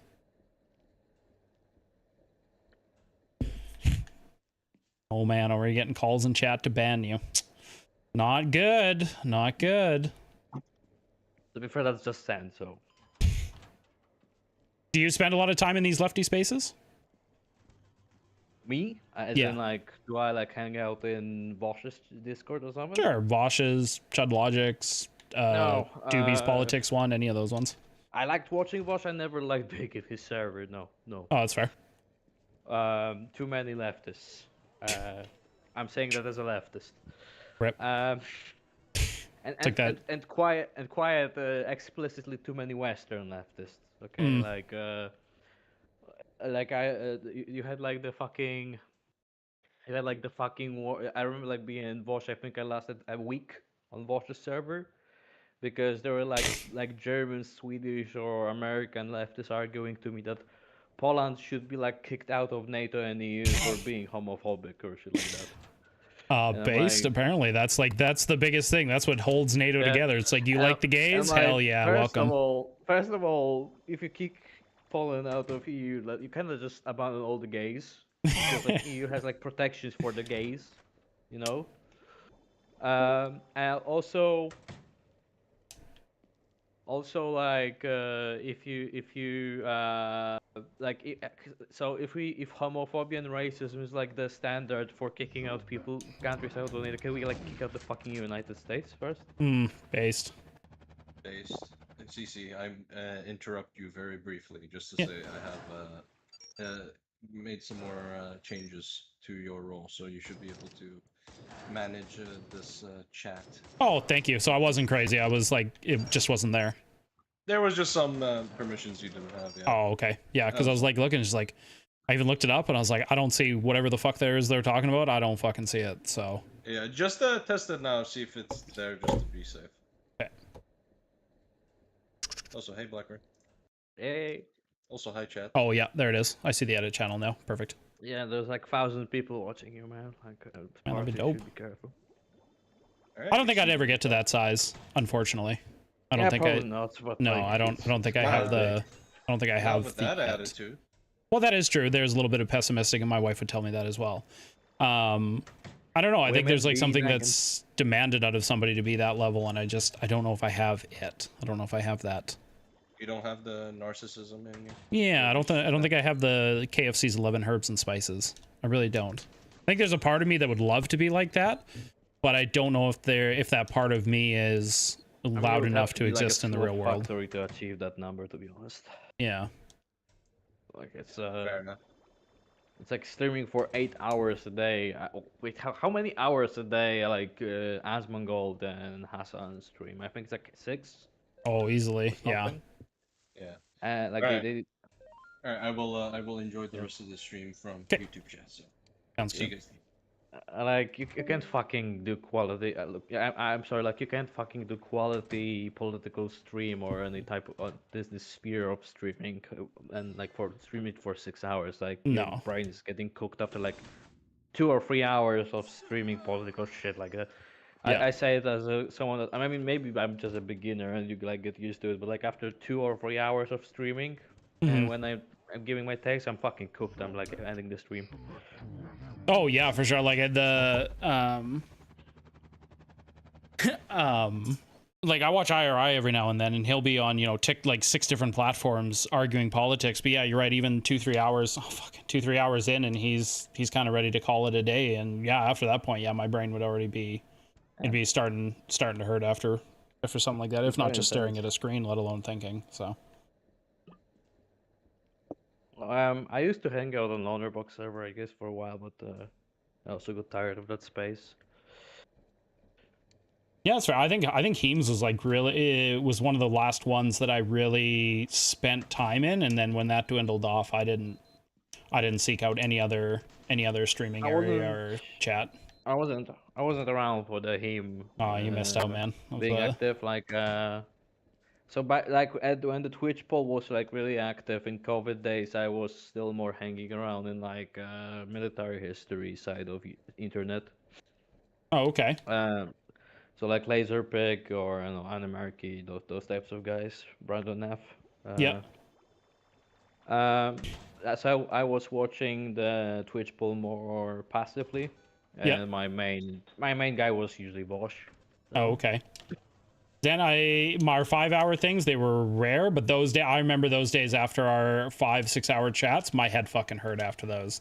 Like it was like a genuine, like my brain was fucking pulsating with the fucking library of 1,000 suns, trying to make sure that I It's a kept lot things of, properly and actually, could understand what you were saying. Because maybe that's the thing. Maybe if I shut off my brain and was just like a complete moron in these conversations, I could do them, fucking 8 to 10 hours at a time. labor. But yeah. But even then, like, the thing is that at some point, if I was doing like a Hassan or an Asmongold where I'm talking about politics and watching videos, I mean, we've done streams like that in the past, but like at the end of it, I have like 30 fucking tabs open. I've read like 14 different articles. Like we've gone through 6 different videos. Like it's not just, we're going to sit down and, cause like, fuck, how many times have I watched a 30-minute video, and the video that I could make for it for myself afterwards was like 6 fucking hours.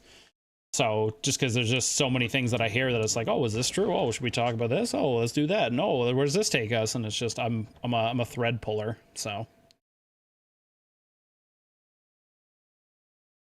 and people just aren't into that. They want the more teamsy kind of style of things. Yep. Pretty much. But I could do more like debates, like debates or conversations like I've done with Ice Beans or Zen. Those would be fun to me, like finding people that I can bring on. It's like, oh, you said this thing or you think this thing. Well, let's talk about it. Let's drill down. Yeah. Let's like discuss things. Let's, I'm going to ask you a million questions and you're going to have to answer them. And like, if I find the answer unsatisfactory, I'm going to ask you the exact same fucking question. But boy, like just being in sometimes an Ice Beans server, having those people come in and we have those conversations, they get amped up really fucking quick, and I get amped along with them. and unless there's unless there's like an Ice Beans or a Pars to. I have few incidents already when debating people. Yep. Yeah, I mean, my focus usually, like, if it comes to more of my autistic focus to debate people, is usually like some geopolitical situations, especially military shit. Mm-hmm. I Show Speed talking about how he can never go back to working at fast food. Yeah, I would imagine that'd be my thing too. Is I would hate to make it, if I was going to do it and I may had a big audience, I would be squirreling away money like fucking crazy. Like no aspect of my life would change until I had $2-3 million in the bank easily. And then I would definitely, if your life options are like either streaming slop or fucking flipping the burgers, like you're gonna just stream slop, it's definitely the better option. Oh, for sure. And that's why honestly I stick with my construction job and I do that because it allows me to do both of these fairly, like one is a hobby and one is an income generator. Because it would suck in a lot of ways to have this be a source of income that you end up relying on. Like I think it would really fuck with your analysis and things like that. I don't think it's good for people.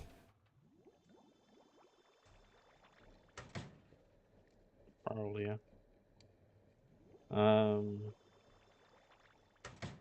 Unless you like go route like I guess Dylan Burns that actually takes it seriously and starts doing the on the ground shit. Yep. Yeah, I haven't watched a ton of Dylan Burns's like Ukraine content, and I feel bad for not doing so. But his shit is his going out and actually being with the troops and doing the investigative and doing all that shit. Yeah. That's absolutely commendable. Like 10 out of 10. We need people like that. Yeah, he still finds time to see some crazy panels. Sometimes like he today he fucking posted this panel. Holy shit! I have to like gather my energy and probably react to it. Mm-hmm. There's like a panel that was created. I don't know if you saw that Professor Zhang or whoever was like, this Chinese fucking professor that got his like fame. Is he the one that makes it seem like he's talking to a classroom, but in actuality the classroom's probably empty? Yeah, I know who you're talking about. Yeah. Yeah.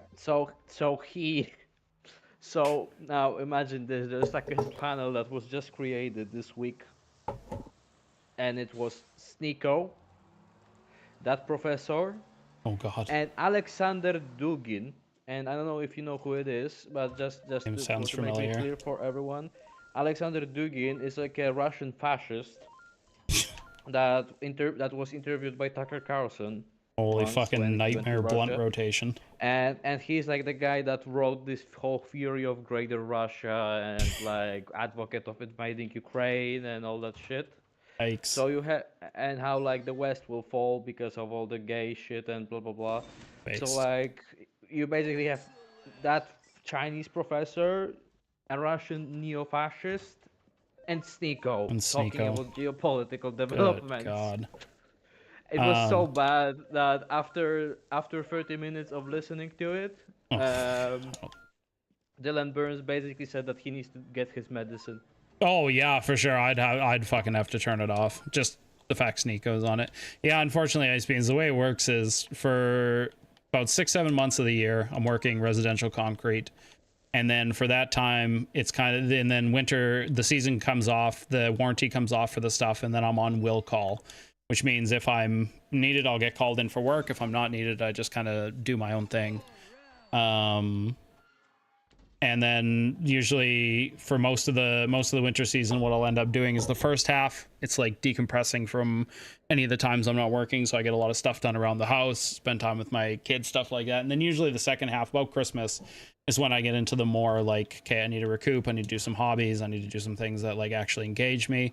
What I would like to get in the habit of doing, I did like Heem Spot in the early morning. I have thought about getting up at 4, enjoying my coffee with stream, like coming on, maybe doing like a Carton Arcs, maybe doing a small political video where we just kind of chill for an hour and a half, and then going to work. But that's gonna, I know I have to coordinate that with the waifu and the kiddo, kind of see what we all kind of agree to there. If not, here's the only thing is I'm a huge pothead. I am. I would, if it was the choice where it's like, okay, you're done work, would you like to go on stream, or would you like to smoke a joint and play video games and chillax? I want to play a video game and chillax and fucking smoke a joint. That's what I want to do. You could absolutely call me a fucking, like, an addict. I don't give a shit. Doesn't matter. It's what I use. Love it, like it, hate it. Don't matter. And that's just after work. That's usually when I come home. It's like, fuck, I kind of want to smoke a joint and relax. But if I smoke a joint and relax, I don't necessarily want to stream because my brain's off, and streaming requires my brain to function to some degree. So it's a little bit of a catch-22, because it's like, well, I could be doing it throughout the summer season too, but it requires a great more effort after being out in the sun for fucking 12 hours. So if people were amenable to me coming on and just fucking rambling or playing games and shit like that throughout the summer, I could keep shit going, or people want to jump in and chat, totally cool. But it's one of those things that if I'm going to do it, it needs to be borderline low effort in the summer versus in the winter. So yeah, explanation of my life. So in other words, if a fucking goddamn pothead can have these conversations this easily, nobody else has any fucking excuse. I'm sorry, it's not excusable for everybody else.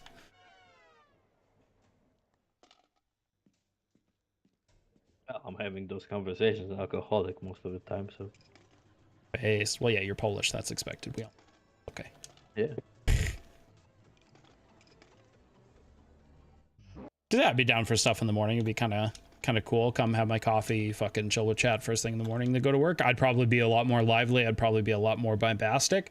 But if I'm to do things at nighttime, I'm a little more. Hey guys. I'm literally the opposite. Like, I'm the type of a guy that in the morning is dying. And my brain decides to start actually working late at night. So I'm having the best convos late at night. Well then, yeah, if people are down with low energy streams, I'm fucking cool for them. I guess probably that's probably more of an insecurity of mine than it is like an actual thing that people take issue with. And I recognize that. If it hasn't come across now, I'm a very insecure person in a lot of ways. It's just years of lack of self-confidence. I think it also depends what you want to make your content, you know? See, that's the other thing too. Is like when I look at other streamers and I look at what they do, and they have like certain identities that they shape their content around, and their identity kind of shapes what they do. I, in a lot of ways, lack a certain level of self-identification just in general, where it's like, well, what do you want to do? And it's like, well, that's a good fucking question. I want to do it all. Like, I'm one of those people that I'll watch somebody do something, never done it before, and it's like, I want to do it, and I'll just go do it.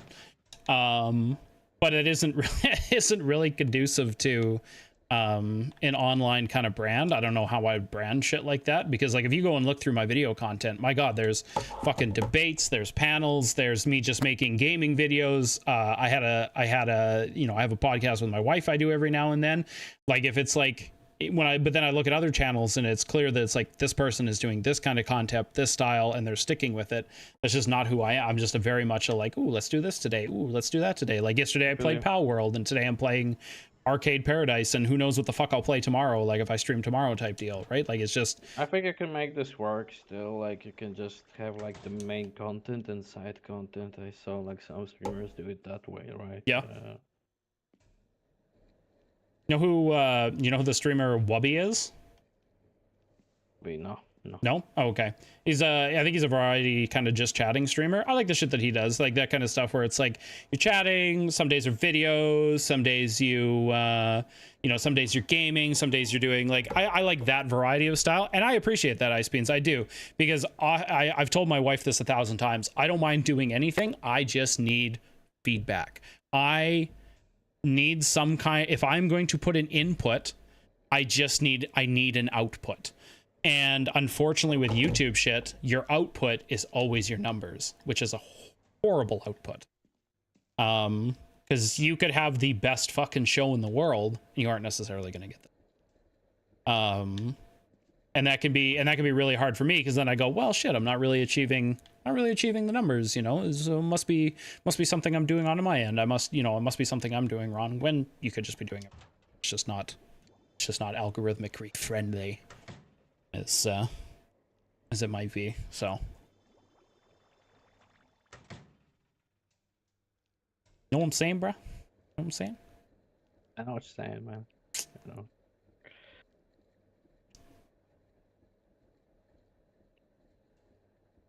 I mean, listen, as long as you do it for the love of the game, that's small feedback is good enough. And that's it. And then I think that's where my 3-year hiatus, I think, really helped. Because when I 3 years ago, when I left doing this, boy, I was in it wasn't necessarily from this, it was just in kind of life in general, because we had moved in with my wife's in-laws to try and help look after them, which did not go fucking well. Didn't know what I was doing there, didn't know what the future held, didn't know who I was, didn't know where I wanted to go. I'm dealing with, like, I feel like, because like realistically, residential concrete is hard on the fucking body. And when you have people like, oh, you're really fucking smart, why are you doing all this shit? You self-doubt yourself, and it's like, well, why am I doing such a fucking hard job? And it's like, should I be doing this? And then, I realize there's perks involved, and every job has a trade-off, and you finally get outside of your own head and realize, well, you know what, fuck it, I'm just gonna do it, I'm gonna roll with it, it's good, I can do it, I'm good at what I do, I make good money, things like that. When some of those pieces start to fall in place, and once again, I credit my wife with this shit. She's my fucking rock. I literally painted a mural of a lighthouse for her upstairs in the kitchen, for her and my son, because I want them to always be remembered that they are my rock and my shining light. This year she said, hey, if you're gonna continue to do what we're doing, you need to own it. You need to sit down, and you need to finally just accept what that is, the decision you've made. Yeah, and like it's... Yeah. I think a lot of people love to fucking like obsess over like great success or something like that, but like a lot of people don't look at what will actually make me content. Yep. In life. I'll do a bit of a crazy segue, I guess, but because we talked about this, like we talked about fuck, the whole like algorithm and shit. Mm-hmm.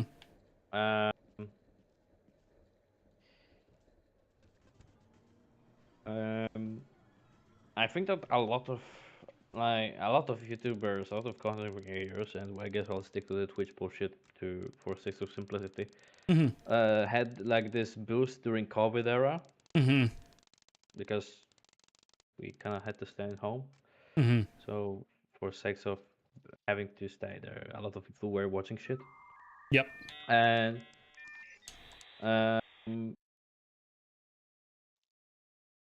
after COVID ended, a lot of there's a bunch of streamers from that fucking area that just lost significance because people didn't have that much time on their fucking plate that much anymore. Yep. Like for example, I saw Xander Hall molding about this. Yep. Like he claims that like YouTube is like trying to silence him or something. Yep.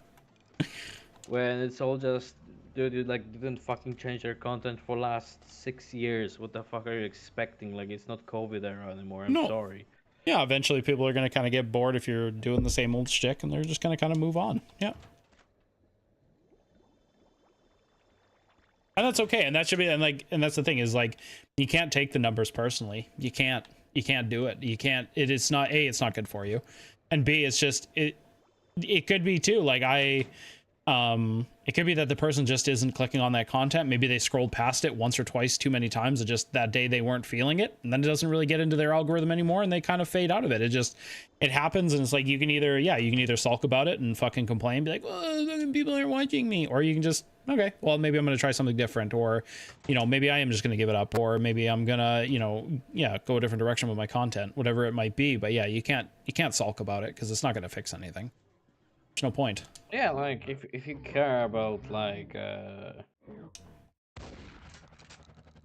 if you care about making money of it, then I'm sorry, but you have to adapt. And if you want to do your thing, then do your thing. But like, your thing might not be the money maker. You know what I'm saying? Like, might not be the money maker, and unfortunately, my wife phrases it once again. She is, if I'm fucking, if I'm a class 0 fucking fighter, she's a god tier woman. Because, like she said, sometimes it's unfair to the rest of your audience. Like, why isn't that, why isn't the audience that's watching you enough, right? Like, if the whole point of a streamer is to put yourself out there so that people can enjoy and consume who you are and your content, it shouldn't matter if you have, 1 or 2 loyal watchers or 1,000, 10,000 loyal watchers. Yeah. What matters is that you're being you at the end of the day, and that you're being true to yourself. Yeah.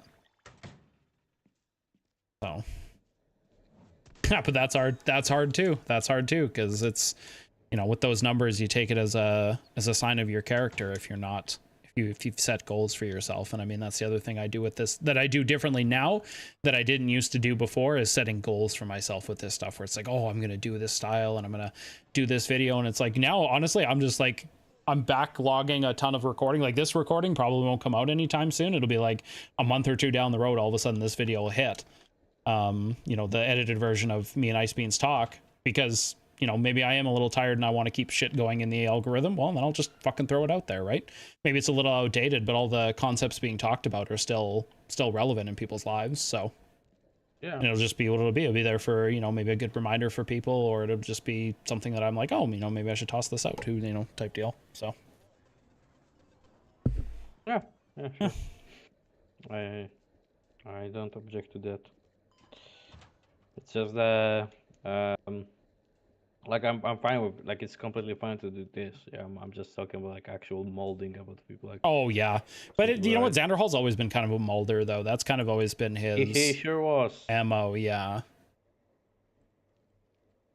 Because yeah, even when he was going through, because man, that situation where he had himself with that fucking woman was pretty fucking crazy. Boy, we want to talk about people taking advantage of and not calling out red flags. Boy, that whole situationship for him was fucking red flags out of red flags out of red flags. Yeah, that like at some point it's like, dude, you like stop molding, like stop feeling sorry for yourself. And realistically, the other thing too is like with my potheadedness is I try not to let it affect my everyday life and all my emotions all succinctly. It will at times and stuff like that, but if you're finding that you can't you can't control yourself, or you're constantly making mistakes, or you're having a tough time because of the weed, it's time to cut it out of your life, like anything else, right? It's time to, or even just reduce it or change the way you use it, or something to something. You can't just keep going down the same fucking path and then expect people to be accepting of your molding. It's soon, at some point, the molding turns into self-pity, and self-pity is just toxic.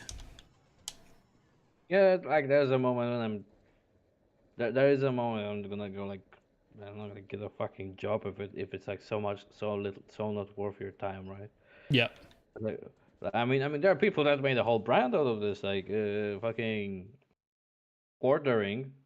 Yep. Every fucking stream he claims that if people want to do a donate right now, he's stopping the stream, and there are people donating to him. So like, that's so fucking wild. Honest to God, it blew my mind that he was still on the internet. I hadn't heard nothing about him for a while. I thought he had just dropped off the face of the planet, but that just goes to show. No, he's doing absolutely fucking fine. He's like actually literally running his own show. Yeah. He's literally running his own show with like and he even is like paying fucking, what the fuck is her name? Maggie Mac? No, not Willie Mac. Like, okay, like another big time streamer. She's like that middle-aged woman that still has like golf fucking outfit, and she's one of those anti-SJW gamers. Oh, okay. Shit. But she's also like deeply conservative, and she loves Lara Croft, and she's like always coping that Lara Croft never was a sex symbol, and I'm like, what the fuck? What the fuck? I love those strangle boobies, so. And she is like, and Quartering is like paying her to be on his show with her, that they're like co-hosting, quote unquote, but he's like paying her apparently. Jeez. And she's like constantly looking fucking uncomfortable on that show. Well, I would be too. That Quartering guy is pretty fucking wild. But yeah, see, but that just goes to show the algorithmic universes that we live in can be so vastly fucking different. Because I just assumed I just assumed he'd fallen off. I hadn't seen hide nor hair. I hadn't heard nobody talk about him, nothing. And it was just, all of a sudden somebody the other day popped up in my feed in a video I was watching, and I was like, holy shit. Oh, it was the Dark Brandon channel, where it's like the cartoon leopard and that fucking song at the end, the leopards are eating my face. Yeah, the AS Love channel. Yeah, I fucking love that channel. Yeah, it popped up on his. I was like, holy shit, he's still fucking around. He's still doing shit. That's wild to me. Yeah, it's, I mean, like, I'll be honest, like, fucking, like, Quartering is an example of a cockroach of a man. Like, he's, like nothing will fucking stop him. Like, there's one thing that this guy does, is like, he will fail on one thing and he'll start another thing. And he'll always find a way to stay afloat.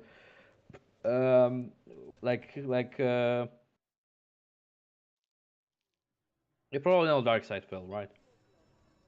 That does sound... He's like a really, really old guy that used to like do... I think he kind of pioneered the gameplay shit. Yeah, I think so, yeah. I probably watched like one of the Jay Albury fucking videos on him or something. Yeah. I wasn't around because, well, I didn't even know English back then, but like, apparently this guy is kind of credited with, at the end, they pioneering the Let's Play shit, or at least he was like the biggest channel at the time of YouTube when it was all starting. Okay. And he is, but what I'm talking about, like, Darkside Phil is a guy that had so many internet dramas, so many controversies, so many times where he apparently had like 2 or 3 credits on his name, or paying credit with another credit, right? Yeah. At the same time, like, making really bad financial decisions. And this guy is still rich. This guy is like still streaming, still, like, he's not maybe like the king of. Maybe he's not like the king of fucking YouTube anymore, but like, this guy is still like making money. Still has like some loyal fan base, right? And sometimes he will get himself involved in it as a drama, in some dramas as a dinosaur. Yeah. And this guy is still doing fine. I'm like, yeah, like, that's crazy. So like the same way as with the Quartering, in my opinion, like, this guy will technically make a lot of bad shit. Yeah. But But like in this system, it doesn't matter as long as you can bullshit your way into success. You're fine, man. Like, It is, yeah. It's rather like when I think about the actual amount of creators that have truly disappeared from the fucking internet, feels like it's just a handful of them that truly have disappeared, and all the rest, you're right, just keep streaming through the bullshit and you'll be just fine. yeah. I mean, there are people like, aside from streaming in this fucking system we live in, that they made fucking money from crazy shit. Oh yeah. But yeah, no, quartering still exists. Wild. Um, I guess it's probably. he pissed. Good. I wish he pissed himself again. Oh fuck, that was so basement. fucking funny. Yeah, like dude literally had like his wife go for pissed out about him because he was taking too long gaming, He was so he got upset. so fucking mad that he went to basement, got himself drunk, and pissed himself and wrote about it. And I'm like, what the fuck are you trying to achieve here, my dude? Oh my! Do you ever watch The Bible Reloaded? Those two? No. Jake and Hannah. Oh man, I remember I used to watch Jake in the corn suit quite a bit. And then yeah, I had a situation on Twitter where we went at it, and yeah, I had my mentions blown up by his fucking fan base. But anyways, yeah, I remember watching that shit on his channel, and it was fucking wild seeing the burn down of somebody's fucking mental state. Yeah, due to all the shit. Yeah, it's pretty fucking wild. On the more vintage shit on the internet, you have like that case of like the game dude, right? Like I don't know if you heard of that guy. Which one? It's a very vintage. The game dude. He's like a very vintage case of YouTube history. I have a weird. Good. He basically was like try to copy AVGN, right? It's that era of YouTube. Okay. And dude like was really cringe, but at some point did clearly had some kind of schizophrenia. Mm-hmm. And even got like abused his girlfriend, and he started like posting some really schizophrenic shit as last of his videos. It's that type of internet story, you know. Yep. There's like a bunch of different histories like that. I know, like on the internet. I think there was like I remember like there's like a workout guy. Yep. That used to be like popular at some point. He ended up being like making some schizo shit. That got him arrested, I think.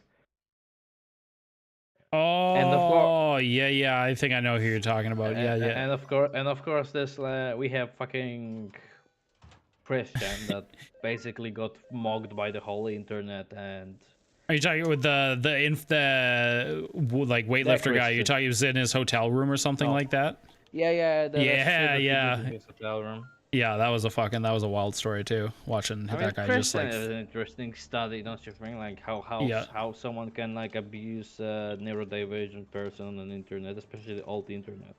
I always find I like Turkey Tom's reporting at times. I fucking really like watching his shit. Same with the like the Jaybury stuff, because man, the people that they go and investigate, and these people that like, it's like, oh, we've hit a new level of human depravity, and it feels like somebody's like, not today, bitch, hold my fucking soda, like we're gonna do something even crazier. I like his style of videos, but I stopped watching Turkey Tom out of principle. Yep. Mostly because I mean, I'm a furry. Yep. And he was platforming Ruben Sim. Okay. And Ruben Sim is like a guy that was like streaming shit about Roblox, but at some point he really strongly came out against furry community, saying that most of furry community are pedophiles and zoophiles. And Turkey Tom basically platformed that guy to the point that he literally like let him yap for like 2 hours. How basically like there's maybe like 10% of normal furries, and everyone else is a pedophile. That's a fucking strong claim. Jeez. Mm-hmm. And he still didn't get rid of it, I believe. So, yeah. After that, I, out of principle, I don't watch Turkey Tom and advocate against him. If you had kids, would you let your kids play Roblox? Playing Roblox? Yeah. Yes. Oh, okay. I probably would want to check what kind of games they join, because you can check it all, right? But yeah, I would let my kid play Roblox. I mean, like I played Roblox as a kid. That's fair. As long as my son lives under my roof under 18. Actually, no, probably 15. If after 15 he can make his own decision to play that, until then, nope, not even fucking close.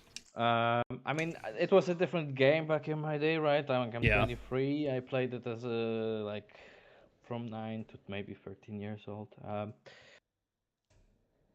It wasn't. It's a completely different game right now, completely different company. But in general, I don't think I am against it simply because like there's a lot of fucked up shit in many games happening. So True. like, I think that being against Roblox specifically is weird in my opinion. It's like if you're a parent that is concerned about Roblox, there's a lot. That's a ton of fucking. There's a shit ton of games that you probably want to ban your kid from playing in general. So like, I do. Yeah, I'm cautious about letting him play. Like I let him play some online games. Like he's played Repo. We play Among Us every now and then together. And things like that, but for the most part, a lot of online spaces, nah, I just don't let him. Not yet. No, he's not quite there yet. He's learning the skills to be there, but he's not quite there yet. I'm like, I'm like fighting my own conscience. I mean, like, I still have like quite a bunch before I want a kid, but I'm fighting my own conscience because like probably a few years ago, I would say like I there's no way I would like limit my kid access to games or internet because that's fucking stupid. I always hated my parents for that. And my parents were actually pretty laissez-faire. And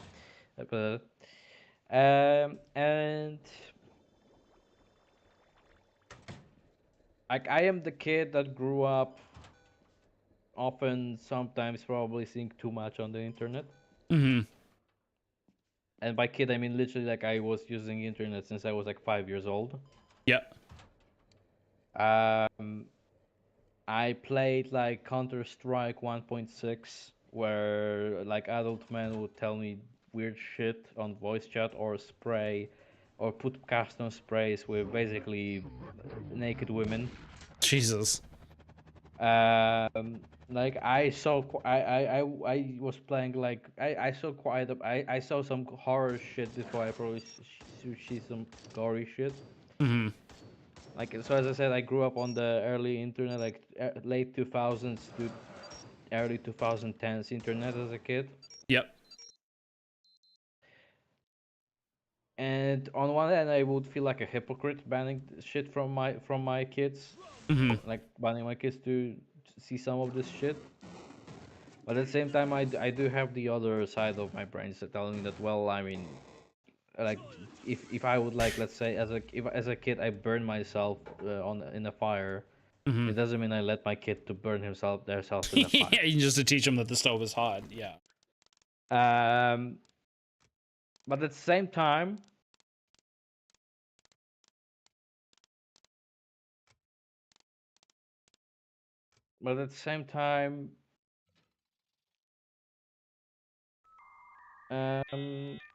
it might have like the opposite effect, right? Like the kid will just get frustrated and say like, I'm gonna fucking do it anyway just to prove a point.